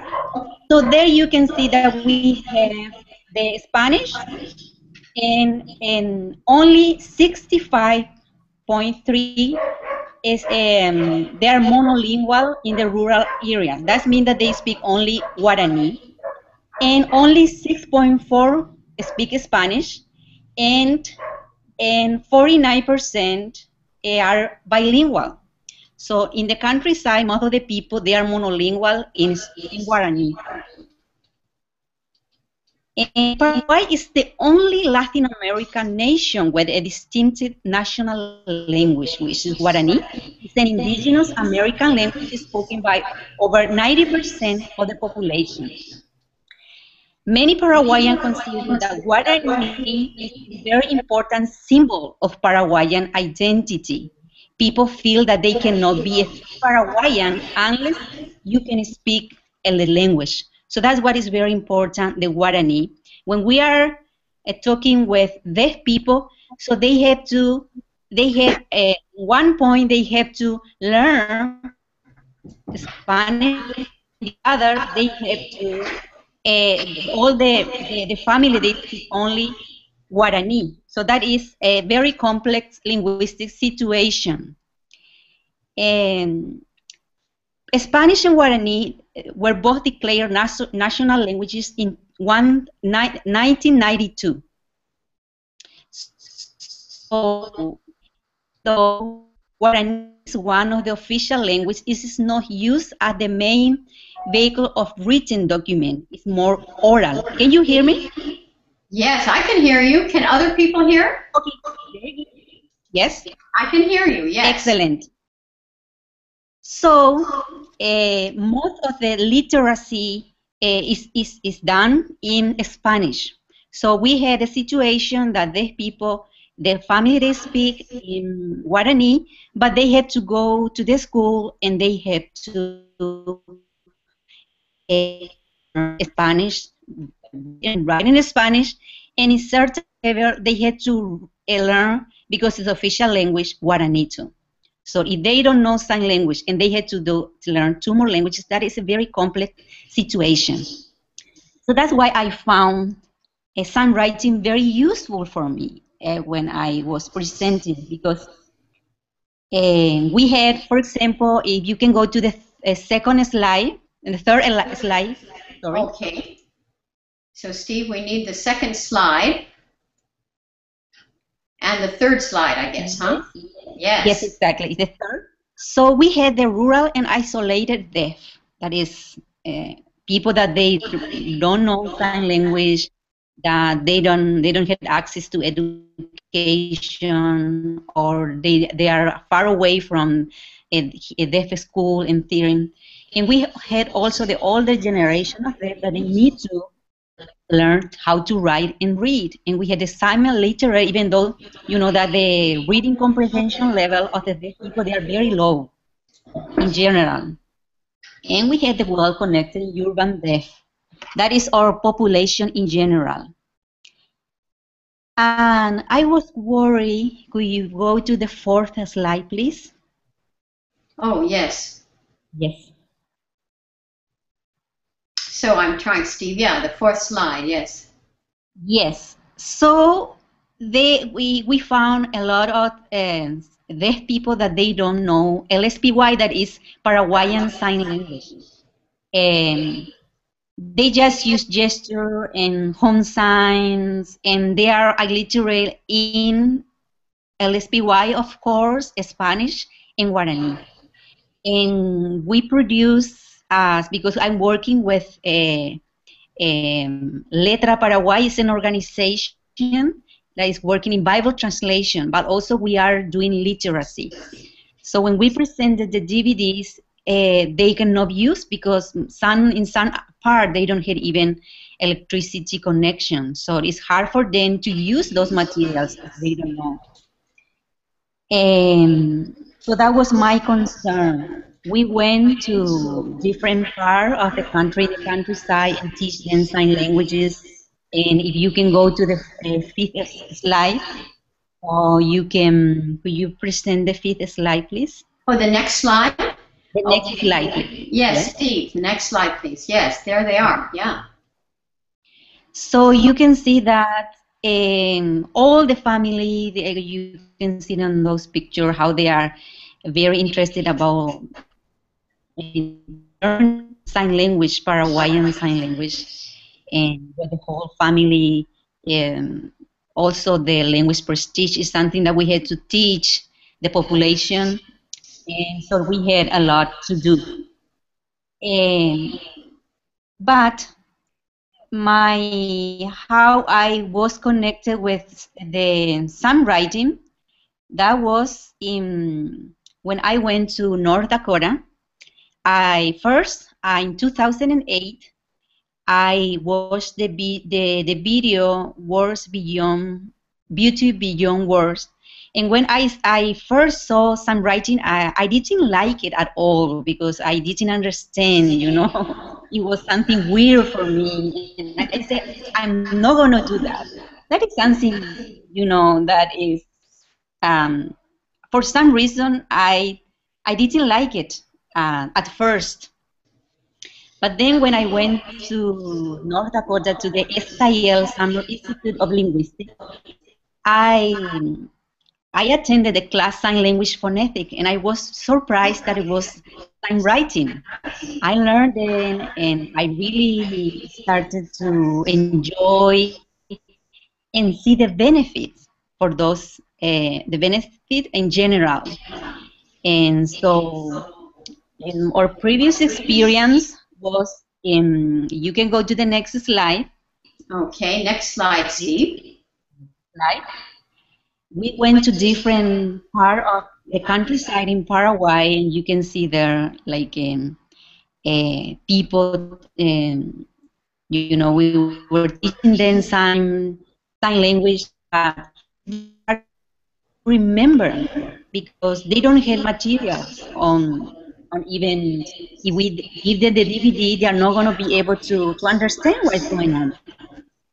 So, could you show the next slide, please? Okay. I put up the slide, I think. It's going to take us a minute. Oh, Steve, are you there? There we go. I think this is it. Yes. 2010 teaching. Exactly. Yes. So that was our experience about.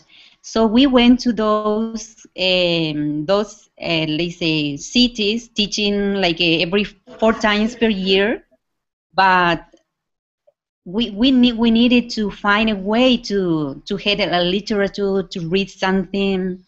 And if you show the next slide, there I was sharing my experience with some writing, as I mentioned before.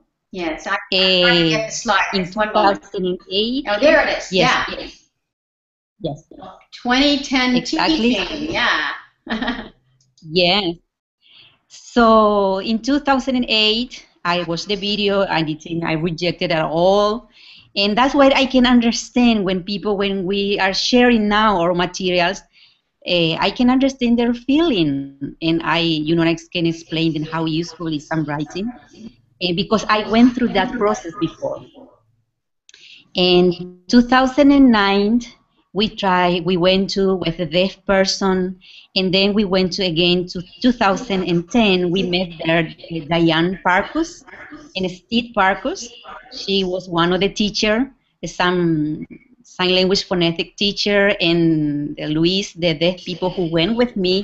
He was very happy with sign language, and so we just came to Paraguay with a new idea, and so we had a workshop. You can go to in the next slide. I was talking a little bit. Slide number 11. Yes, we're getting there. Yes, here we go. Yes. Our some writing experience. Number 11. Number 11. To is that number 11? Yes, please. Okay. Number 11. That is number 9. Number 11. Yes. This is number 9. Yes.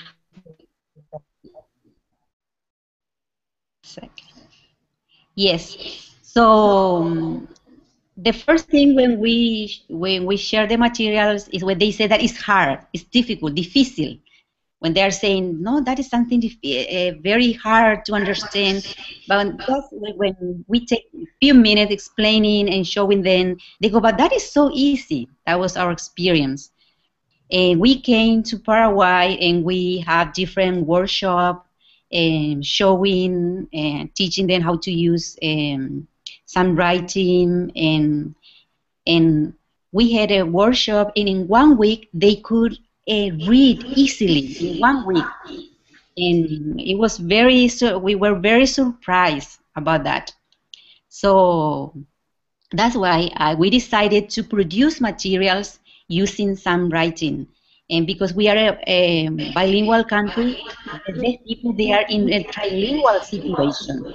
So it was very nice to have the sign language and also to have some writing there just, and then Spanish and Guarani. The deaf community in Paraguay, they were very open. I know that we had some experience with another country in South America that they didn't really like at first, but in Paraguay, the deaf community are very proud about the materials that we are producing in the project. So that is something very nice. So we tried in 2000, and next slide, please. Oh, next slide, yes. 2011, yes, we had a workshop, and we invited people from Argentina, Chile, and Uruguay. And Uruguayan people came to the workshop, and they were very interested about the sign writing and everything. And also a person from Costa Rica who was in another speech, but he was learning also about sign writing with us. there you can see that we really had fun. In next slide, you can project. Next slide, I think, Steve, if you can. Yes, exactly. Yes, and next. Is this the slide? Yes, exactly. So you can see there the picture, and you can see that we were having fun learning some writing, and also, and to the left you can see that that man is from Uruguay. He's a deaf, and he was reading something in some writing only in 1 week or in one workshop. So we said that this is so nice, so we had to try it, and we had to include it in the literacy program. So that was, we started to create or elaborate our own materials, dictionaries, and so we tried to do a trilingual dictionary, including Paraguayan Sign Language, including Spanish, including Guarani, and also English. So that is very useful for the deaf community. Next slide, please.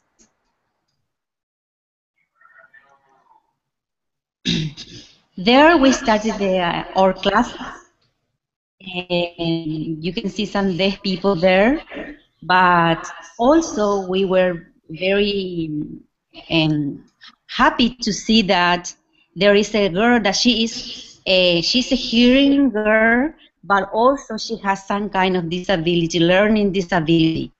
And she learns so fast with using some writing also to improve her memory span.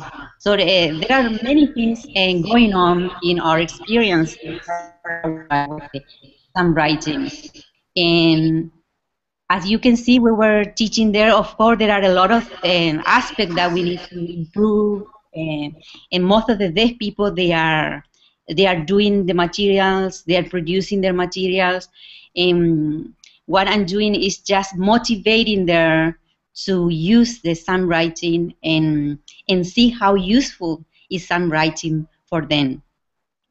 And as there you can see in the slide, you can see in the picture that they were writing, you know, as soon as they learn the language, they are writing also, so they can take home and memorize, and so that is very useful for them to learn the Spanish or even the Guarani.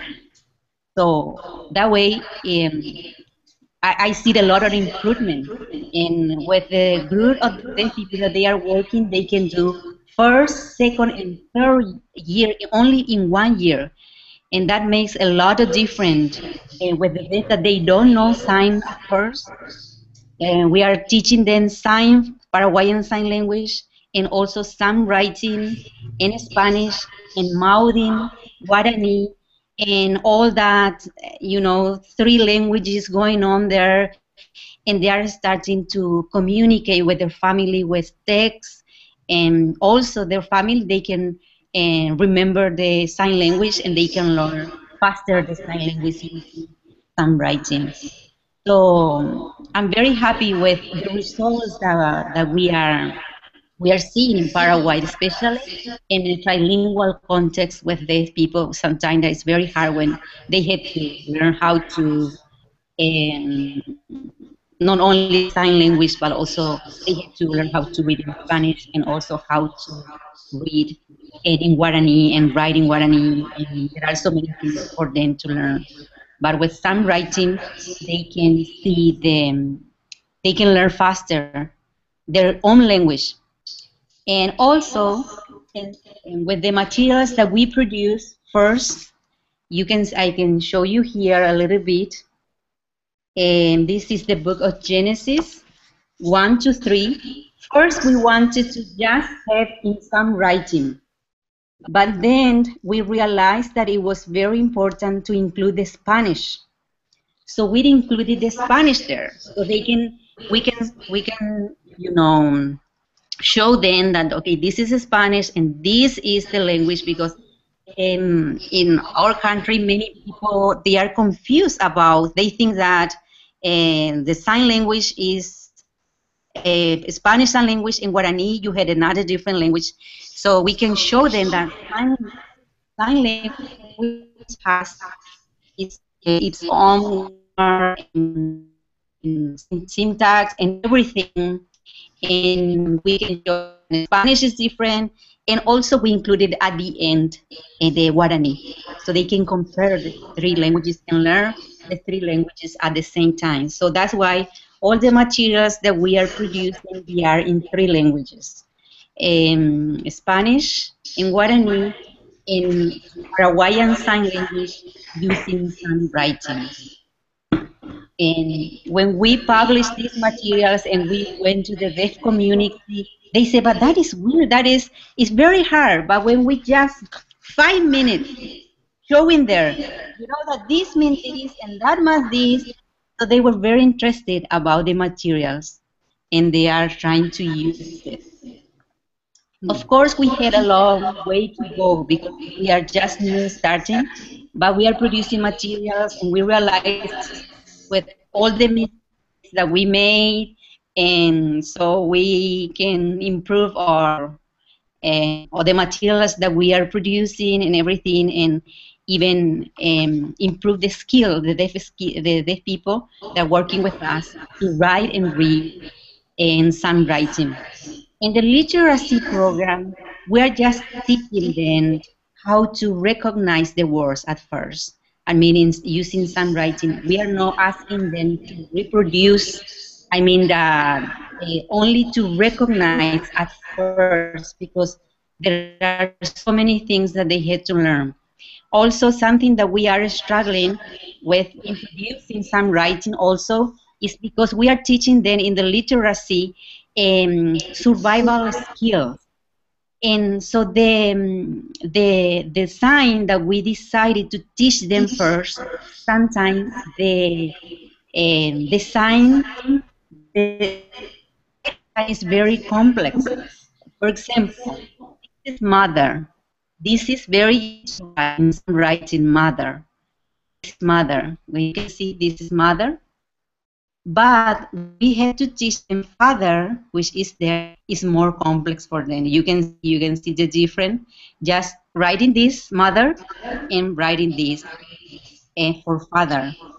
But they need first to have a contact with the sign language first.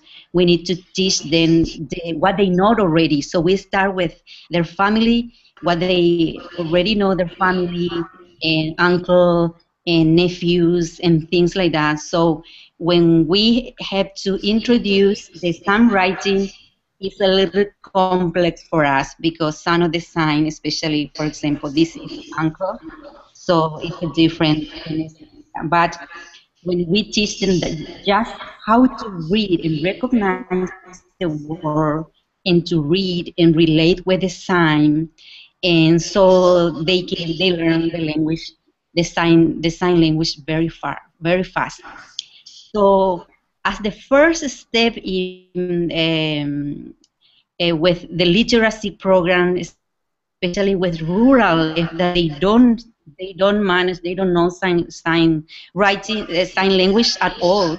So to improve and learn very fast the sign language first in order to have a vehicle to communicate with the teacher. So we have SignWriting very useful. So that is the process that we are going through. I don't know if you had any question so far. Well, first of all, I just want you to know I'm enjoying, it's a beautiful talk. I just wish I could see you. I personally can't see you. So that is a shame. So when you showed some information, I couldn't see that, but I can see the slides. Can you believe that? So silly, so silly. So I just want you to know I can hear everything. And can you hear me? Yes. Okay. I can hear you very well, but I cannot see you either. I cannot. You can't see me? No, I cannot see you. But wait. Oh, can you see me now? No, I cannot see you. I can see Aiden. I can see all the people, but I cannot. I can see the slide. I can see myself, but I don't see. You can't see me. So, okay. No, I cannot see you. Yeah, I have a problem with my computer right now, but you can hear me. So I believe Adam is interpreting for you. I think Adam is interpreting for me too. Exactly. So we're very lucky. So I just want to, we're about the time when we need to find questions and answers, and I don't see any from the audience, but that's nobody's fault because I think it's more the technology. So I just want you to know that when I looked at your materials, I was just amazed. I had no idea that the Paraguayan deaf community and yourself had written so much. I'm so impressed with your work. I just want you to know that. I'm so happy, too, to see the work that you're doing, Mirta. It's quite impressive. Yes, and you're right. We don't know as much about Paraguay as we should. So I got a book and I started looking up about Paraguay and the fact that you are a bilingual nation. That's very impressive. Exactly. So, yes, and so then you have trilingual because you added the sign language to it. Is that correct? Exactly. That's correct. So that's what I found sign writing very useful to introduce the language and also to help them to appropriate with the language itself. They say that this is my language and I can write my own language also. There is a way to write. And so when when the materials we showed the people, and they are seeing all, even the pictures that you can see here, they were drawn by deaf people, and the only part that we were, participating was more in Spanish and Guarani. So this is, we can, show that our culture and everything, and also show them that sign language is a language, and improve the sociolinguistic aspects, sociolinguistic part, and the language proud also, which is very important for the deaf community, and also produce materials. And our objective is that these materials that we are, all the materials that we are producing help the deaf community to get the legal aspect of the language, because the Paraguayan Sign Language is not recognized as official language in Paraguay yet. So we had a long way to go. But when we had materials producing in SignWriting, and we had building dictionaries and things like that. So, and those are helping also and showing people that people are more visible, so they can, the language is more visible, so people can see and also go through the legal recognition of the Paraguayan Sign Language. So I can see that a lot of advantages of that, using SignWriting and producing materials in SignWriting. So Yes, no, I'm just so happy and amazed, and I hope that we will continue to have contact with each other. I hope that you'll continue to share with us as you produce more and more documents. So this is sort of like a lot of questions also. Yes, we had a lot of questions, and I know that we had to improve. And as we were going through, we were learning more, and the deaf community, the deaf group I'm working with, and they are developing and writing faster some writing and producing materials and writing more complex, sign in Paraguay. That is fantastic. I'm going to show a slide right now. I'm going to try to do it. Can you see the slide on the screen? It shows Bible stories in Spanish, and I'm not quite sure how to pronounce it. Yeah, Guarani. Yes, exactly. Guarani. Yes, exactly. And so those are, yes, go ahead. Those are the materials that we had produced. We had 3 books already, and this year we are going to have another one, a new one, and so you can see the materials that we are producing. And the DVDs, they had also audio, so people, they compare, the family can see can see the video, can see the some writing, can hear in Spanish, and they can learn the language as a family and improve the family communication. In the last slide, you are going to see our goal, of course, is to increase the literacy rate and LSP-wide Spanish in Guarani. So we had a combo of 3 languages there, and also increase the mutual understanding between the parent and their deaf children. And I know that even though now we are working with, starting with teenagers to adults, the deaf children, they are going to get a lot of benefit for being introduced with some writing for the very early in the. This is a pilot project, and we still had to go through the Ministry of Education, and we had a long way to go so they can appropriate and see the benefit for the deaf community in Paraguay, especially in a bilingual country. Yes. Exactly.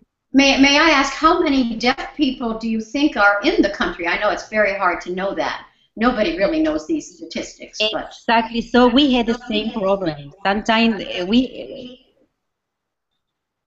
don't have a statistic about. It's a pity, but we don't have the exact number of deaf people in Paraguay. So some people, they say 20,000, or others they say 40,000. Well, what is the population? How many people do you have in general in Paraguay? Go ahead. This country, we have 6 million of people, 6 to 6 million. So we have like a 90,000 of deaf people. That is a lot also, according to the population. And there are most of the area, they have very low opportunity to education. So yes, I see that when you're changing that, aren't you? The materials. Yeah. Yes. You're trying to change that. When we produce the materials and we provide them, so we are trying to change them. Okay. Well, I want to. Yes. Go ahead. Yes.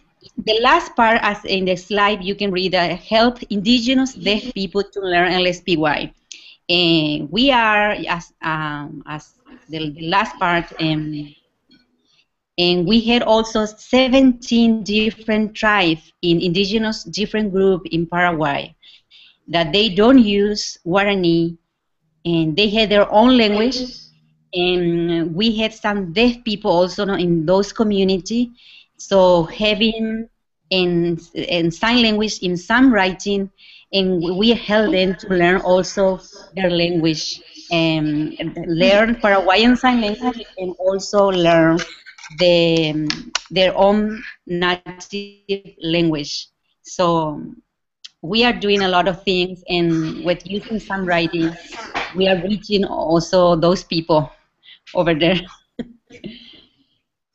So. Okay. So sorry. Can you tell the caregiver is not coming in this afternoon? I'm sorry, Mirta. I mean, it's a confusing world here because, you know, we have been broadcasting for, well, I don't know, 4 hours or so. Yes, exactly. And somebody just interrupted me, so I apologize. But she's a lovely lady. I'm so glad she did. I had to give her a message.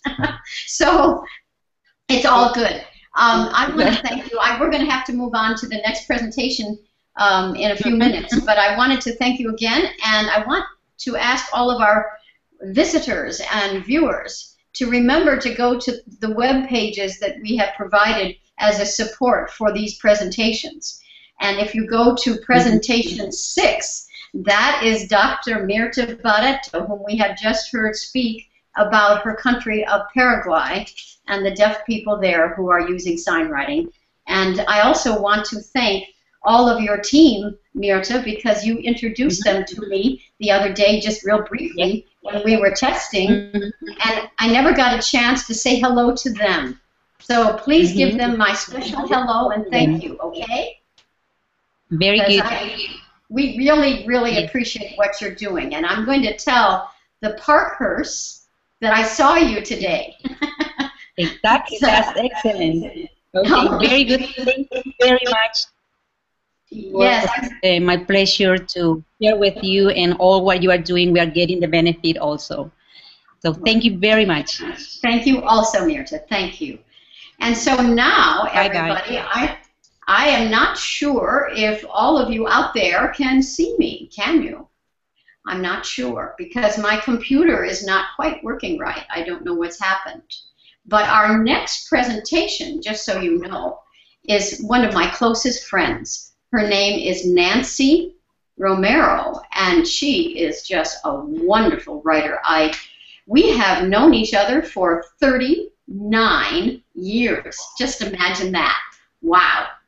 That's because sign writing and dance writing are both, well, sign writing in particular is 40 years old this year. It was back in 1974 when I first started developing sign writing in Copenhagen. And I did start teaching dance in Southern California later on, and I met Nancy Romero.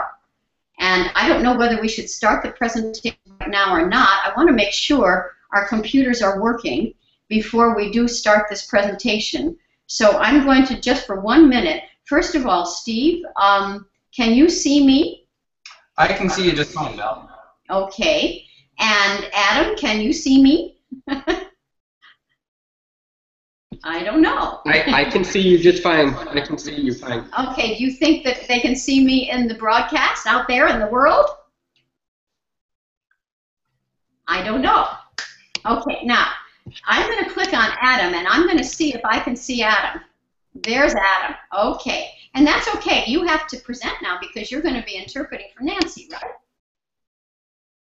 And Nancy is going to be coming and what, sitting right next to you, or how are we going to do this? I think we'll just have Nancy sitting right next to me. So I think that's a beautiful idea. I think it'll be easiest to do that. It's just wonderful. So to explain to everybody, I'll put myself back for 1 minute, and I'm just going to explain really fast that Nancy, well, oh, it's not, her name sign is this, I'm sorry. Nancy has been given this name sign by Adam. This is Nancy's name sign. There we go. Is that right? I hope I got it right. That's because Nancy's a very important writer. Okay, and these are my co-workers, of course. And now I'm going to click on the screen, and there's Nancy. And there is also Adam, side by side. Oh, they both look wonderful. Nice to see my workers, who I love. And Nancy, you and I have known each other for 39 years. Wow, how'd that happen? It's just time. Time just goes forward, doesn't it? Yeah. Now, I have to explain. Can you hear me, everybody? Yeah, I can hear you. Okay, all right. I just got to be sure because you just never know. Okay, so now to explain, Nancy, besides being a dancer and an interpreter for ASL and many, many different, you know, really specialties, I guess, Nancy is a writer of the Bible.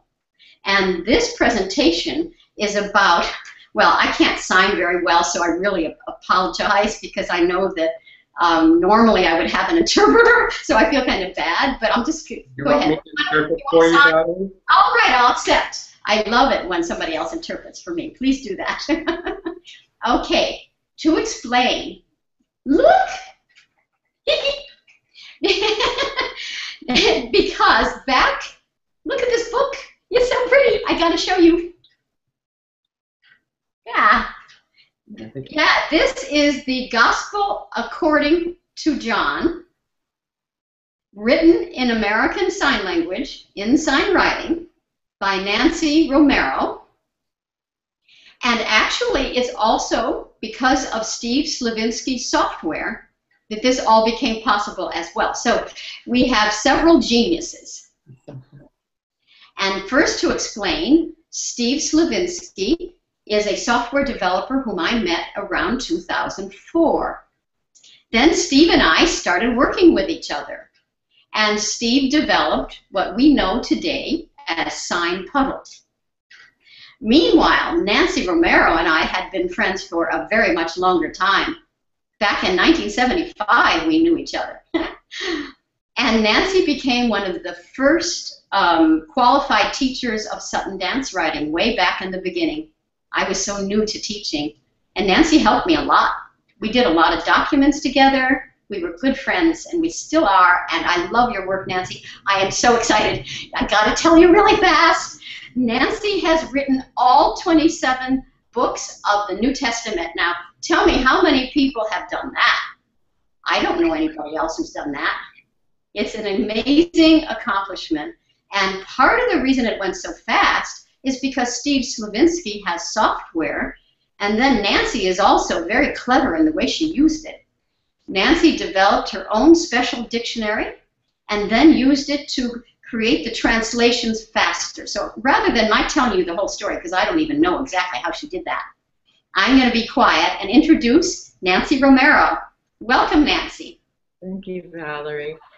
Actually, you do know. What happened in the beginning was an all-deaf church in Michigan with Pastor Von Whitlock. He asked me to translate 3 Corinthians 7. And I thought, okay. So I did. And then when that was over, I started translating the Gospel of John. And then it just went on from there. And you're right, the dictionary did help me to have standardized signs so that I can just choose. But I'll show you a little bit later how I do that. And sometimes you still have to create your own signs, like opening a fish mouth to take a coin out. Doesn't have to be.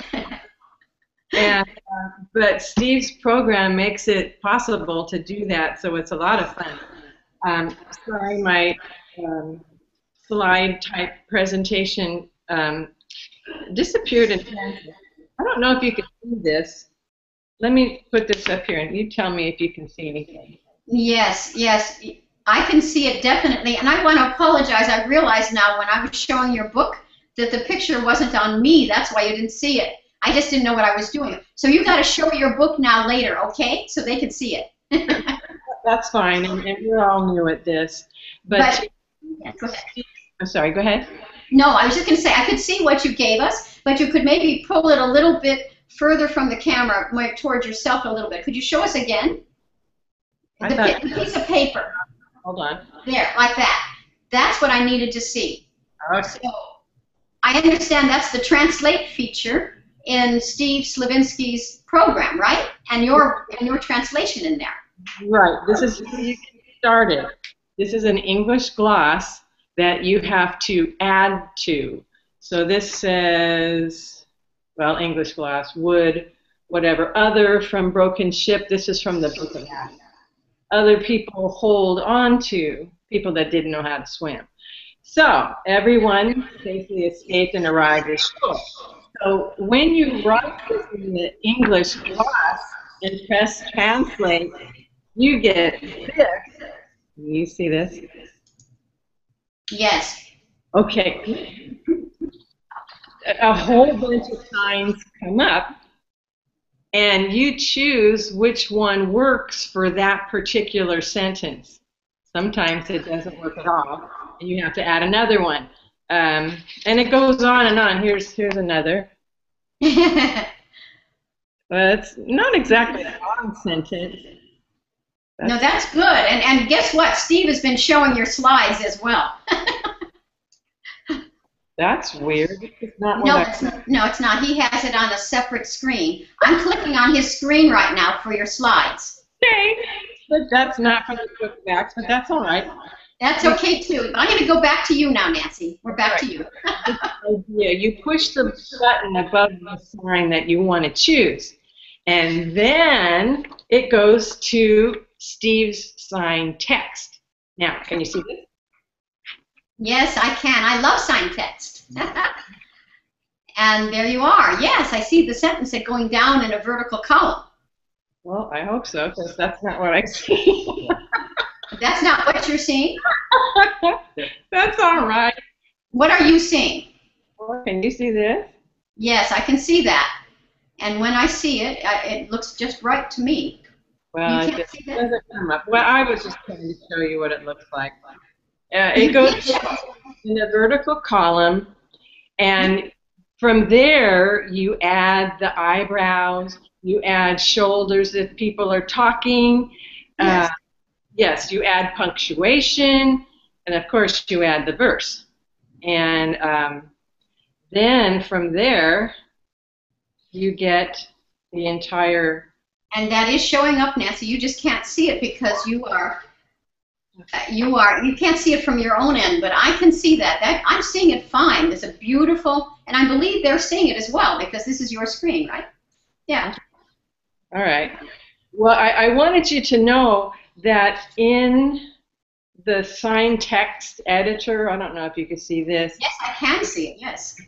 But there's all different hand shapes and movement arrows and facial expressions. When you press on those, you get even more.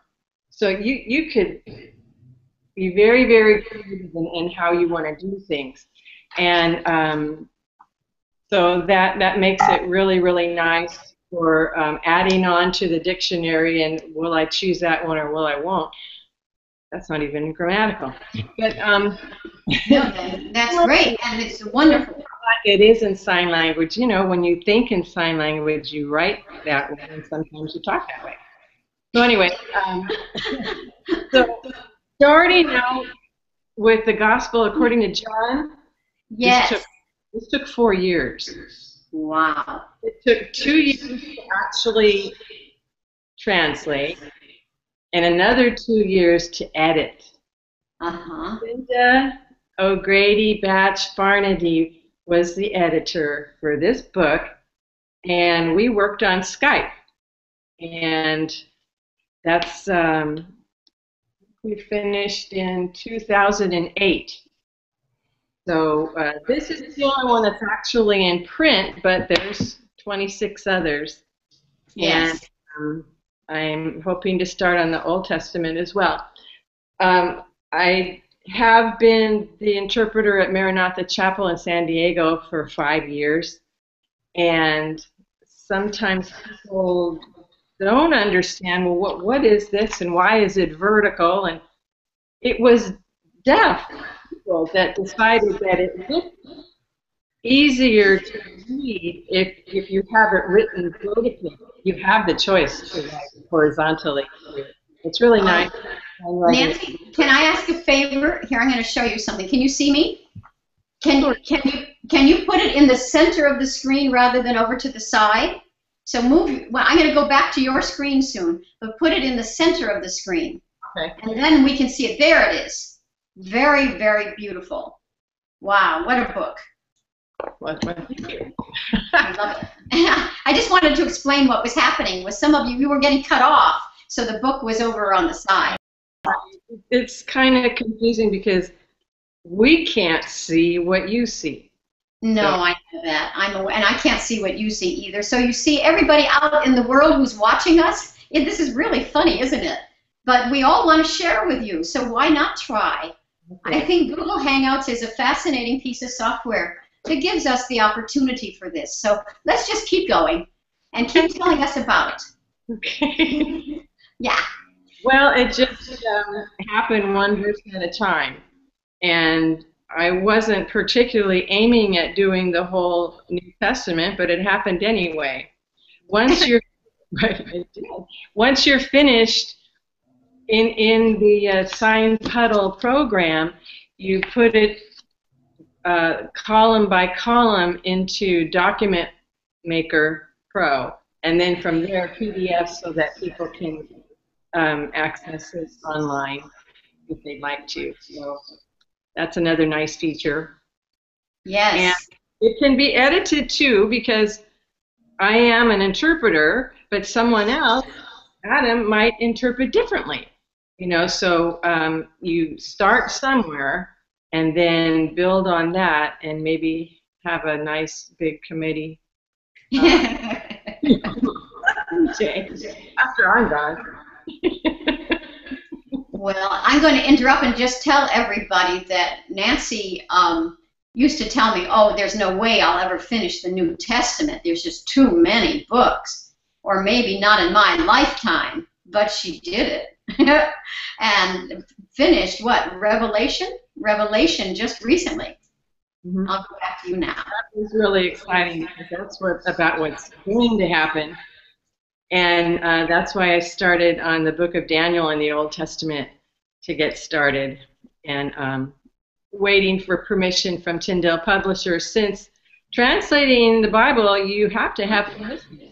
And in Tyndale's situation, you can interpret, translate up to 500 verses without having their permission. And then you have to have the contract and all that. And we did that. We did that for the New Testament. Now it's time for the Old Testament. Yes. Yes, yes. Well, can you tell us about what Tyndale is? People don't necessarily know or understand.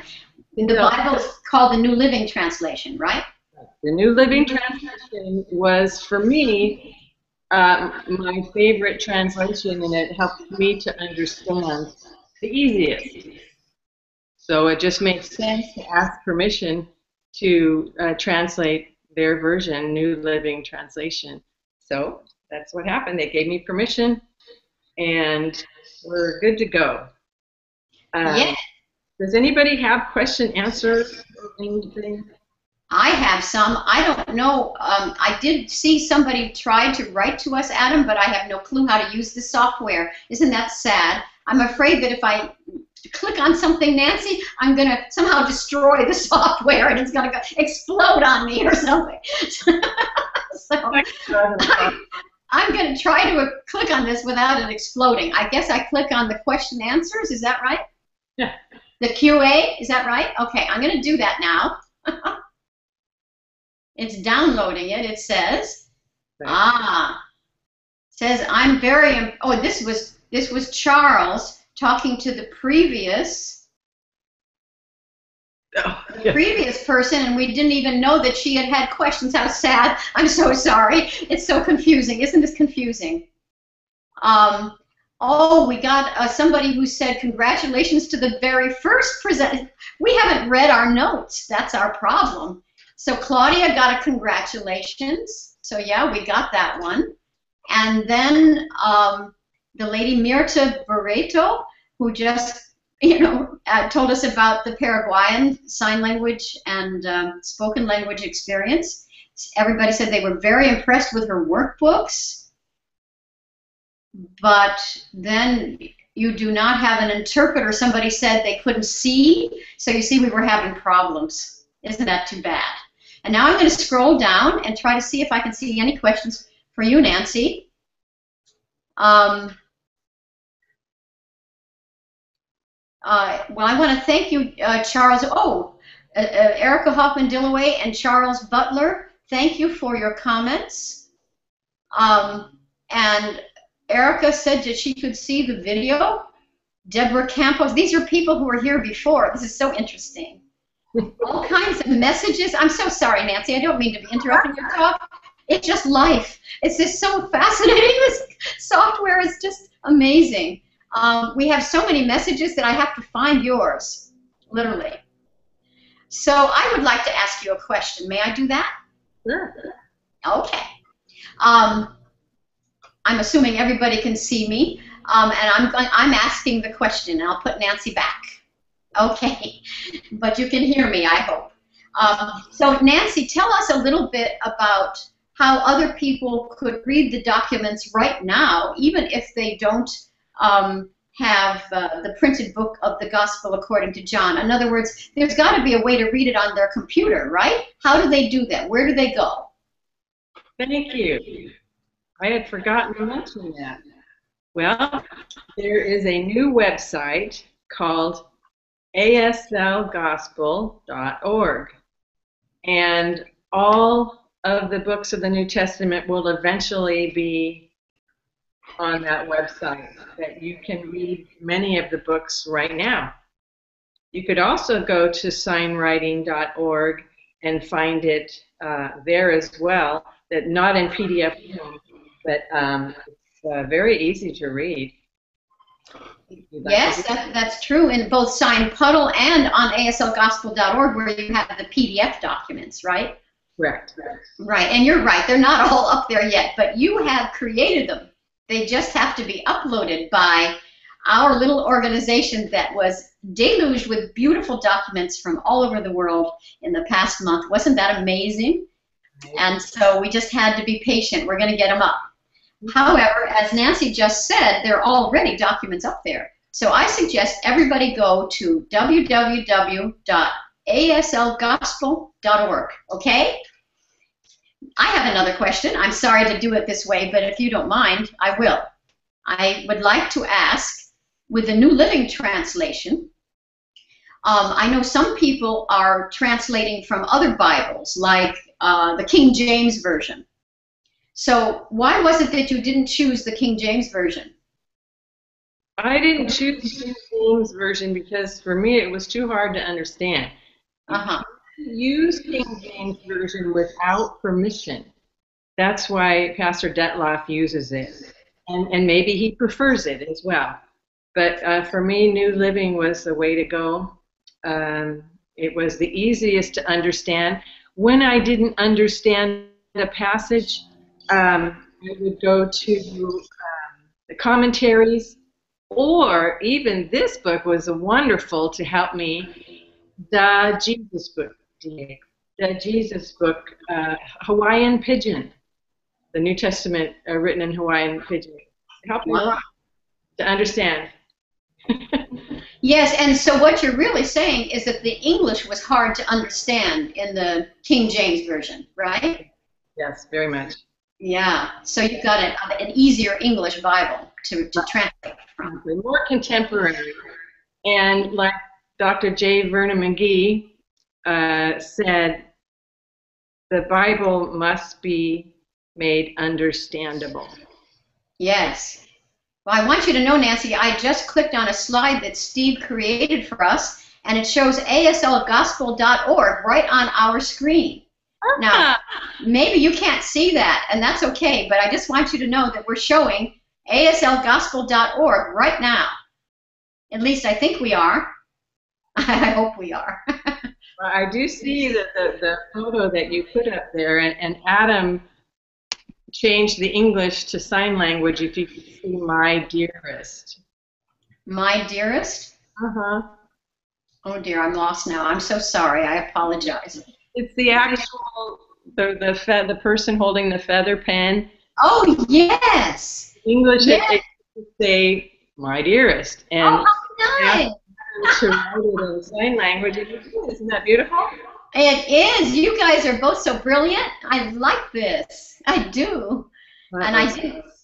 Yes, go ahead.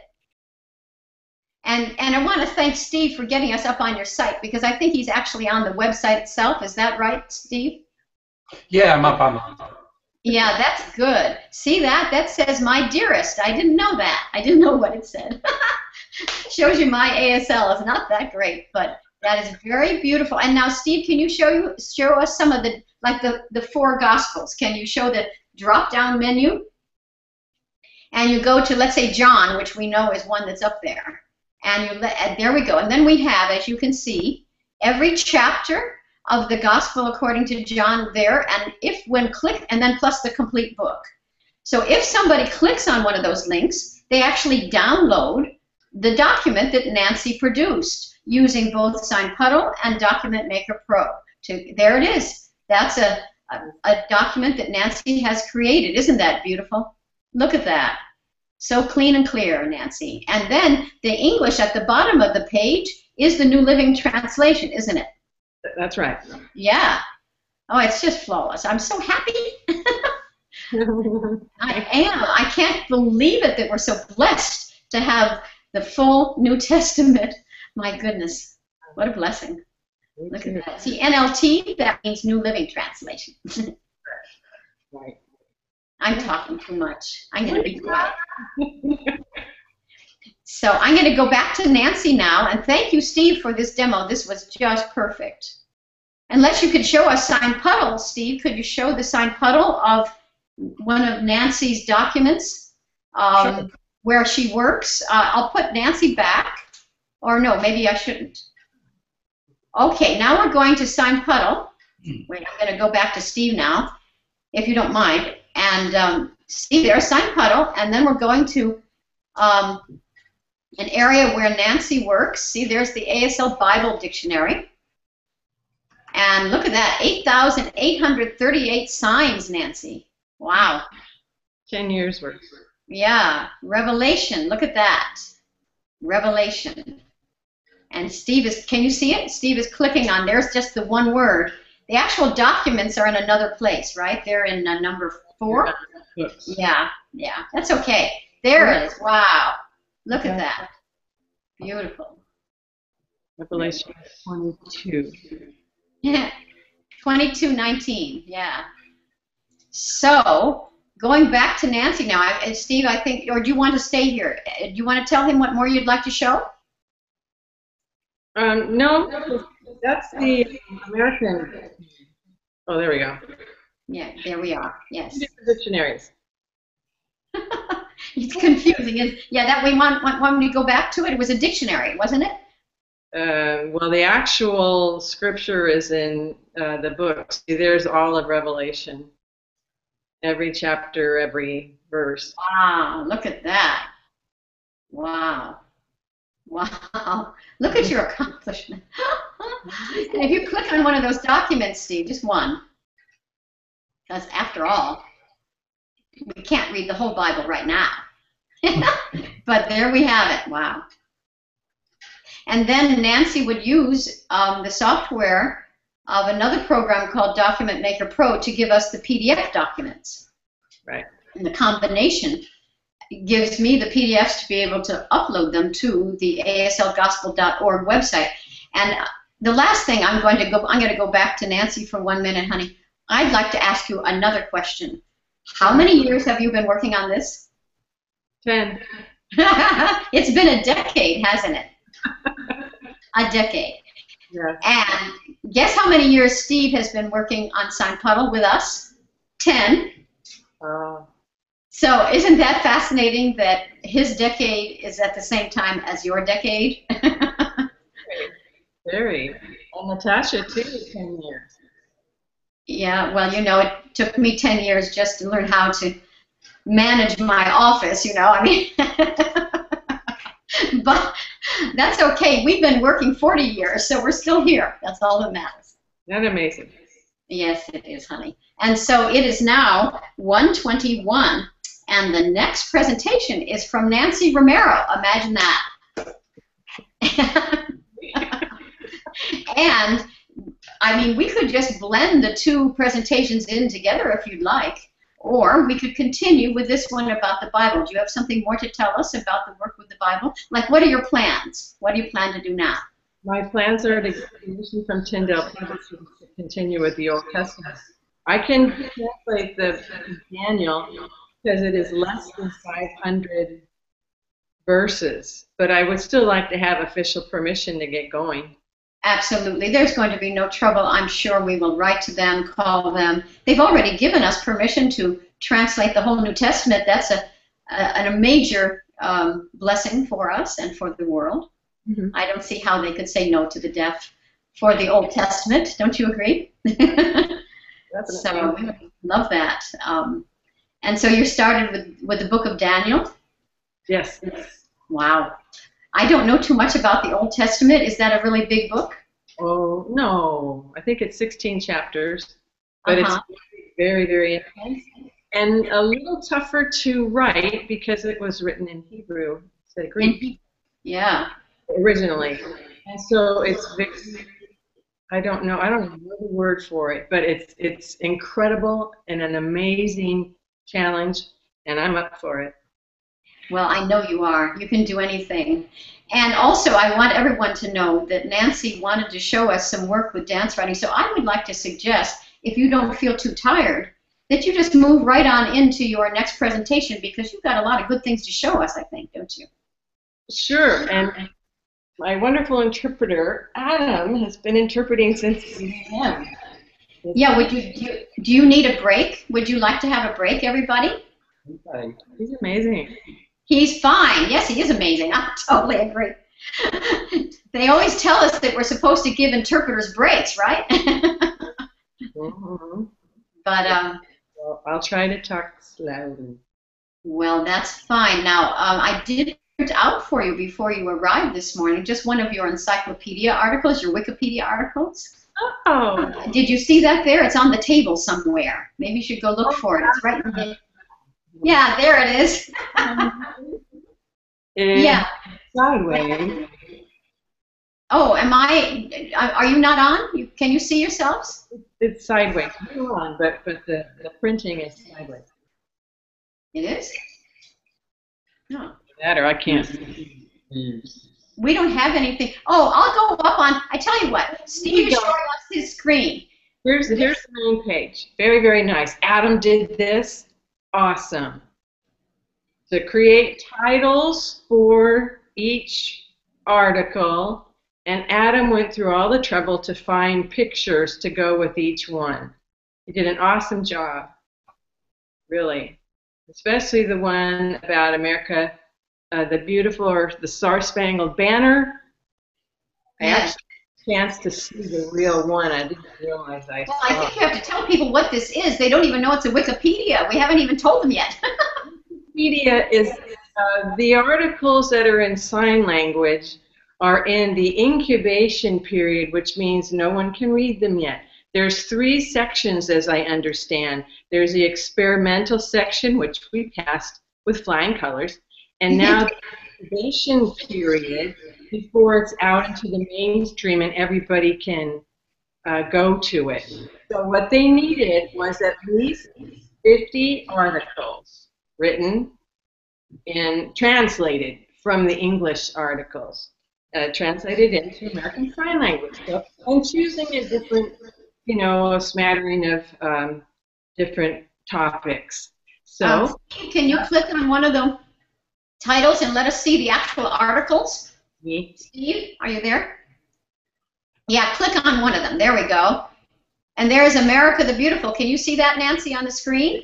Yeah. Okay, tell us about this article. I think you should tell them that you wrote it.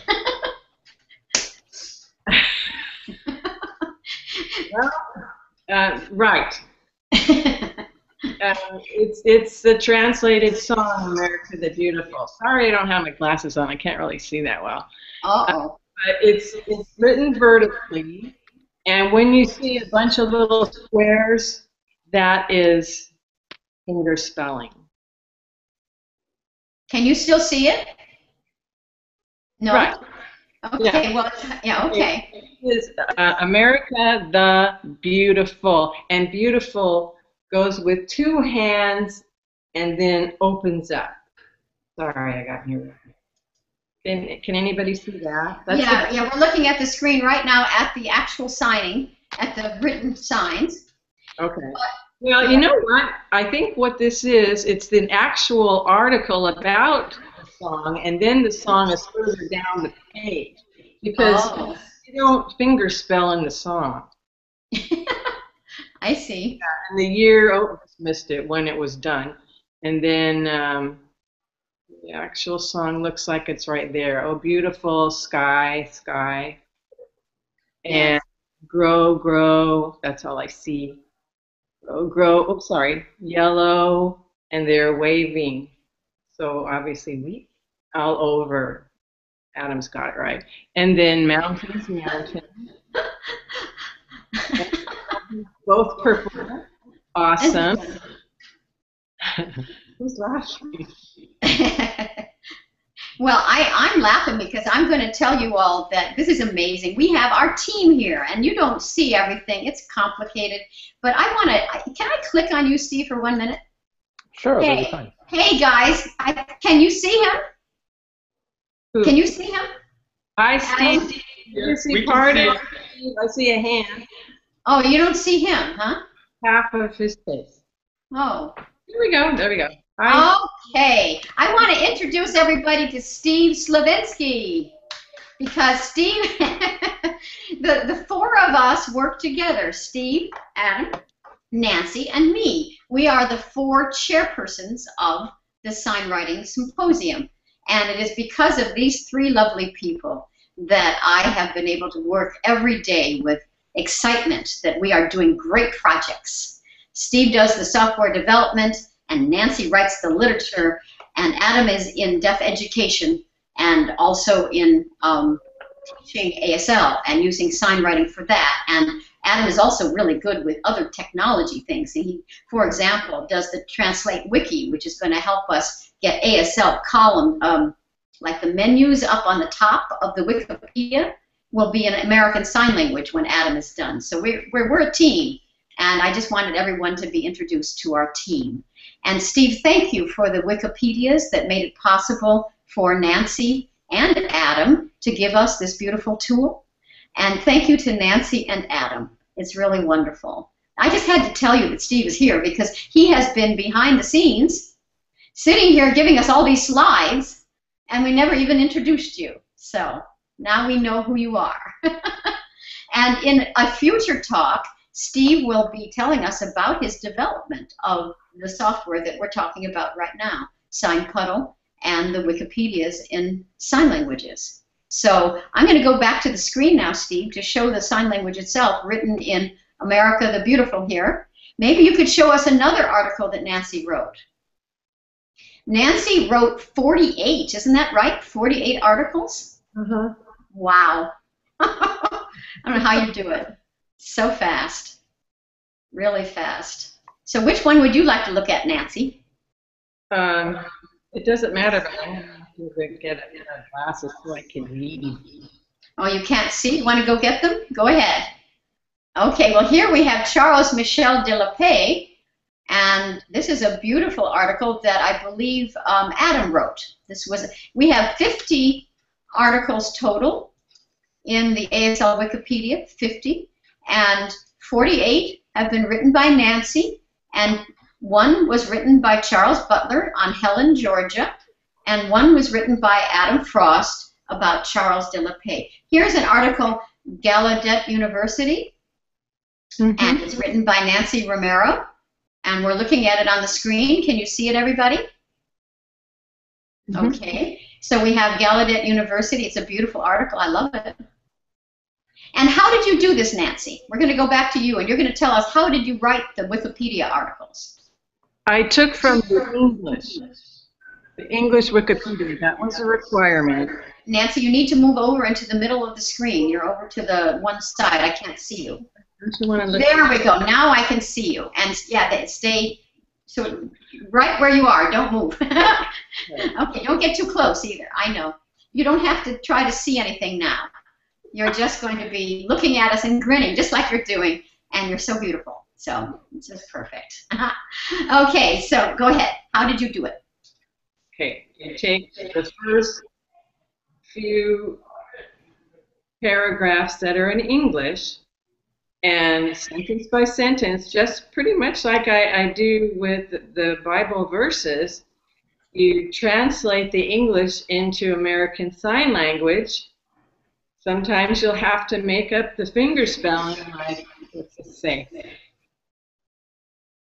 bilingual, and then that's okay. And you add it in, and then you keep going. And the reason I was able to go so fast was because I already had a dictionary that had between 8,000 and 10,000 signs. So that made things go very, very quickly. And I chose the things I did that I thought that maybe that the deaf community, deaf folks would be interested in. And so I chose some articles about that, and some things that were familiar to me, like the Charger and a Falcon 50, which I flew as a stewardess many years ago, and things like that, NASCAR, and some other things, Disneyland, just like a smattering, and then the sun, the ocean, some things about science. Right. That's really interesting is an article about Israel and Israeli Sign Language, and Gallaudet, of course, and I think even California School for the Deaf in Riverside. I think. Yes. Showing one from Disneyland. I was a professional dancer there, so of course. And my son worked there too, so that's it's part of our lives to write about that. Plus, I live close by. And the Wikipedia, once it gets going, and anybody, especially those that their heart language is American Sign Language, not only you're welcome, but encouraged to translate some articles in English Wikipedia into American Sign Language. Please. Yeah, that's a very good point, and everybody. Nancy is pointing out that it would be great if somebody else would like to do translation as well. And of course that will come more often in the future as the software and the acceptance of the Wikipedias gets more and more obvious. But as time goes by, yeah, we do need more people to write articles, obviously, although we certainly have a good start, don't we, with 50. Good start, and I have to say that I am learning a lot about history by translating it. Yeah, good point. And so to explain to everybody, you went into the English Wikipedia, didn't you? Yes. Yeah, and then from there you would translate the English Wikipedia article into ASL. So you didn't have to know everything about pancreatic cancer to be able to write about it. Yeah, there's something on diabetes too, right? Yes, there is. That's right. You wrote an article, but you didn't write it yourself on the actual knowledge of it, did you? No. That firefighter, veterinary technician, right. Things that I don't know in depth or even superficially, but it's there on Wikipedia, so therefore it is to translate. So then you could translate it, yeah. Yeah, some articles are easier to translate than others. If there's going to be a whole lot of finger spelling, well, it's a little bit tougher to do. You can see a lot of it there, but for medical things, I think that's important anyway. Yes, I'm sorry. I'm putting it back up on the screen. The reason I go back and forth between you and the screen is that I know Adam's interpreting. And if I go to the screen to show the Wikipedia articles, we don't see Adam, but the Wikipedia articles are so beautiful, and Steve is showing them so beautifully. I think we should keep looking because this gives people an understanding of how much literature you have written, Nancy. You have just done one page after the other. You know, the Gospel according to John. Go ahead. I'm sorry. Go ahead. I don't know. It's already gone. I was going to say go back. Yeah. And I saw a shot. Oh, okay. Steve, go back a little bit. Can you go back up? Is that where it was? There was a sign for shot. Of course I want to see that. Because I don't like it right there. Oh, okay. I think I see it there. Yeah, there it is. Hey, Steve saw it. Good for you, Steve. Thank you. Isn't that fascinating? Wow. Wow. That's a very visual sign. It looks like it hurts. Not always like those. Yeah. Even Steve just did it, didn't you? You want to show us, Steve? You're on the picture. Yeah, shot. Ouch.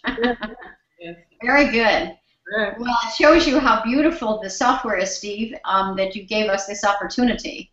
And that Nancy has an ability. You're just so skilled at sign writing itself because you really were the first person, I think, to ever establish literature in sign writing. We were very new. It was back in 1981, and I was still teaching. I had just finished teaching at the Boston Conservatory of Music and National Technical Institute for the Deaf, and I hadn't come home yet, and you started writing the newspaper. And Nancy is the founding editor of the Sign Writer newspaper. That's literature. That's like 20 pages of like a tabloid, right? Did you do 20 pages? Oh, you did 12. Oh, okay. 12 pages. But nonetheless, look how much work it is. Look at all the sign writing. My goodness. This is actually the encyclopedia articles, but... I don't know if Valerie knows this, but I have to add this. When I met Valerie in 1975, and I was a dancer, a ballet dancer, and so was Valerie, teaching us Danish style of Borneville, just Danish ballet. Yes.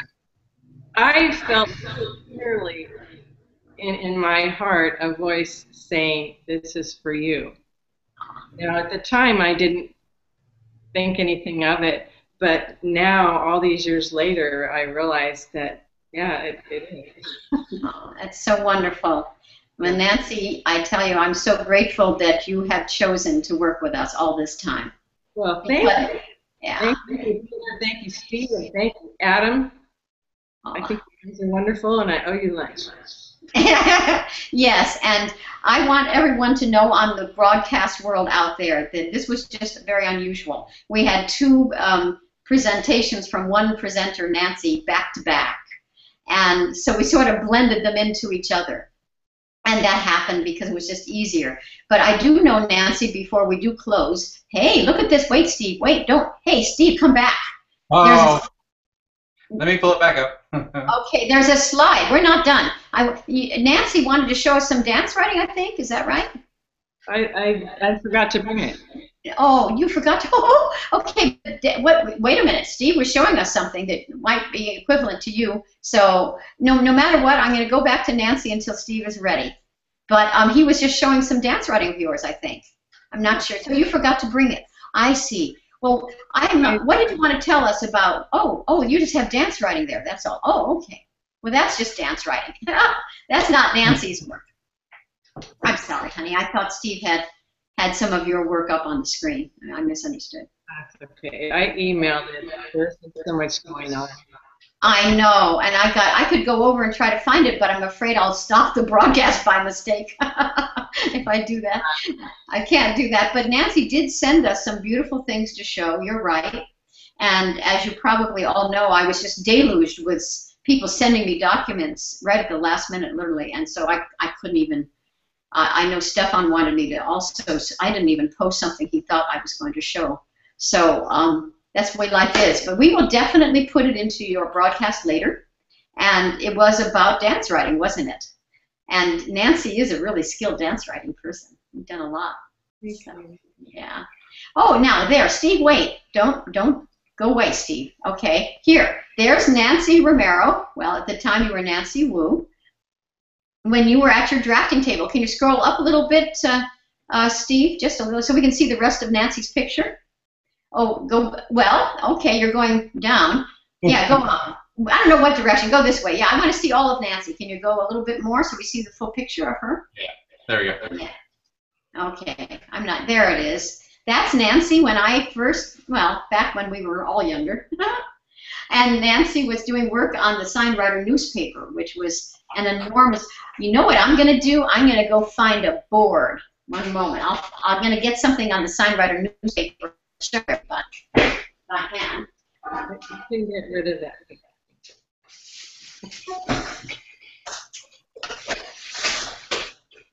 Look at this. Now, I don't know. I'm going to have to try to click on myself, and I'm going to hope and pray that you're going to see.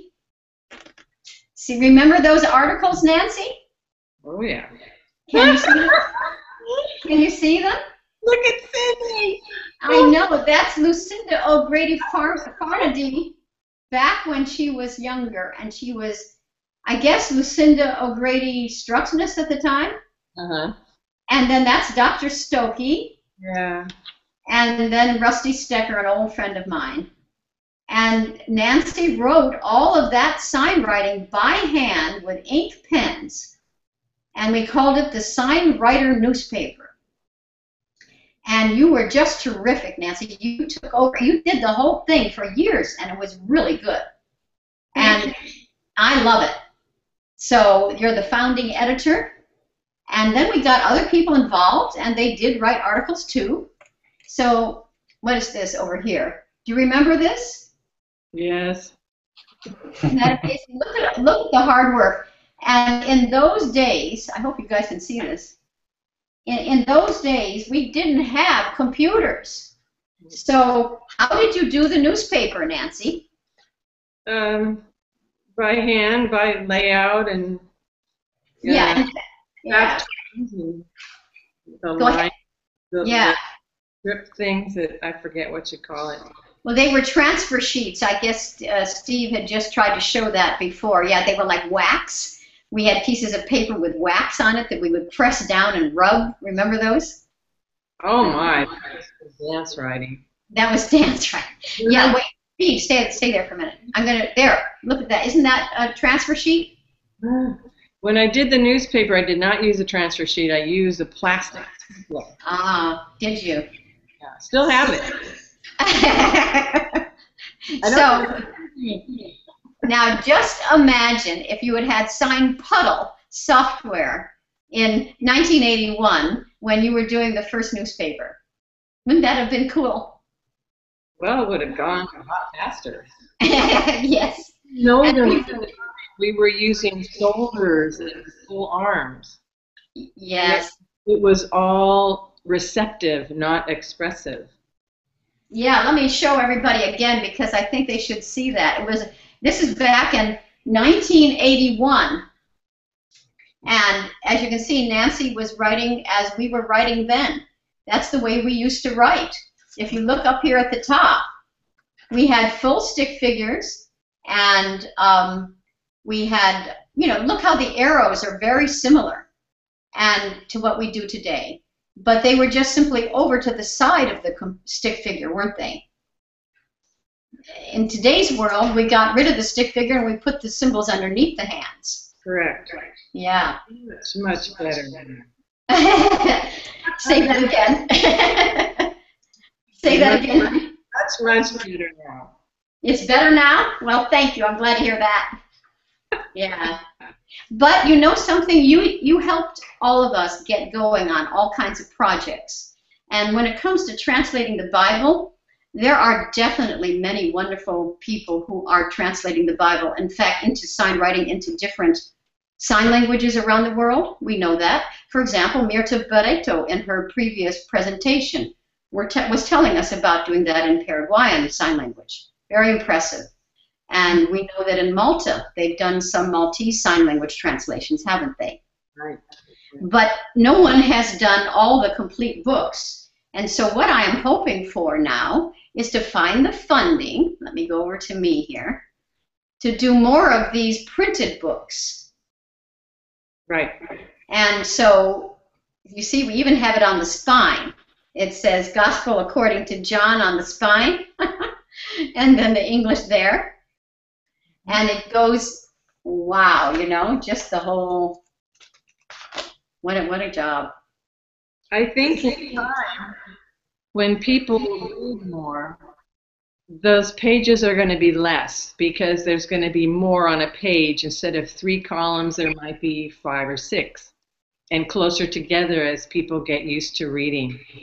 Yes, and talking about that, the very point you're going to make, I'm going to support it one step further. Steve, could you go to the incubator for a moment and just show us a page that's with columns, that are really long? I was just going to say, talking about getting more on a page. In the Wikipedia, how the Wikipedia moved over from, as you said, the test area into the incubator stage. Well, when you go there and you look at your articles there, they are really small and they're a lot more. Have you noticed that? Uh-huh. You think that's what's going to happen in the future for people? Definitely. Yeah, okay, well, I'm going to look at Steve now. Okay, look at this. Can everybody see this? Mm-hmm. That's America the Beautiful. Right. Beautiful. Look at your work. Isn't that pretty? And congratulations, Steve, for getting it this far. This is so amazing. We have encyclopedias up on the web, created on the web. It's astonishing. Just beautiful. So can you read that really well, Nancy, even though it's small? When I got to the beautiful part. My eyes aren't that good. I wasn't reading the actual article. I started on the channel. Now, I know that you have to keep away from the computer a little because your voice, for me at least, is harder to hear. Now I can hear it when it's further back. Okay. So that means you probably can't see it very well. But look at this. Look how small it's getting. Whew. That's all right. When I was first working, somebody would say to me, well, we're skeptical. We don't think that sign writing could ever be small. I'd like them to see this now. we proved them wrong. Proved them wrong on that one. Well, the next presentation isn't until 2:30, it appears. Is that right? Yes, it's not until 2:30, and it is Natasha. Remember Natasha? Yeah. Natasha is a teacher, as you know, of American Sign Language, or at least she has been for 10 years, and we met her last year, didn't we, when she came to our workshop here, the workshop by the beach. And Natasha's going to present at 2:30, so we are ahead of ourselves. How did we do that? I wonder if anybody would like to ask us questions in the audience. I have looked, and there were a lot of questions that we never saw earlier today, and now we're seeing them. It's like everything came in late. And we have so many questions for some of the other presenters that it's just a shame. Oh, don't go away, Nancy. I want to say goodbye to you. You're going away. Since we have some extra. Sorry. Okay, I'm sorry, Steve. I'll put you on. Since we have some extra time, I was wondering if Adam. Wait a second. Should I not have you on, Steve? No, it's okay. I just had some really bad. I'll have echo. There was still some left to add presentation on handwriting. Wasn't there? That's true. Adam never finished your present. Okay, he's got to put his hearing aids on too. Adam, you never finished your handwriting. Yeah. Would you like to do it now? Oh, we could do that. But before we do that, I want to thank Nancy and say goodbye. Don't leave. Would you be interested in voicing Nancy? I'm ready. Adam? She said she's ready. Hey, Steve, that was very smart of you. Thank you for that, for suggesting that. We have until 2:30, so let's go. Okay, so let me put Adam first. And Steve is putting up your slides. Okay. That's a lot more later. You okay?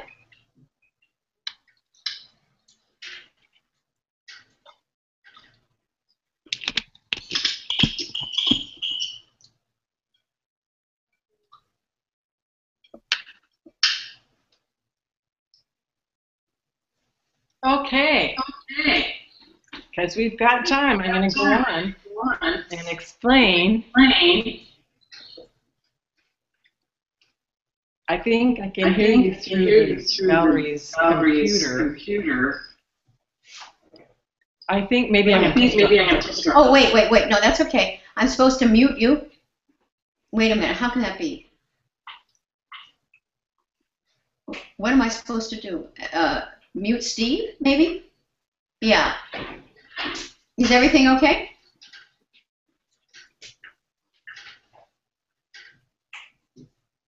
Okay. I'm going to go ahead and explain about cursive writing. So the next slide, please. Val, can you try muting yourself? What'd you say? Val, I was wondering if you could mute yourself. We're getting some feedback. I'm sorry, I don't know how to. 1 second. Well, we can't hear you now, but I was wondering if that took care of the echo.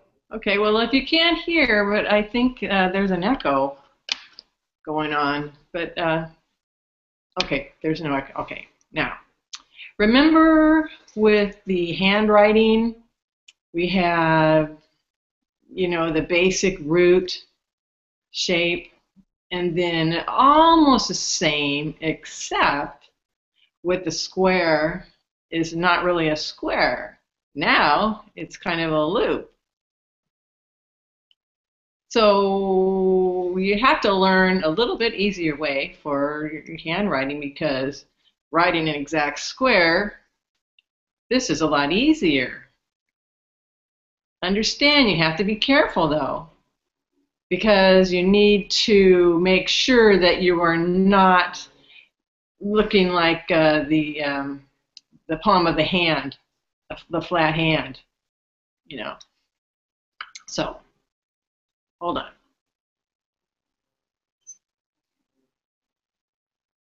So then, that's only true, but, well now, this hand shape, the closed O or flat O or something, that's not written like a rectangle before.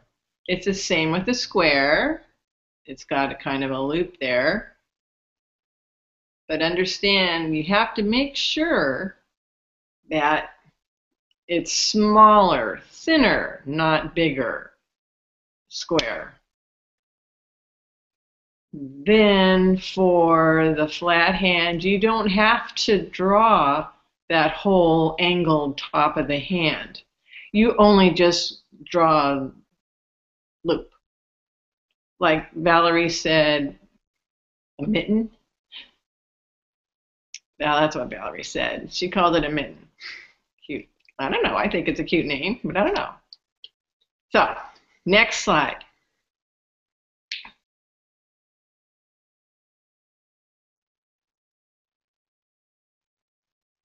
Okay, I'm going to allow you to read here.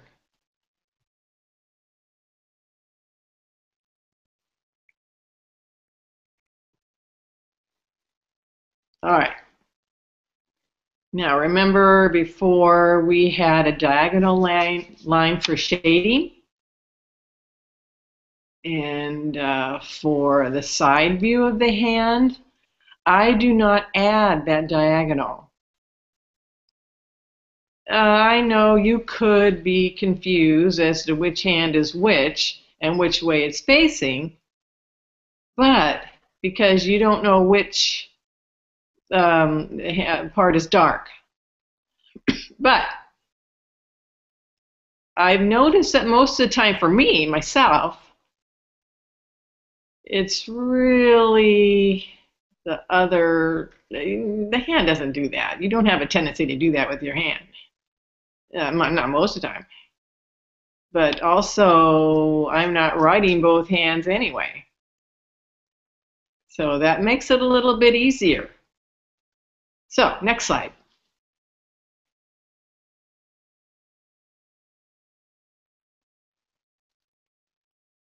Now, again, remember, with the top view of the hand, you have to have a line drawn completely through. That's for my cursive writing also. It's not any different from handwriting, really. So, okay, next slide.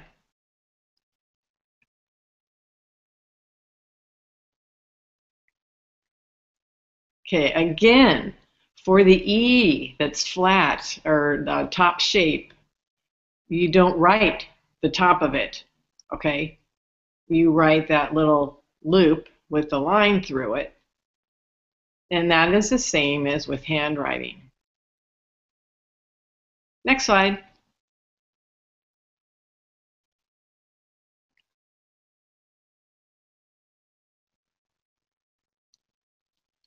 All right, contact stars. This one, I became a little sloppy with my writing, but it happened that this symbol, it was a lot easier to write this way, and rather than drawing 3 times exactly the way you do with that, but a curved line, straight line, and then a curved line. Okay, next slide.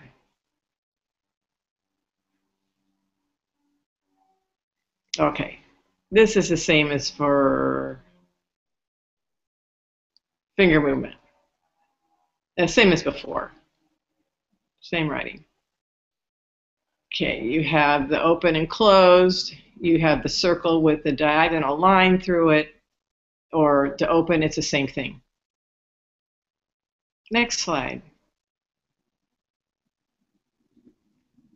Okay, this one, the arrowheads. I let you read it.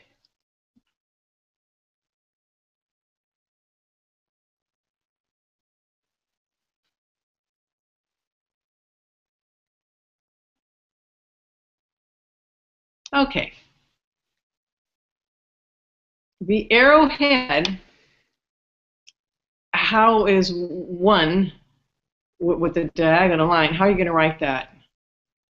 That's for the right hand.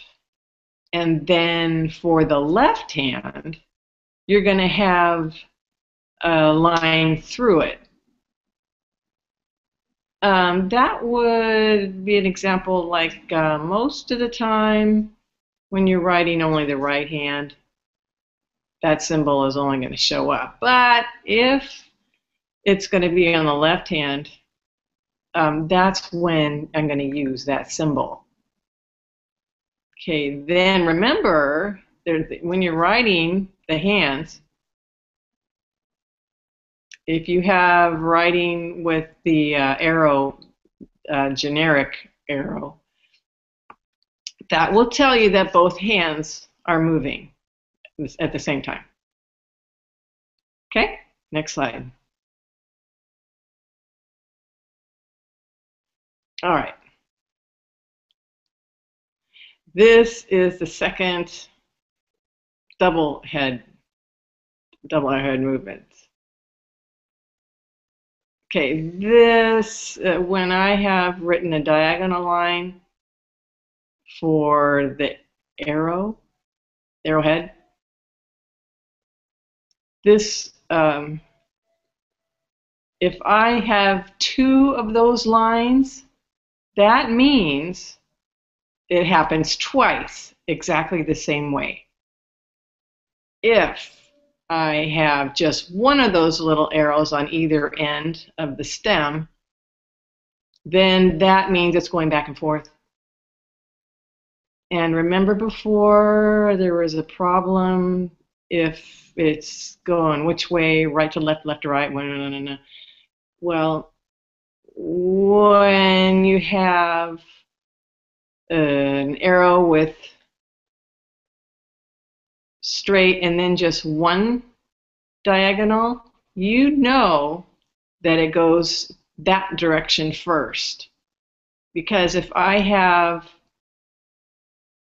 the arrow going diagonal, straight, diagonal, that's because that top of it means that goes first. So that's how I know which way. And then if it's going down and up, or forward back, doesn't matter. If the diagonal goes diagonal, straight, diagonal, the bottom is going to be the first one that moves, and then the top one is the second because of the movement down, up. If it goes up, down, diagonal, there is where the first movement goes. So it's on that side of the symbol. Okay, next slide.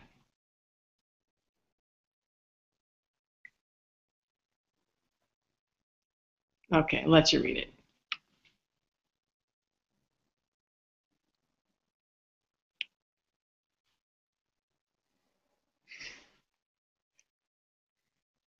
Now, remember before we had some symbols that have thick parts to it, and this shows you which is closer, which part of the arrow is closer to you. For my handwriting, cursive, I don't add that information. So I only have just the simplest line.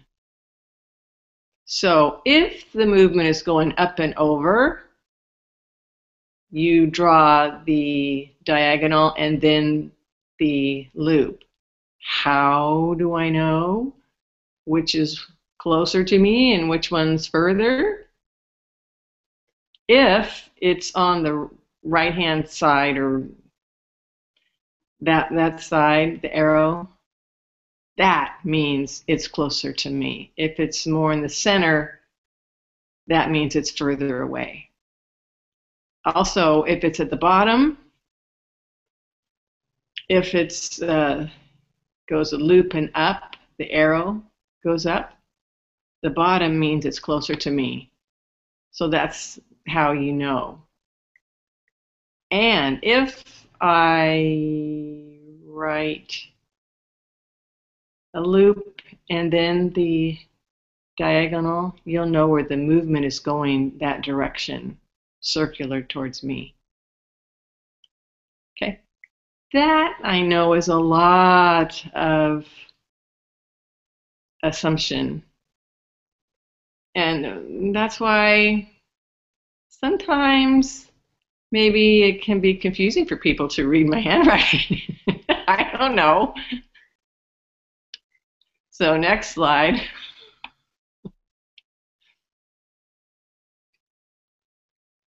Okay, so for the head, I only write the dominant side. So that means expressions, eyebrows, eyes. There's only one symbol for that. But for the mouth, well, there's only one. So you really can't cut it in half. Same for the nose too, by the way. I think I have forgotten to let people read this. So take a look at the next slide.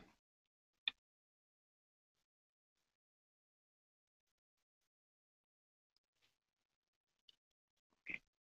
The next slide, please.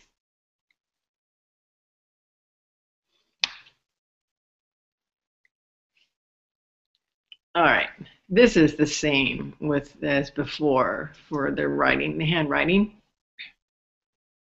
One line is for parentheses, and 2 lines is for a pause. And if I have 2 lines with a diagonal in the middle, that means an end of the sentence, like a period. So then we have, if I have a thin line, that's just one. If there's a thick line, that has 2 lines with a diagonal through it. That's it. And that is it for my cursive handwriting. I don't think I have another slide. Oh, wait, yes. Hold on, next slide.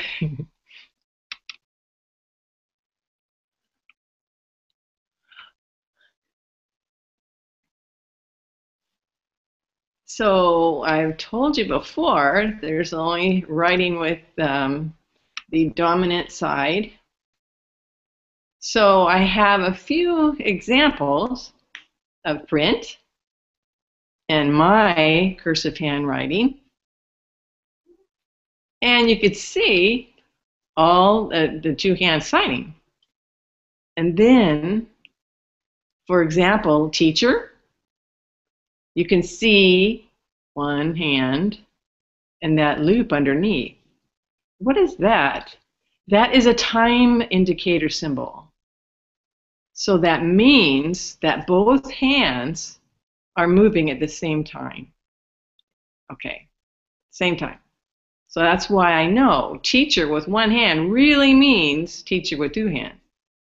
So if I wanted to write just 1 hand, without that,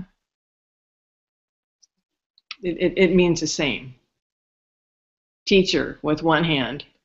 You don't really have to have that time indicator. But if I have written it there, then for sure it means both hands. And then the next sign is different. That one, because the movement is opposite, you have two of those lines, curves, meaning both are moving, but in the opposite direction. So that's how I know, like different. I noticed that one hand is here, okay, and it means that there's really two, but I didn't put it down the other hand. I didn't put that square, and because it's the same hand shape on the other side. So it's same for multiply. Okay, if you notice that I have the two hands, I have actually the root. I don't have the root for this one. So the last one is talking, chatting, and you notice that one hand moves and then the other one moves, and that's why I have the two curves sort of connected, which means they're alternating. It's not happening at the same time, but it is the same movement.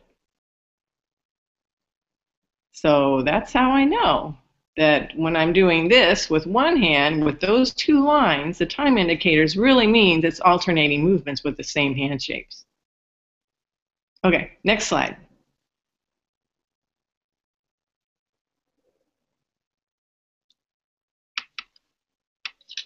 So I've been talking about having some,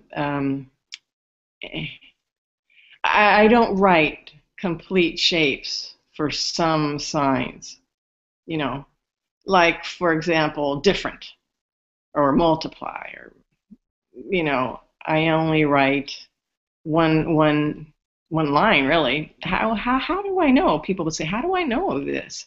And then what you do, the non-dominant hand, the bass hand, that is going to just have a very simple symbol for the root hand, just a little tiny line. If it's like an E, it's going to be a line with another line through it, you know. Not like this, not across, but, and then an O, well, oh, easy enough. Anyway, C, just a C. You don't have to write the entire hand shape, just a simple C will do. And then the flat open hand, or the flat O, and then the palm is just one line. This one line, is a little bit different from the B hand shape, or just a flat hand, or an S. A B hand shape, you have a line with a little line through it showing the thumb. And now I think I have one more slide. Can you see the next slide? Yes, yes. Okay, I have a few examples here with that. So I'll let you read it.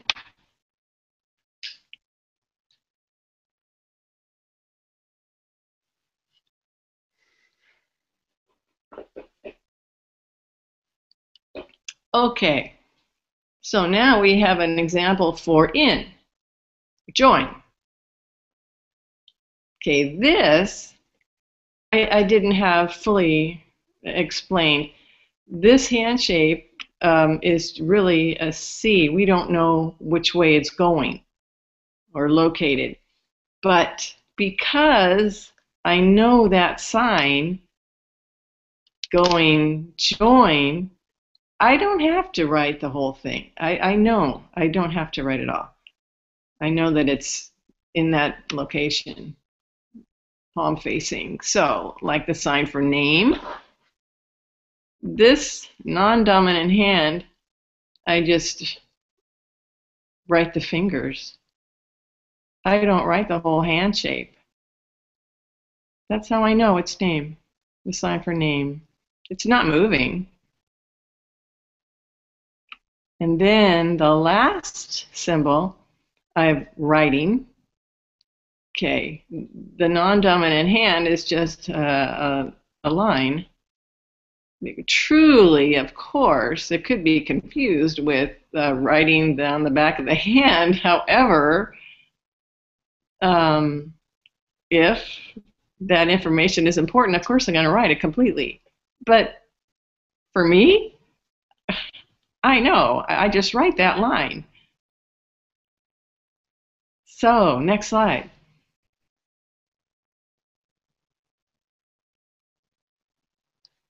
Done. Finished. Okay. Well, do you have any questions? I don't know. Turn this on. Can you? Well, you have. Oh, you have mute. I have to mute myself again. I unmuted myself, but I don't want to create a confusion with the noise. Is it okay? It's okay. No. I'm not sure. Okay, we'll see. All right. Well, thank you, Adam. I do have some questions. Do you have some questions, Nancy? Oh, I'm sorry, Nancy. Excuse me. I like your name sign. Or Steve, or somebody. Oh. What are we seeing?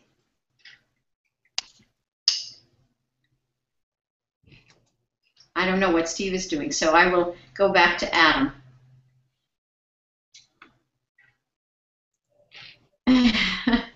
I'm confused. I'm sorry. I am yeah. Go ahead. I'm interpreting. Sorry. No, you go ahead, Adam. I think I should unmute myself. Maybe. Here. It's all yours. I'm just interpreting. Oh, you're interpreting for me? Oh. Okay, wow. So Adam has changed from a presenter to an interpreter very fast. Changed hats, that's right. And Nancy, you're there too. You want a voice? I'll give you, you can be the voice. Nancy, do you have any questions for Adam? Yes. Start or cursive. Was this before sign? I can't hear you, so I'm going to mute myself and see if you can ask again, please. Okay. Wait a minute. I don't know how to do this. What do I do? Sorry, everybody.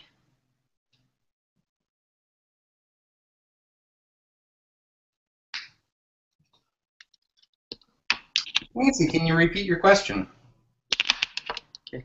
Go ahead. Okay. My question is, did Adam's handwriting cursive begin before or after you learned sign writing? When? The cursive handwriting that I had, that you see, is actually mostly started after I had learned sign writing itself. There were some components of it that were from my ad hoc writing system way back before I even saw sign writing.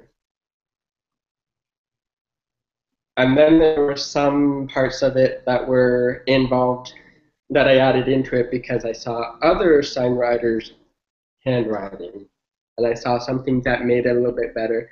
Then there were some things that just I added because, like with the touch contact star, that one came up because I was writing so fast that I forgot to one time pick up the pencil for the X part of it, and so it became a loop and then a vertical line.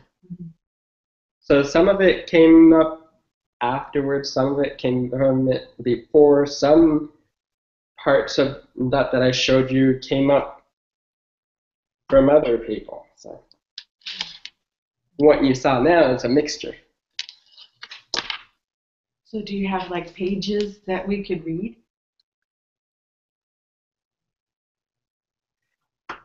A lot of the stuff I did with handwriting, actually not just on my phone, but a lot of it I would do on like a whiteboard.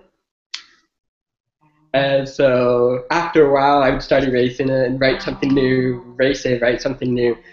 So I don't really have like a documentation of how it evolved and all that, fortunately. But there are some people who could see on my presentation page that Valerie had put up a photo of something I did within Valerie's own home where she has a whiteboard where I did some stuff and she just said, leave it, leave it, leave it. So she took a picture of it. In fact, we actually have it over here. I'll show you a little bit.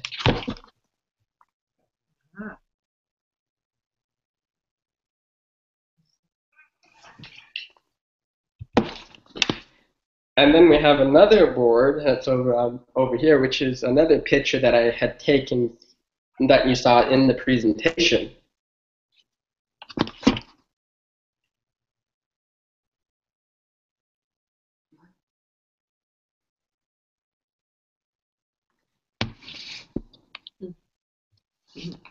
So I don't know how well you could see it, but it was in the PowerPoint presentation, and so you could see those two different pictures, and those were some of the boards that I used for handwriting. I even had some of my own. Can you look on the screen?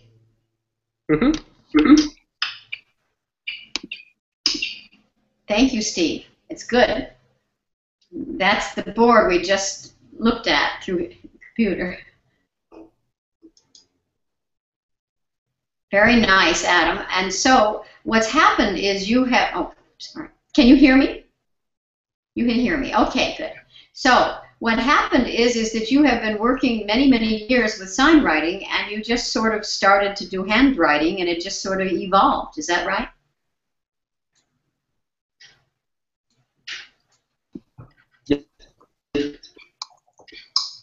So do you think that handwriting can be taught?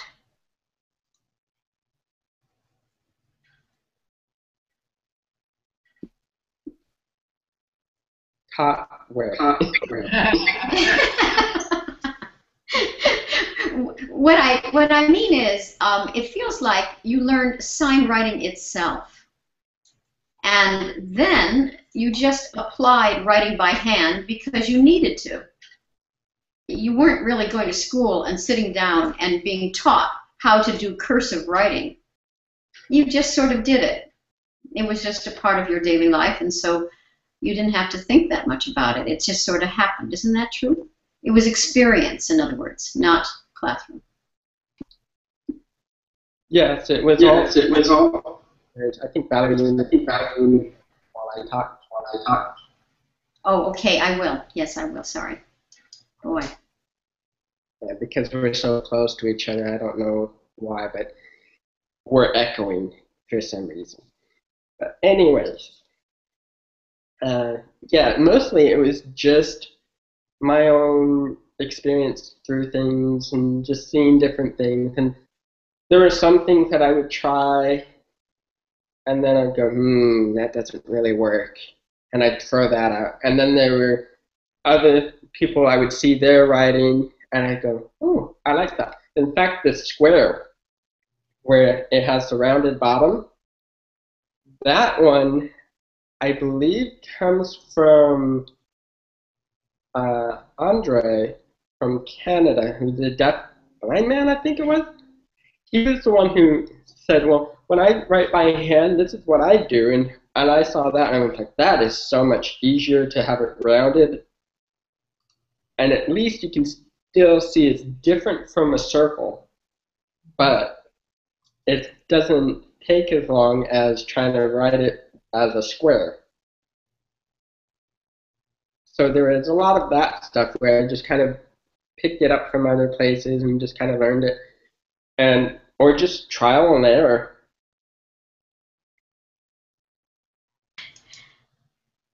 Yes, can you hear me again, anybody? I don't know.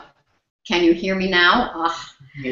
I have these I'm going to probably have to put them on.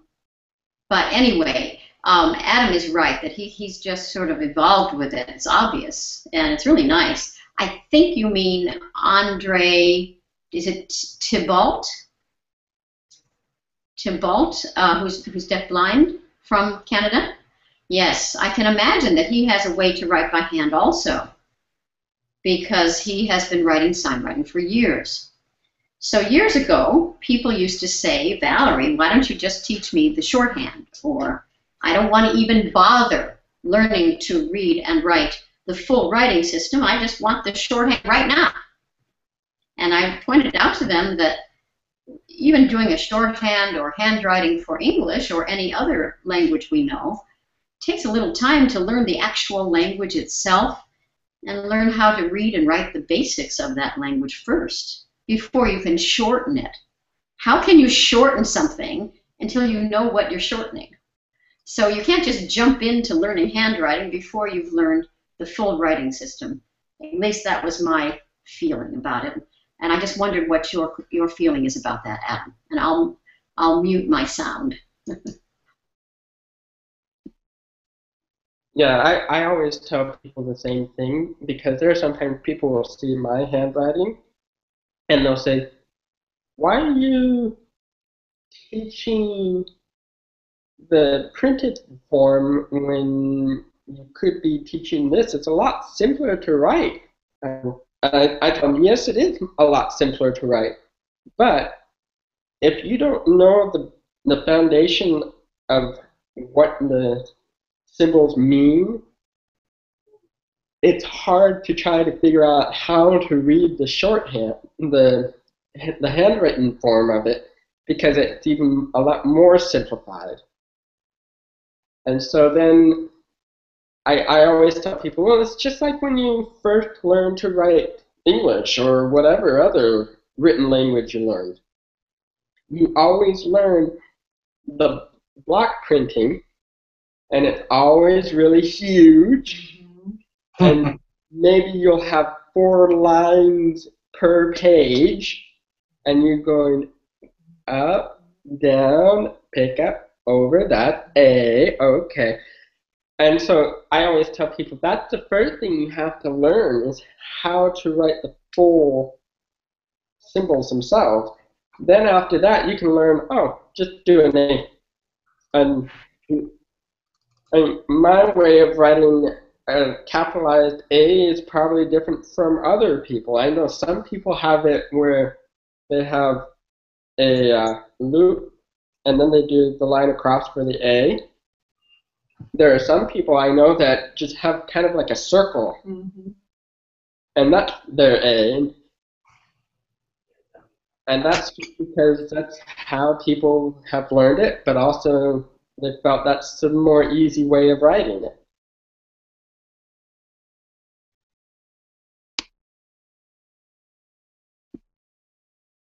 So, Valerie, we can't hear you. If you wanted to say something, go ahead. I'm done with that answer. Hello, Adam. I'm sorry. I was inviting Natasha again. I don't see Natasha here. I want to thank you for your answer, Adam. That was perfect, and it was a very good answer and exactly right. And so now I'm just wondering, our next presenter is Natasha Escalada Westland, and I just sent her an invitation to join our Hangout as a presenter, and I hope that she will come, because in the next 2 minutes she's supposed to start. So Natasha is going to be telling us about, I guess I should be putting Adam on as my interpreter. I see. No, this is fine. Okay. Well, okay, so you feel that they're going to see you? Okay, fine. I'm so sorry. It's so confusing. All right. So Natasha's not here, but I can tell you quickly about her presentation. it's using sign writing to teach hearing American Sign Language students a 10-year retrospective. And her presentation is presentation 9, and it starts at 2:30. And Natasha, if you're watching the presentation, you need to go to the presenters link. I just sent you an email with the presenters link, and you would click on that email to come into our Hangout. And so we are waiting. Yoo-hoo! And I want to thank everybody who has already asked questions. They were posted earlier, but I never saw them until now, until about an hour ago. So I'm sorry that you didn't see that. I didn't see that, I'm sorry. But what we'll have to do is look at all the questions after we're finished today, and then write them and send them to the different people who you wanted to ask, so that you could be more of a participant in this. And that was the way it was supposed to have been.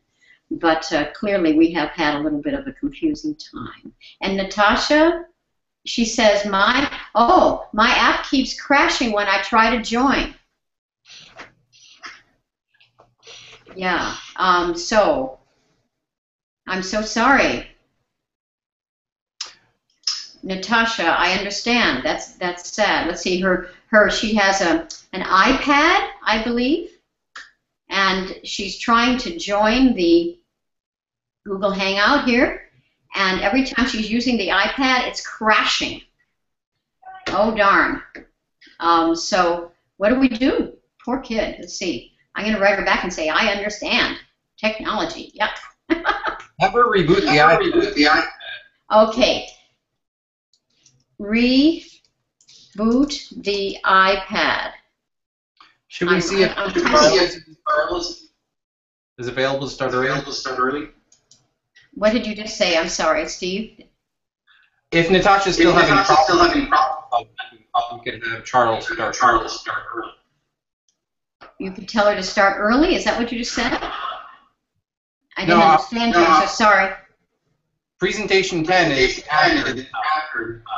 Well, yeah. Oh, Charles. Oh, yeah. Charles, if you're out there, we saw you before, and we appreciate you coming, really. It was just that there were visitors and there were then presenters, and it's hard to have them blend because the technology can't support so many people at the same time in the presentation area.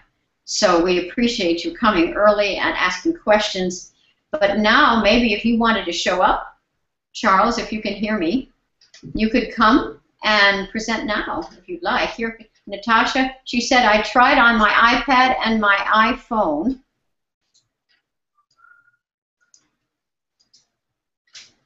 My app keeps crashing when I try to join.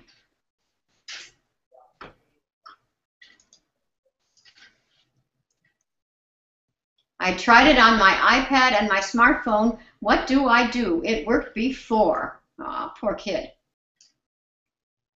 So one suggestion is that if Charles would want to come back, we could start Charles.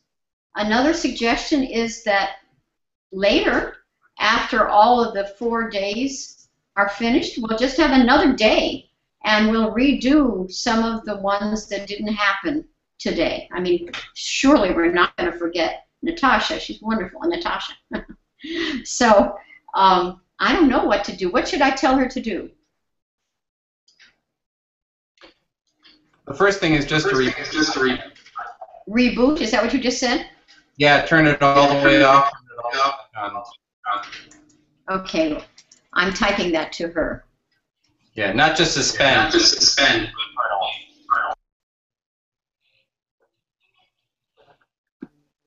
Steve, for some reason when you talk, there's a loop. Yeah, I don't know. I just think this is funny. Look at all of the different problems we're having. There's so many people having problems with technology, but I'm still having fun. I hope you are too. Let me just take a look at the email. Excuse me.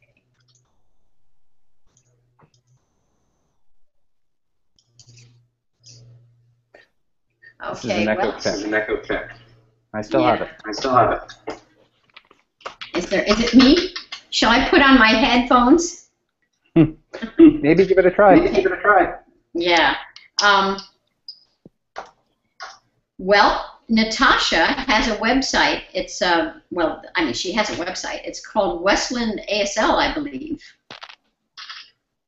and it's a beautiful website. Natasha has taught in Arizona for at least a decade. In fact, this particular presentation is about the fact that for a whole decade, Natasha has been teaching ASL and using sign writing. Look, we're looking at the Westland ASL website right now over on Steve's screen. I have to go back to Adam so he can interpret for me. But I am going to go back to the screen again. I'll go back and forth. I'm going to go back to the screen again to show people. There's Natasha's website, and if you click, if you go back up a little bit, let's see, there's got to be some links that are sort of like under study tools or ASL 1 and 2. Valerie? Yes, I'm sorry. Charles has asked how to join email. Okay, go ahead. Here's Natasha. Natasha, she's still has the same issue. She rebooted and she can't join. So now we know, everyone, that using an iPad and an iPhone maybe is not so perfect.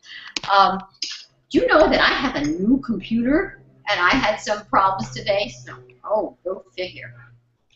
Let me get this. And I'm looking. I'm sorry, guys. For those who are laughing at us out there, you ought to try it. It'll be fun.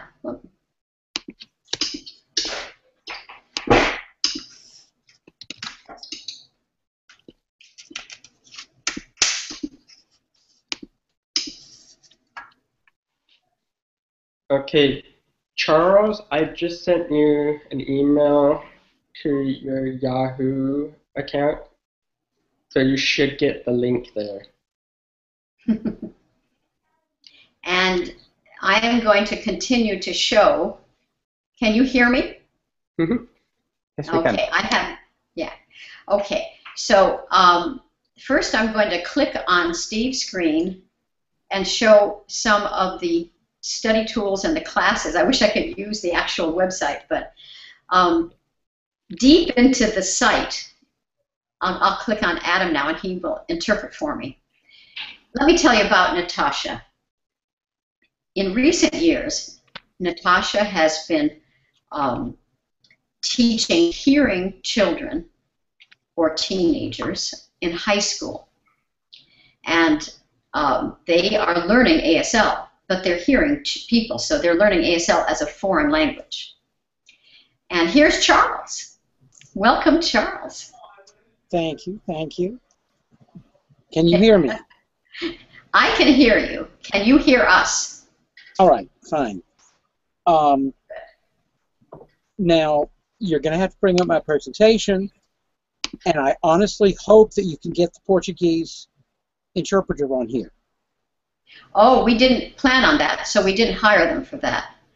I'm sorry. I didn't know that you wanted that. My presentation is in English, Portuguese, ASL, and BSL. I expected two interpreters. Oh, I'm so sorry. I didn't know that. I had to hire them for the different presentations. Okay. And all right. I thought you were going to be presenting in English, so I didn't know. Right. Yeah, well, I'm presenting in English, but the entire presentation is in Portuguese. I didn't know that. I'm sorry, Charles. Right. Okay. If you could bring up the first page of the first slide. This is essentially a walkthrough of what this presentation is about. So we need to have, Steve didn't know that you were happening so fast, so we got to find it, right, Steve? That's fine. Take your time. Yeah. So Natasha, what? Is she on yet? What? No, I'm still. I can, we can always switch back.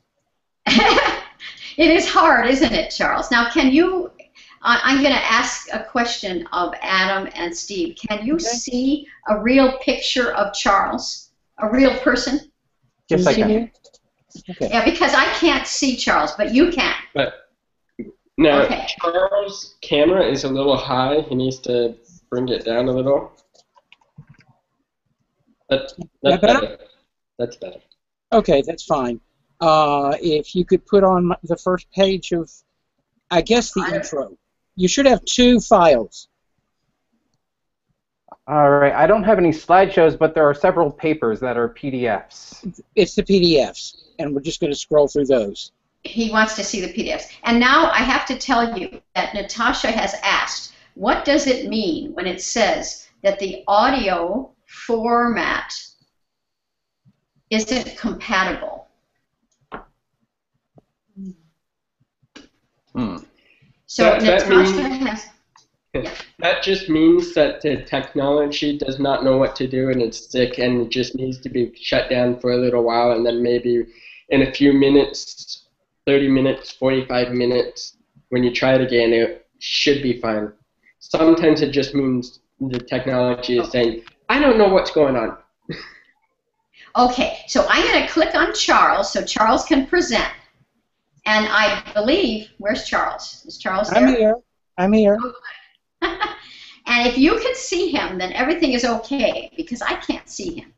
And I'm going to answer Natasha, and you enjoy your presentation. And did you find, Steve, did you find Charles' documents? Yeah, I have 3 papers up. One's the preface, the other... Okay, good. Yeah, bring up the preface. I'll be back. But Charles, you have fun now. Enjoy. Okay, clip me up so that I can see what y'all are seeing, because right now your face is up. Okay. It should be up there. I just clicked on your document. It's not coming up. I don't know. It's coming up for everybody that's watching on YouTube, but you actually control your own screen display, and whichever one you click on the bottom is the one that's big just for you. Okay. So you won't see the same thing that was seen. Right. This is a very quick letter that I wrote to y'all just to let you know what I did and why I did it. I'm not a programmer, Steve, you are. I hope to be working much more with you once we get through this, so you'll understand what I'm trying to do with a dictionary, which, because you've got the software, you can do faster. I'm having to do it piecemeal. I want to give you a little history background. Back in the beginnings of sign writing, back in 1977 or so, I ran across the SignWriter newspaper in Washington, D.C. I was thrilled. I started writing sign writing everywhere. And every month I would get a little card from Valerie with, here's the new word for this month. Why don't we put it in our dictionary together? And we would order it.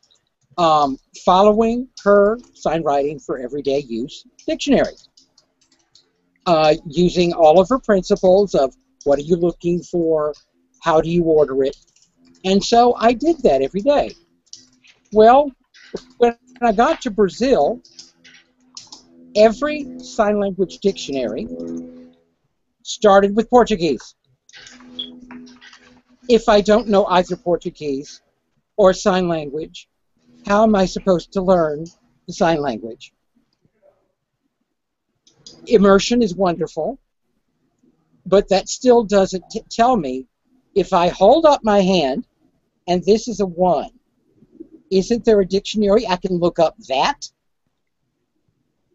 And the closest I come now is in the sign puddle of being able to look through and slowly go through using a handshake first, its orientation, all of those things, adding that to a point of contact, adding that movement. And so what I did for my presentation was to, essentially, I followed Valerie. Valerie created a book on how to learn sign language, and I used that as the foundation of creating a dictionary. Now, if you go to the second page now, which would be the actual presentation, but it's the intro.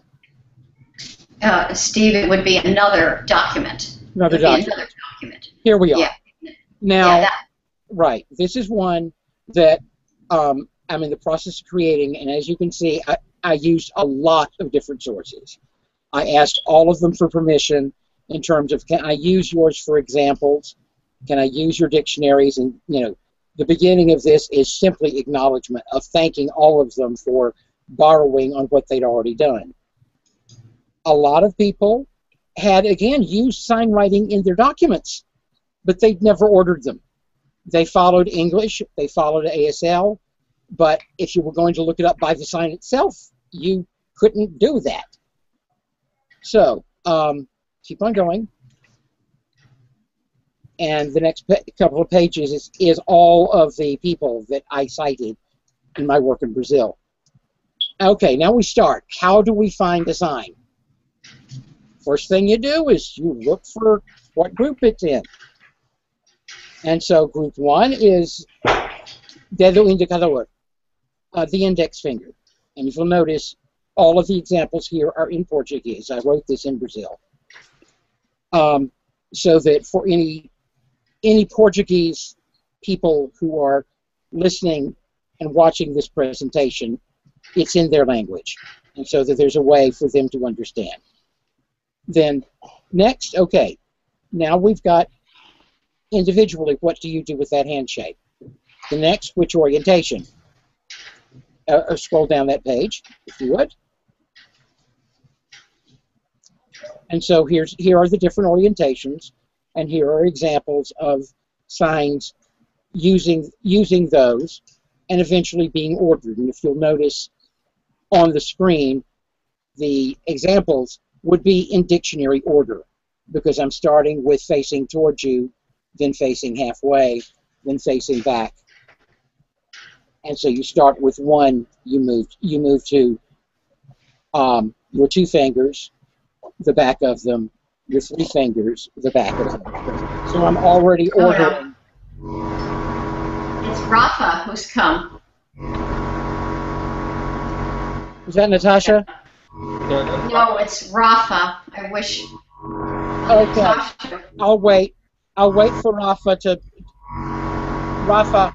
Yes. Rafa, could you cut off and come back on watching only? Okay.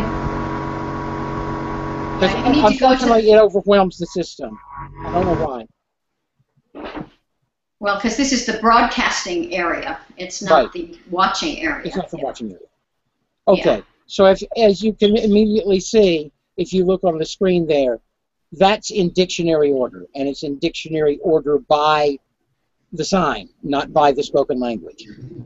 If you can scroll down. You've got which rotation, and so here are all 8 rotations on both hands. And again, you order them by rotation. So here you are as an example of in order by rotation.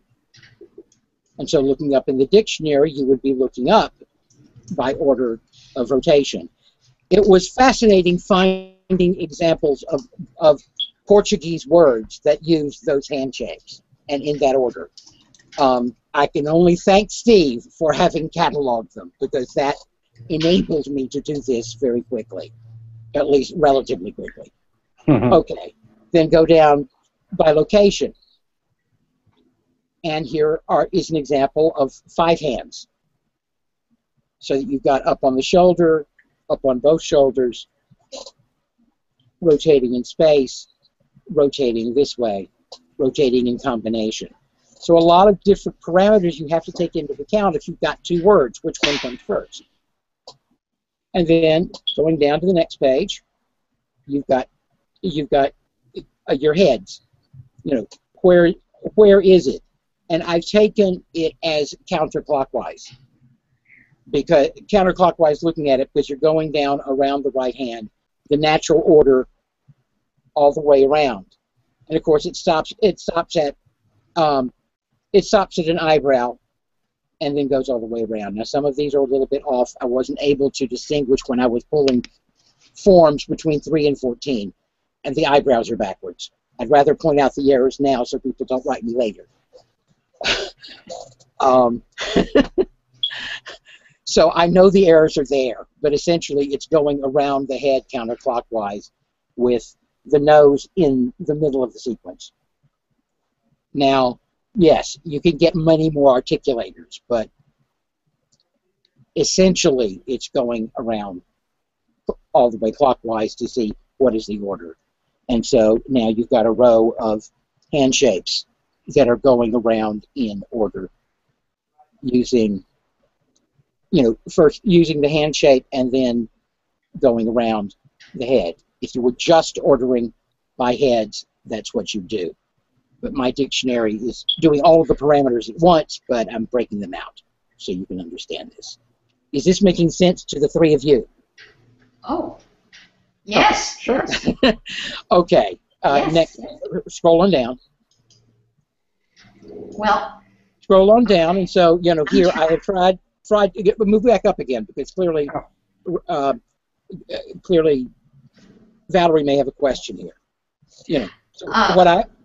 So as you can see, from where the hand is hitting on the face is how I'm ordering those words, how I'm ordering those particular signs, because I'm trying to follow the hand around the head as to which one comes next. Does that make sense to you? So here, and then here, and then here, and then here, and then here, and then here. So again, it was a challenge going through the dictionary and finding correct examples, making sure with my Portuguese friends that, yes, this is correctly written. No, this is not an experiment. What is there? So next. Now the next one got split with when the PDF was made, so you're just going to have to kind of imagine it. This is the body. Looking at the body, starting at the shoulders, and then coming down from the shoulders to the midline, to the next line, and down to the bottom. And so essentially this way. And so trying to come up with examples, again, of where is it on the body, which should be next, were in a dictionary. An interesting challenge. Next. All right. This again was walking through the articulators, and if we were to have an easier manipulation of screens, what I would like to do would be to compare this to the sign puddle and how you assemble a sign. Because essentially I am going down the sign puddle in terms of order. Where are articulators? These articulators go in this order, which means my dictionary is going to go in the order of how do you pick them out in the sign puddle, which means they're very much connected to each other, and this is how you've created your sign puddle assembly. I'm trying to enforce that in the dictionary to make it much easier to understand. If you're going to combine them all, then do it in a way that everybody has access to the same material. If you can go to Brazilian Sign Language is fine. That'll be fine, because that way when you assemble this as a whole, the Brazilians will know that it's their language we're looking at. So go to Brazilian, go to the dictionary. Brazilian Sign Language, go to the dictionary, dicionário. And, all right. Now go down to... Wait 1 second, I'm going to... go to the sign maker there. Who is that? Who was talking, Adam? What are you looking at now? Well, sorry, I think I should... I'm sorry to interrupt you. I just want to explain. I have all kinds of echoes, and Adam is interpreting, and yet, Adam, you might as well stop, because I am having the screen show your book and what you're talking about, Charles. Okay, I'll wait. Okay, the screen is now split, so I can see Adam, and I can also see both screens. I'm sorry, I cannot use these hearing buds. I'm sorry. I don't know if you can hear me now, Valerie. But the screen. It's perfect. I know that. I'm trying to tell Adam to relax, because We cannot see the interpreter when we're looking at the screen, okay? I can. All I'm doing is looking at the screen. I'm sorry? I can. I can see Adam interpreting. I can see Adam interpreting. I can see both screens. Charles, please listen to me, okay? What we see is not what everybody else is seeing, okay? It's two different things. I'm just trying to explain that we either see the graphic or we see the interpreter. We can't see both. So you and I are seeing the graphic no matter what when we broadcast, but the broadcast themselves is only seeing one or the other. Therefore, there's no reason for Adam to interpret for us right now, because we want to look at your screen and what Steve has put here. But I need to stop. Then I need to stop. That's right. Show the screen. Okay. Then have Adam interpret. But that's not what's been happening. You've been talking and talking. Wait. And we have been just showing that screen. So Adam has been interpreting, and I just wanted to tell him that we weren't on him. I just thought he should know. Now let's go back, and I'll look at the screen with you. I'm going to put it up on the broadcast. Here's the screen and Adam, don't do anything. Okay. And now, Charles, you see what it is, and then for us to get interpreting, I would have to then take the screen away and go back to you.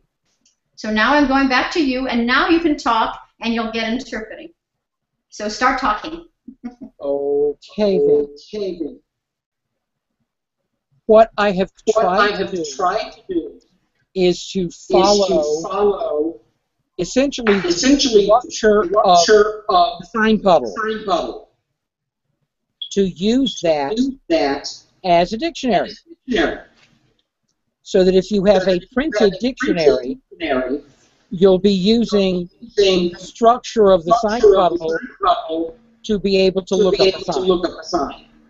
If it's printed, it's following that order. Now I'm hearing an echo.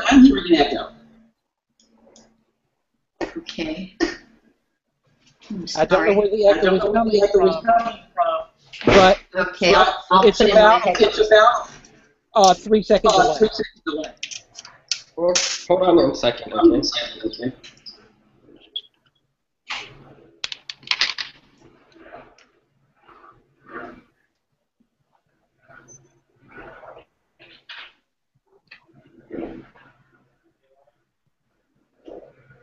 The joys of technology. Yes.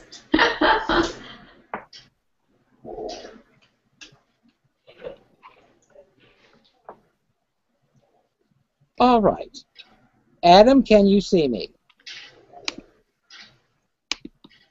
Adam, can you see him or hear him? Can you see me? Apparently not. Here we go. Well, that is good. Yeah. Adam, can you see me now? Is the echo better? Adam? No echo. Okay. Good. No echo. Can you we'll try this again. Can you see me, Adam? I can see you fine. Okay. So, basic principle is I'm following the sign puddle in ordering the dictionary. Start right there. From that, it's piece by piece ordering. This first screen, when you create a sign, is how I'm looking things up and trying to print them into a dictionary. So the first thing I do is look at the 10 groups of hands. Bring up that page again so they can look at that again. Okay, I'll do that.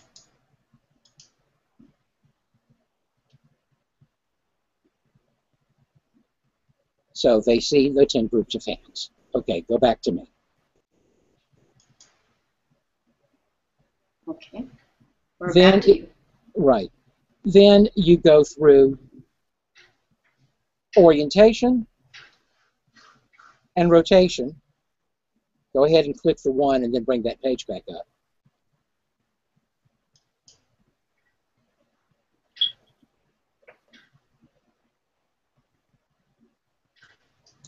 Then you order across by orientation as the first thing, and then down by rotation. So that you're going all the way down by rotation is the first thing, because it's always that handshake facing you for all the signs in the dictionary. Flip back up.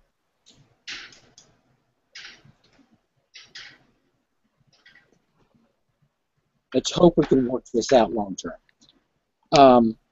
So this is how I'm articulating my dictionary, is step by step walking through. Now, go ahead to the next, to slide 9 of 10 on my side. Okay, if you could switch over on the sign puddle to your movement arrows.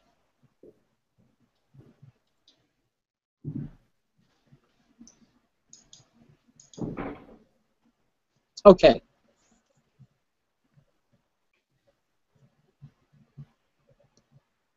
Pause. I'll describe it first and then we can go to the screen. What I've tried to do is to follow the movements first up and up and down and then in and out. And this is from a suggestion by Marianne Stumpf. I worked with her and she asked, which logically for a deaf person do you think of in movement? You captured it, Valerie, yourself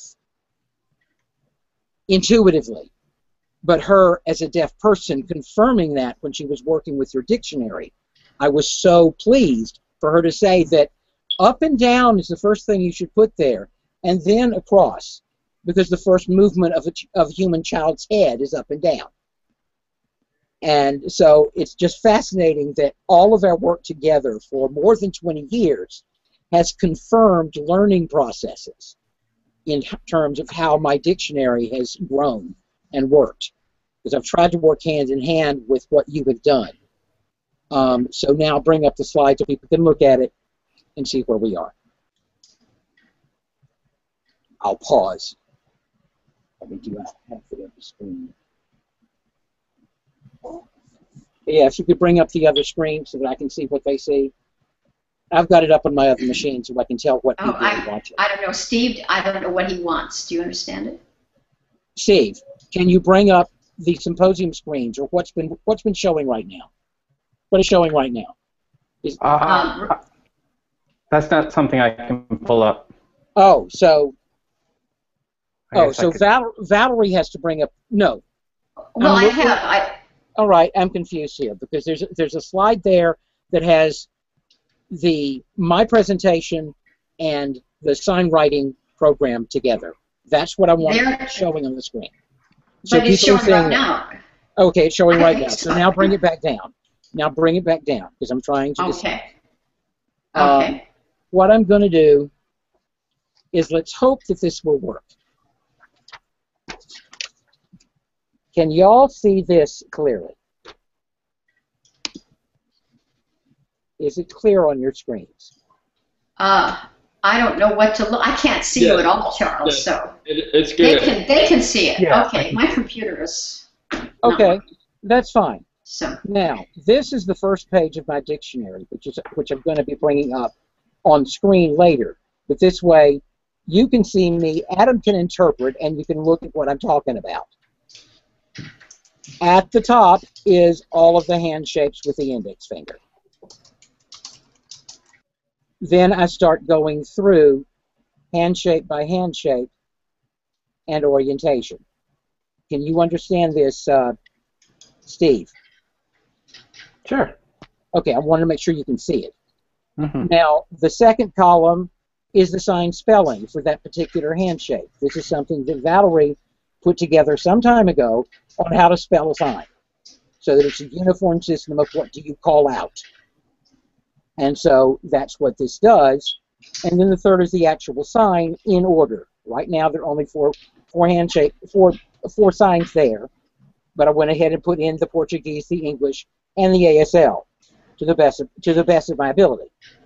Now, sometimes the ASL, much later in the dictionary, has multiple signs because they've got multiple meanings for that particular hand shape. The same thing the other way in Portuguese. And someone asked a question on the forum, how do you show in a dictionary an articulator? like this: a vehicle about to park. That's not going to be written with a single English word. This is a whole situation in sign language. I'm parking my car. The whole movement is parking. It's not one handshake. Oh, Natasha is here. keep talking, Charles. Keep talking. And we can come back to this later, but no, don't stop. Okay. That is something that I want to explore later in creating a dictionary, is how do you order articulators in the dictionary so that you can look it up and say, okay, this is used for these kinds of vehicles, like ASL does, or a cup hand shape. These are all the things you're likely to run across that have this handshake.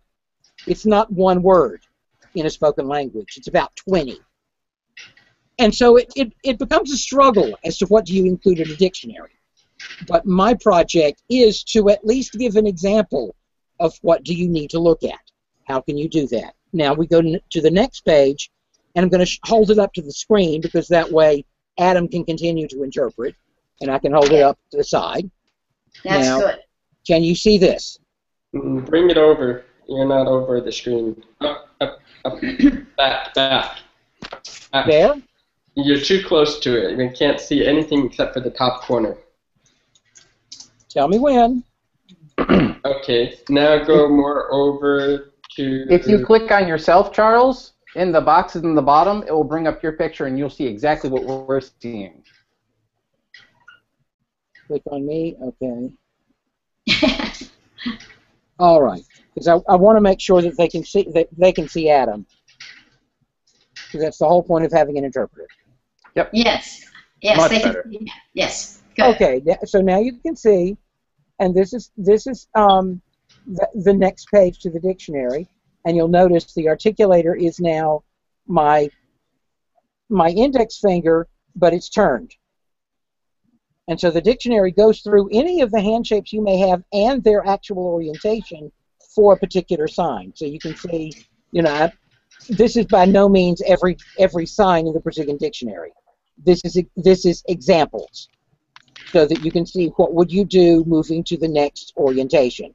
And so from there, you move to the back of the hand. And so that gives you 4 more signs ordered in the dictionary. Now I wanted to point out this one, the 1, because you do actually, depending on which dialect of Libras, you will have this one, or you'll have this hand shape or this hand shape, depending on where you are in the country. Because in southern Brazil, that's a 1. In northern Brazil, that's a 1. And so I want to make sure this is one country, and it's got 5 different dialects of Brazilian Sign Language. And so my dictionary includes examples from multiple dialects. So this is what I've tried to do. I felt like the prior example that we had from Paraguay of 3 different sign languages, I'm kind of trying to do the same thing because this was a question that I was asked in Brazil. Can you please get me a Brazilian Sign Language dictionary that shows me ASL? So that at least I have a start on the language. And there are very few dictionaries out there that attempt to show more than one sign language. Yours is one of the few, Valerie. And so the next example I want to show is a handshake that isn't currently in your dictionary, but that one of your later presenters will be talking about. Because that's, all right, we start with this handshake.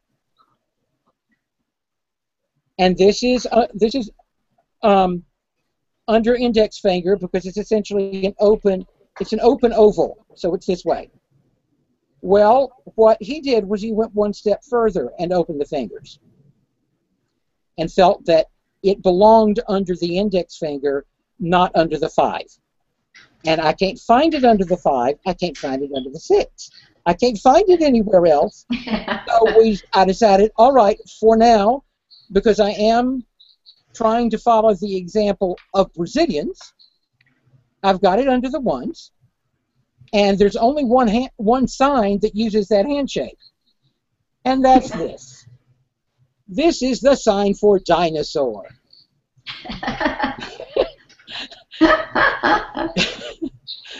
And so you can show a handshake that does not exist currently in the corpus in the ISWA that someone is using in Brazil and is teaching it, which they can do in handwriting, but we had to just sort of wiggle a while before we got the proper PNGs to show that shape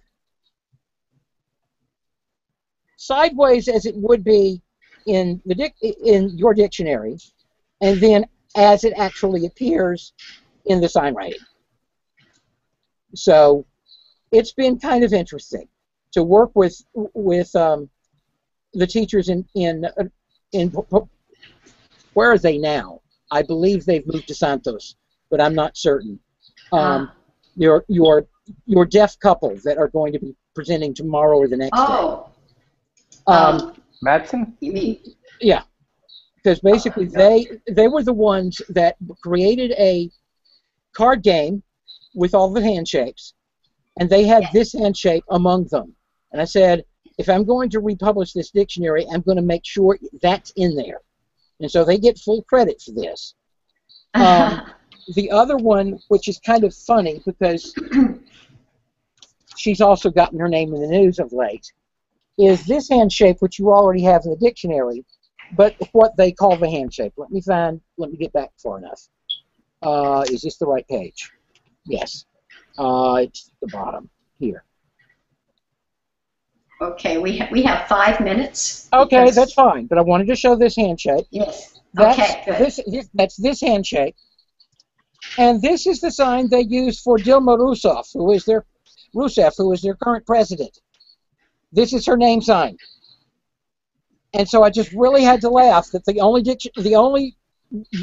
only example of this handshake in the Brazilian Sign Language Dictionary right now is Mão Dilma. And I love what our friends in Brazil are doing because they're trying to name all these handshakes so that they can then teach them to people as an example of both Portuguese and Brazilian Sign Language, to have a name for this. You know, so you've got indexo, you've got Mão Pai, because this is the sign for pi, from his mustache. And so essentially each of the handshakes now has a name, and so we can address it that way. So, you know, you describe them in your dictionary, they've actually gotten a name for them. Wow. But that is that is part of my contribution, and the intro and the first chapter are online for people to look at, try to understand how I ordered them. And I've been having software problems, so I've been trying to redo my program, and it keeps crashing here. So I managed to get 2 chapters up for you to look at, and so at least you have something. And I've been looking forward to doing this presentation for a long time. Wow.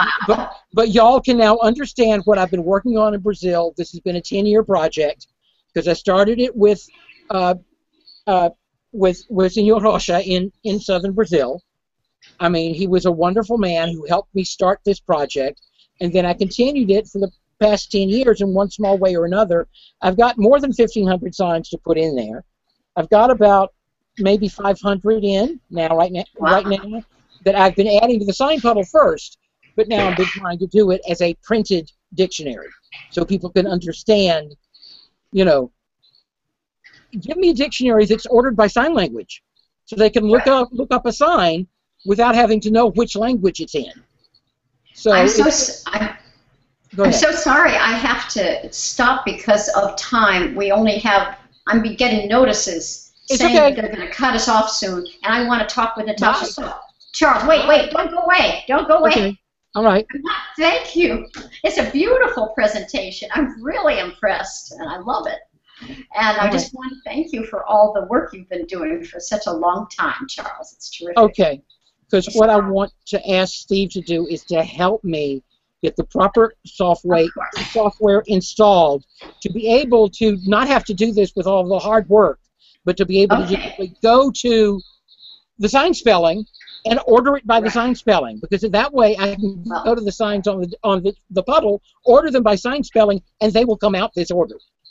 Okay. Because I want to tell you about, well, later I'll work with you and Steve about something. I'll tell you both about another program that maybe we could work on to go in. It's very easy to change it. You have no idea. We're really close. Okay. So I'll tell you about that later, okay? And I want to thank you. I mean, it's really beautiful what you're doing, really. All right. So thank you so much. Oh, I'm so glad the technology worked for you. I will cut this off so that I can go back and watch Natasha. Okay, good. Thank you. I hope. Now, Natasha, I see your picture, but I'm not sure you're there. So let me click on and see. Is Natasha there? Yeah. Can you see us? Natasha, are you there? Natasha, we can see you. Are you there? Can you talk? Natasha, we can see you. Can you talk? Say something, honey. I don't see Natasha myself. I just see this? a red screen. I see a red screen as well. You don't see her picture? So I think her app crashed, and so she's not. No, she's on a computer. Okay, 1 second. I can see your picture. Natasha, come again. And I'm going to send it. See, she sees the red screen too, but she heard us. Okay, but I see your picture. Now, why is that? There is something really weird going on with my computer. I don't know what to think. God, I wish I could figure it out. I know how to get her on the screen. Natasha? Yeah, yoo-hoo. I wish she could hear you. Adjust bandwidth settings. I'm so sorry. I thought Natasha was here. I shouldn't have pushed Charles off. I'm so sorry, Charles. I really thought she was here. And what happened is while you were talking, Charles, it was so confusing for me because I was getting notices from Google Hangout saying, you have only 45 minutes to finish. So I was feeling under pressure to give, here she said, I can hear you all, I just can't get my camera to work, and she's on a computer. Oh my goodness. This is really funny. There's a camera icon, right? I'm going to take off my earphones. We all have problems. Can you hear me? I can hear you. Okay. Wow. I feel everybody who's watching must think this is so terrible, but we're really trying hard, and it's really fascinating how everyone has different computer issues, and including us, obviously. Well, Natasha, we can see, I see a photo of you with a red background, and you can hear us, if I understand it right. Okay. So how come we can't see you? Adam, can you mute your computer? Shall I mute mine as well? No, Val, I'd like to be able to hear you, but if Adam's not talking, that means to hear the feedback. So that's why I need to go back to the headphones, right? You didn't have that problem with the headphones? Yep, that's the problem. Yeah, I have to do it. Just to explain, I don't know what's going on. I'm getting a terrible noise in my ears while I'm using headphones. She said, Natasha just said that she's going to rejoin the Hangout. Okay.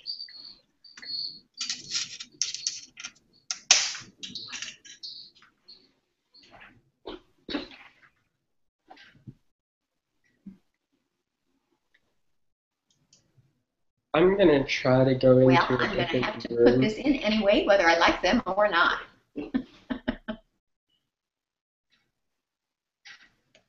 Okay. Natasha said she's going to try to rejoin and see what happens. And now she's on a computer. I think it's really hard to use an iPad. I don't know. I maybe think. Well, thank you. Also, I just got a nice message from Charles Butler saying thank you, and we also say thank you. Okay, and here is Natasha, and I clicked on a picture. That's all we have so far. So why is it that the camera is not working? I don't know. So I want to explain to everyone that if your presentation has problems like this, we're just going to find another day and we'll do some of them again. We'll invite the people who felt they wanted to do it again, and we'll just do it again. And that way we'll get a good, video in the future. So don't worry, we'll find a way. We only have 1/2 hour left. At the top of the hour is the finish of 8 hours of broadcast. But Natasha is not coming, so Natasha, she left again. She just hang out, and we have a 1/2 hour to try to figure it out. I wonder if anybody's watching us. Well, Val, for all the things that could have gone wrong, I think this day has been a great success. Oh, you're so nice. Thank you. I want to show you Steve Slavinsky, everybody. See, this is Steve. Hi. Steve, our great technician, our software developer, Cy Puddle, and thank you. I think it's a success. You know why it's a success? Because of all of you and all of the wonderful work you're doing. That's clear. And every project is wonderful. It's only the technology that's confusing us. But the times that we can make it work, it's just perfect. And if you think about it, we just heard from somebody from Paraguay and Germany and Italy. Natasha just told us in a message that now Google Hangouts is trying to install an app on her computer. So she can hear us when she comes in, but now Hangouts is trying to install a Toolbox plugin. Does that make sense? Well, maybe she'll get set up in time. So tomorrow, while we're waiting, let me tell you that we start out with presentation 11. Here's Natasha again. Natasha! Wow, very cool. Welcome. Welcome. And Steve, have you found Natasha's work? She's presentation 9. Hi. Yes. Hi, can you hear me? Yeah. Oh my God. Can you hear us? Horrible camera, but it works. Okay, can you sit still? Well, I'm trying to find a placement for the camera. Oh. Okay. You can actually see me. It's very dizzifying. Yeah, sorry. That's all right. That's about the best I can do. You need to dip it down a little bit so that we can see more of your body if you're going to sign it all. Yeah, that's what I'm talking about. I'm trying to find a place where I can put the camera. Okay. All right. It's a separate little camera I don't usually use. All right. Yeah, there's no good placement for it. Well, I tell you what, I'm going to go back over to your slides for the moment until you figure it out, because it's makes me dizzy. Yeah. So right now we're looking at your slides. And we can't see Adam's interpreting right now. So right. Well, that's the best I can do with what I've got. Okay, so now let me introduce you. I'm supposed to do that. Did you know that? I would like to introduce you to Natasha. Natasha Westland. Natasha Escalada Westland. And here she is. So you start. Well, hello, everybody. I'm Natasha Escalada Westland, as Valerie said, finally online, figured out a way to get onto Google Hangouts. I have been teaching in the Tucson area. I'm a teacher at the deaf. I work with deaf and hard of hearing students, and have also worked with hearing students the last 4 or 5 years. I have taught subject matter to deaf and hard of hearing students of all ages since about 1996. I think I've been teaching for 18 years now.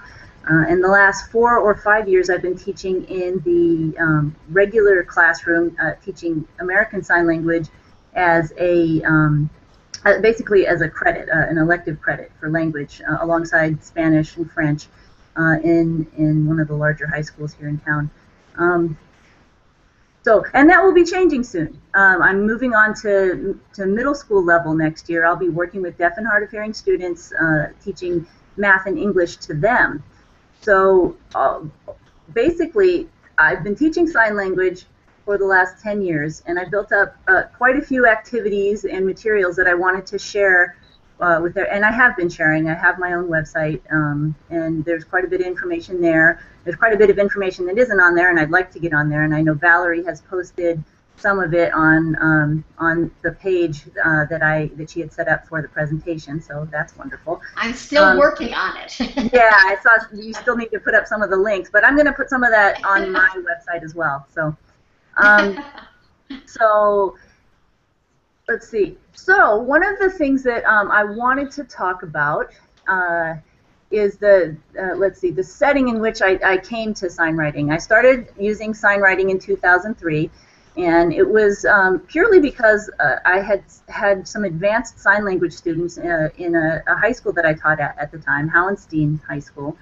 And this high school had a mixture of both deaf and hard of hearing students and hearing students, and they were integrated into classrooms together. And I also taught American Sign Language at the time, and I had to teach a real range of students because some of these students were very fluent in signed language, but not necessarily American Sign Language. They had picked up quite a bit just on the playground with interacting with other deaf and hard of hearing students.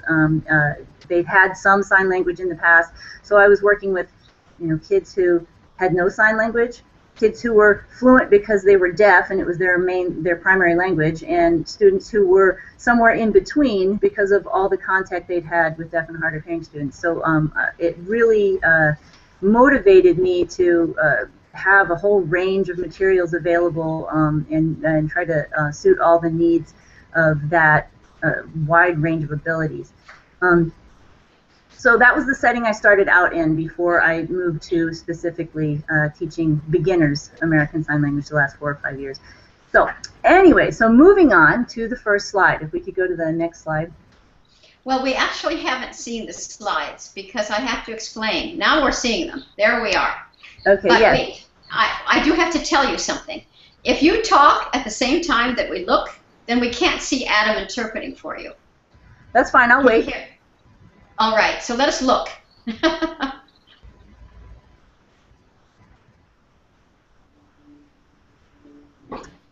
Okay. Okay. So now we're back to you. Great.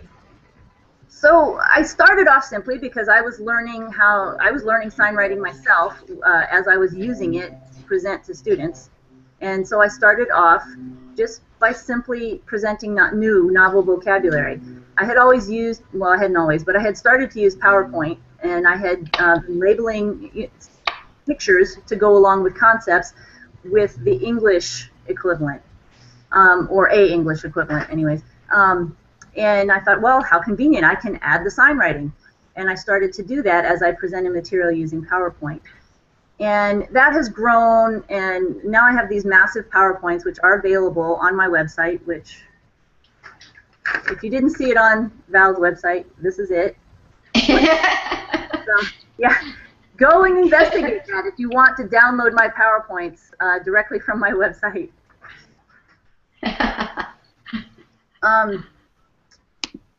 So I moved on from there, and I realized students need a way to practice what they've learned, and I've made a lot of flashcards. So that's the other thing that was on that first slide with presentation of novel vocabulary. Okay. I've made quite a few flashcards that students cut out and try to label the back with the correct English word, and they'll quiz each other, and we've made up all sorts of games just with these simple flashcards. Okay, can we move on to the next slide, please?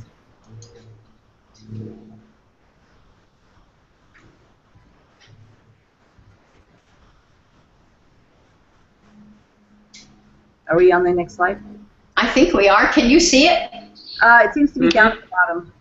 I don't know if it came to the front. Well, it's up on the screen from my point of view. I'm kind of controlling what we see, and right now it should be very big in the broadcast. And it's showing some people have their tote bags on a table. Can you see that? Yeah. Well, I'm actually running the show parallel just so that I know what's on it. I see. So, let me speak a moment about this one. This is labeled environmental print, and one of the first things students see when they come into my classroom are posters and wall decorations, and on almost every wall. What you're seeing are 2 walls of my classroom here. You're seeing students decorating a wall next to a poster that explains sentence types, and the facial expressions that go along with sentence types that are related, that are used in American Sign Language. And then you're seeing some posters involving hand-shape groups for sign writing, and then some other sign writing on a poster that explains the parameters of sign language. And if you continued on around my room, you'd see a lot more. I didn't have pictures of everything to show, but that students, I just give them whole language at first. I don't bother to teach them specifics of sign writing, but I give them sign writing right away, and with the flashcards and everything, quite often they're learning to just sight read signs, and they start to recognize them as a whole before I even teach how to read specifically. Okay, and if we could move on to the next slide, please. Okay. Can you see that we're looking at sentence types with NMS Review? Yes. Okay. And this is just, so we don't have to spend a long time on that. It's an example of how sign writing is included in lessons and reviews and is used as environmental print. And they can learn to read this with no instruction, basically. I tell them this is what this symbol means in this situation. And so right off the bat, they're seeing things like this. And if we could go to the next slide.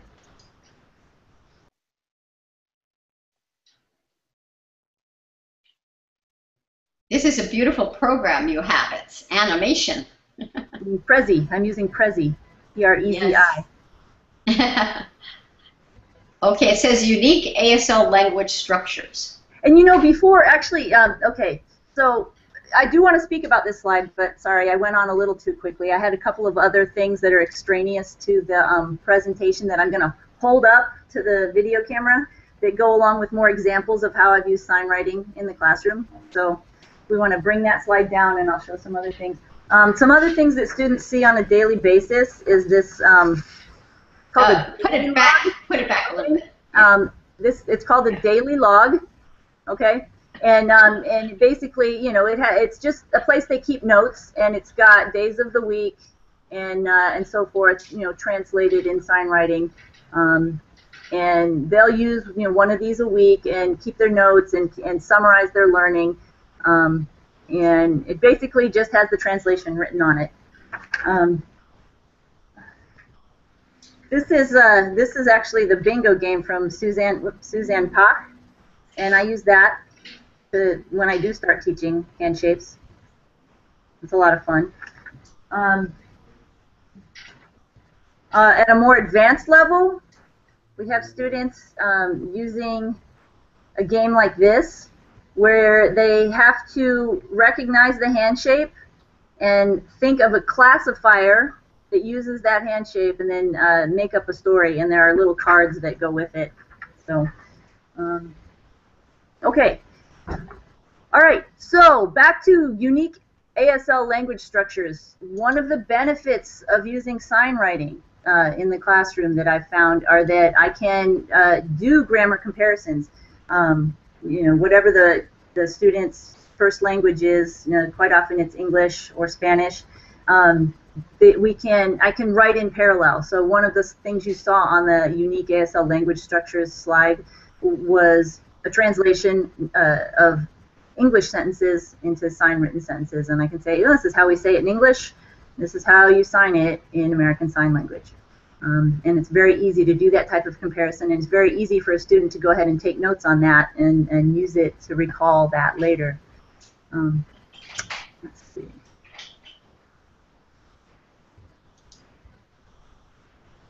All right. Okay, next slide.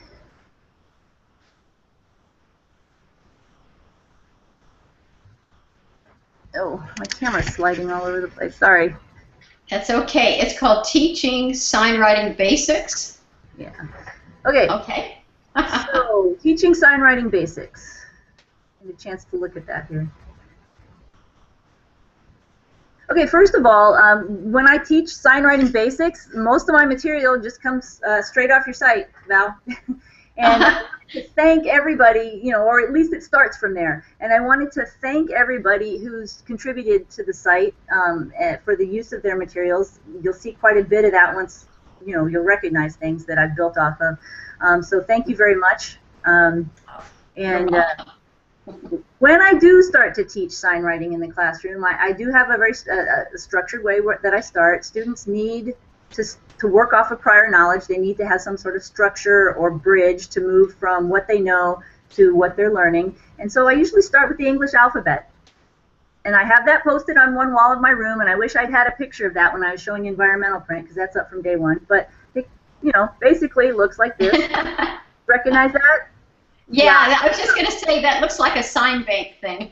Yeah, and so I have that in large in the classroom, and they see that from day one. And I also have the hand shapes, you know, for the ABCs. So they learn their finger spelling, and they learn their sign writing right away. And I also teach them to spell their names right away so that they can label their papers that they hand in with their sign written names. And I won't take a paper unless it's written in sign writing, basically from day one. And very early on, I also teach them the parameters of sign so that they know what they're looking at when they see a sign. They can see the parts of the sign. And as they move on from that, you know, then they can start to read it. Once they know the parts, they can start to read it. And we start with hand shapes, with the ABCs. And we move on to other hand shapes, and we learn the hand shape groups. Very useful. Some students want to use the dictionary, and it's useful to know the hand shapes for the dictionary. It's useful to know, especially when they want to start adding. I've had quite a few students that just really want to get into Sign Puddle and add a sign that they haven't found, and they're very interested in doing that. And they need to use the sign maker. They need to know the hand shape groups, or they won't be able to find the hand shape they're looking for, the symbols they're looking for. So I do spend some time with that. Let's see. And then we move on. You know, I haven't always had third-year students. I've almost always had first and second-year students, but we move on in third year, and I actually, by the time they're in third year, I'm actually presenting material to them to read, and they have to be able to sign it and understand it, you know, so they're reading full-length stuff. This is a story about a horse, and then, you know, they tell me what they think it means, they translate it into English, and then they get to watch the video of it in American Sign Language and see if they really did get it. And then we take it even further sometimes, and I have them memorize the story. Okay, so next slide. Oh, okay. Oh, it looks nice. This says Teaching Sign Writing Basics. Ah, here, writing finger spelling. Yeah, and these are examples here. These are examples of some early student writing, just a spontaneous drawing on the board, and a card that we sent to a guest speaker that came to our classroom, and all the students signed. They were very proud of that. Next slide, please. Sorry, here we go. Okay. Where we are here, literature. Okay. I like to introduce literature and cultural artifacts. So I will, even at a very early stage, for first-year students, will introduce some stories, some pretty famous stories. There are some early materials from the 70s called the Green Books, and they had stories that went along with the videos. And I've borrowed one of those called Coyote and Roadrunner, and we can go to the next slide. It's one of the stories I have students learn. Next slide, Steve. Next slide. Yeah. So there it is. This is basically I've transliterated the video for Coyote and Roadrunner, and I use it in the classroom. I have first-year students. I give them each a page of the story, and they practice it and they perform it. But the first thing that I do before I have them perform it is I just show them the video, and I ask them, well, what do you think it's about? I don't tell them anything, and surprisingly, this story, I tell them it's a comic, it's a cartoon, the cartoon from TV from the 60s, 60s and 70s, but you've probably seen it. And most of them can guess it. Most of them can guess it, and if not, they help each other, like, oh, no, I've seen that, and I know what that is, and they tell each other, and then they're able to break it down and understand most of the story without knowing hardly any vocabulary. So it's a fun one. And then as we advance along, if you could go to the next slide. I also like to introduce songs and traditional American songs, Star Spangled Banner. There are some famous renditions of the Star Spangled Banner in American Sign Language. And I've translated one of them that I had on a video, transliterated one of them that I had on a video into SignWriting. And it's the one that we use. I always have a group of motivated students who want to perform at graduation. So we go and we perform the Star Spangled Banner at the graduation ceremony every year. And we use the sign written form of it as our reference. So, all right, next slide.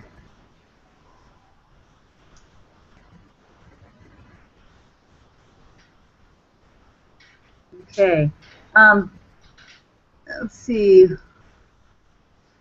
what are we on? Independent or extended study materials. So these are just examples of exactly what the slide says. So if you could just go to the next slide, and it should just give you a close-up of this puzzle. And basically this puzzle has sign writing and English, and you're trying to make a square, and you're matching the sign writing to an English translation, and there are written English and signs around the outside to throw you off that have no match. So you know that you've completed it correctly if you make a perfect square. And students can make these. They're fun to make. So I have them make puzzles. And if I'm teaching a small group, or I have to give instruction to one or two people, and the rest of the group needs something to do, there's puzzles like this and games like the next slide. If you want to go to the next slide.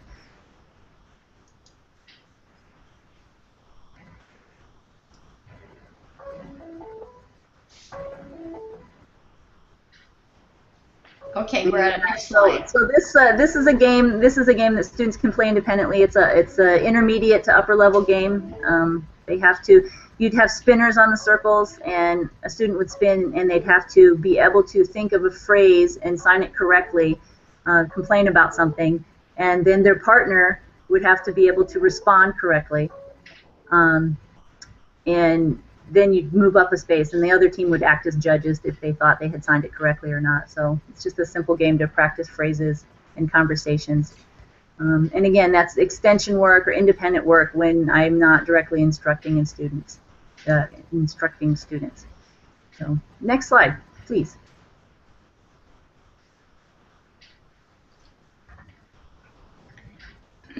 Okay, and again, as students move on, we get more student-generated work. And a couple years ago, I had students writing translations.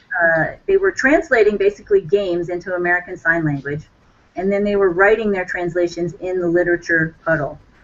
And if we could go to the next slide, I've got the search basically here.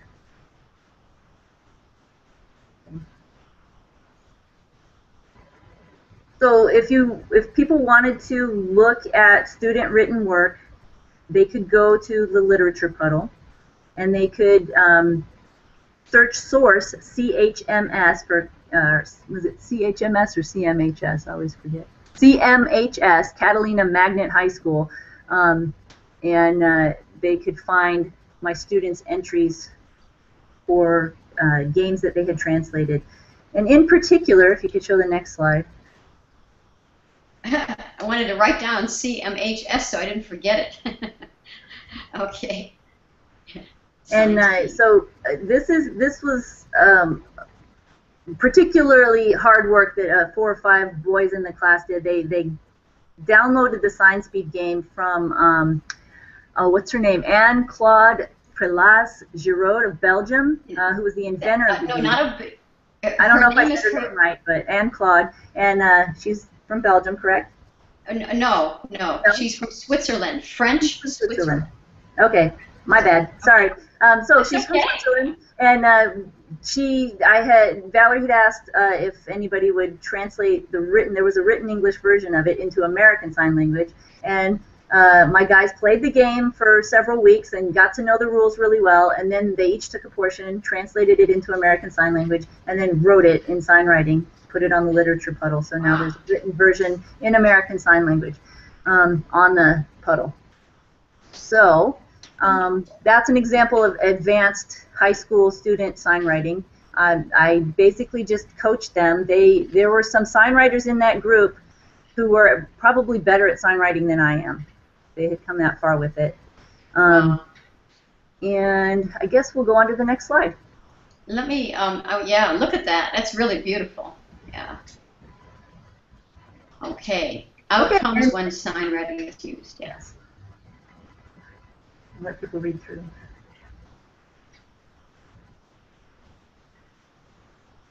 Okay, so over the decade or so that I've been using SignWriting in the classroom, I've observed some definite benefits to having SignWriting. One of the ones that I don't have on here that I'm going to mention first is I always run into people who say, really, they give high school credit for that? It doesn't even have a written form. Or, well, is that a real language? You can't write it. And I say, au contraire. And I'm saying to them about SignWriting. And so, the naysayers that like to take hits at unwritten languages are with that. So that always gives me some satisfaction, and of course American Sign Language is a real language, as are all sign languages. So another observation that I've had in the classroom is very definitely students are more aware of their pronunciation. They are able to check their pronunciation because they understand the pieces of the sign that they're signing, and they're made very well aware of it. And they have a reference because of the SignWriting. If they're using my PowerPoint slides or flashcards, etc., they can go back and say, oh, my hand is supposed to be this way. So it works quite well for that, especially for beginning signers. It offers a lot of self-directed learning. As the teacher in an American Sign Language classroom, there are not very many dictionaries available that if a student says, well, what's this sign, that they can go to and look it up. And the SignWriting puddle is one that they can do that once they know how to SignWrite. And I have had students definitely do that. They can become independent learners, and they can use the dictionary in the other direction as well and read the signs. And they don't have to always ask me. I don't have to be the only source. As well as plenty of other things that they can use it for, like note-taking and quizzing themselves. And that leads on to the next one, which is improved recall. So when a student takes notes in any language, it does improve recall. And they're not frustrated with not being able to remember how to recall the sign or the grammar structure or anything else they might be taking notes on, because they have a direct example of it in SignWriting. Wow. So that pretty much sums up my observations. I'm sure that I'd like to do some research in the classroom, some teacher research in the classroom, and really see if I can find other benefits. And it'll be in a different setting now. I'll be working with fewer students. It'll probably be a little easier, when I'm working with deaf and hard of hearing students, because there'll only be a few of them to observe some of these things. But I'm very interested in learning and asking new questions about how SignWriting can benefit the classroom. So I'm so glad I was able to do this presentation, and that I finally got some form of technology to work. And thank you very much, everyone. Don't go away for 1 minute. I think it's incredible. I'm so glad you could do it. Bravo. We got you in. And also, I'm not sure if people understood that you have been working a long time with students. It's been like your paper is about 10 years. Isn't that right? A whole decade? Yep. And I have to give you my paper still. I did write one. Well, that's okay, because we are all late. I even wrote at the end of my abstract, I don't know whether, nobody probably even wants to even look at my abstract, it's presentation 40, I'm last. And I put a little paragraph at the bottom saying, I know this is a really lame excuse, but I've been really busy getting the symposium ready and I haven't done my abstract or finished my paper. Help you with mine. And everyone is the same. And which will lead me into a thank you to you for all you've done for teaching sign writing to a lot of people. You have enough data right there to probably do a research project on the ideas that we could use. You see, a lot of people used to give us the argument that nobody would want to use this in the classroom because the school system wouldn't accept it. So I'd like to ask you a question. Has the school system been accepting of your using sign writing? I never asked. I went on like it's always been that way because nobody in administration ever knows anything about sign language. So I just used it. Yeah, so you just never even, you just did it, right? I just went ahead and did it and said, hey, this is something that's available for signed languages and I don't see why I shouldn't use it because there are these standards that I'm supposed to teach that I can't teach without a written form of the language. So there was my proof right there. They said I had to use standards and they were in the standards using a written form of the language. So. Oh, this is exciting, Natasha. I tell you, I really do appreciate this presentation very much. And I love your written literature. You know, you have a lot. That is something else that we want to talk about more later, don't you think? I mean, there's so many documents you have. They're so beautiful. And you know that I want very much to get them all so we can all read them well. And your website is beautiful, too. Everybody should go to westlandasl.com. Is that right? That's correct. And the sections to go to is what I'm not... do I go to ASL 1 and 2 to get all the documents, or do I go to SignWriting, or I on have your website? SignWriting has all this. It'll have most of the stuff that you... Because I haven't even loaded up this. It's been a while since I've worked on my website, and I never fleshed out the SignWriting portion. What's complete are first year sign language for high school and second year sign language for high school has all the documents for teaching 2 years worth of high school.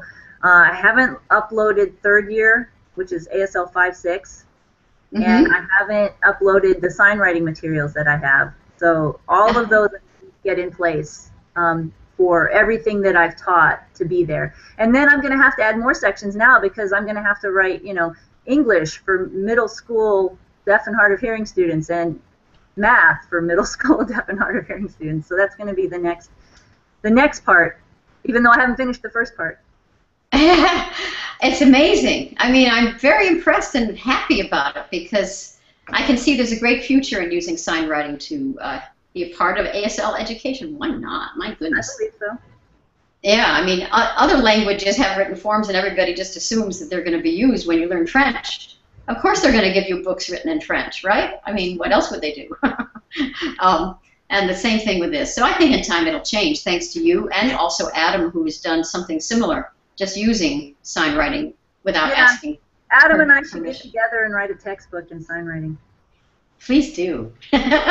Please do that. Well, now Google keeps sending me notices saying, sorry, we're going to axe your time in 7 minutes or something like that. So I want to thank you, Natasha, for coming today and visiting us. Bye-bye. All right. And we'll see you more. Okay, bye. Thank you. And so now I'm going to try to, if I can do it, I have the weirdest sound in my ear and I can barely see anything. But can you guys see me? Can you all see me? Oh, I can see Steve has Westland ASL website up. That's Natasha's website. So we were just talking about that. Oh, there are all the lessons. So when you click on those links, like where it says Unit 2 or Unit 1 or finger spelling, it's all in sign writing. It's like one document after the other. Just really great archive of documents. So now I'm going to go back to myself for 1 minute. I would like to thank Steve Slavinsky for today's technical work. Thank you, Steve. Thank you. Sure, no problem. And we're going to see you tomorrow. We're going to see Steve tomorrow for presentation 11, which is the first presentation.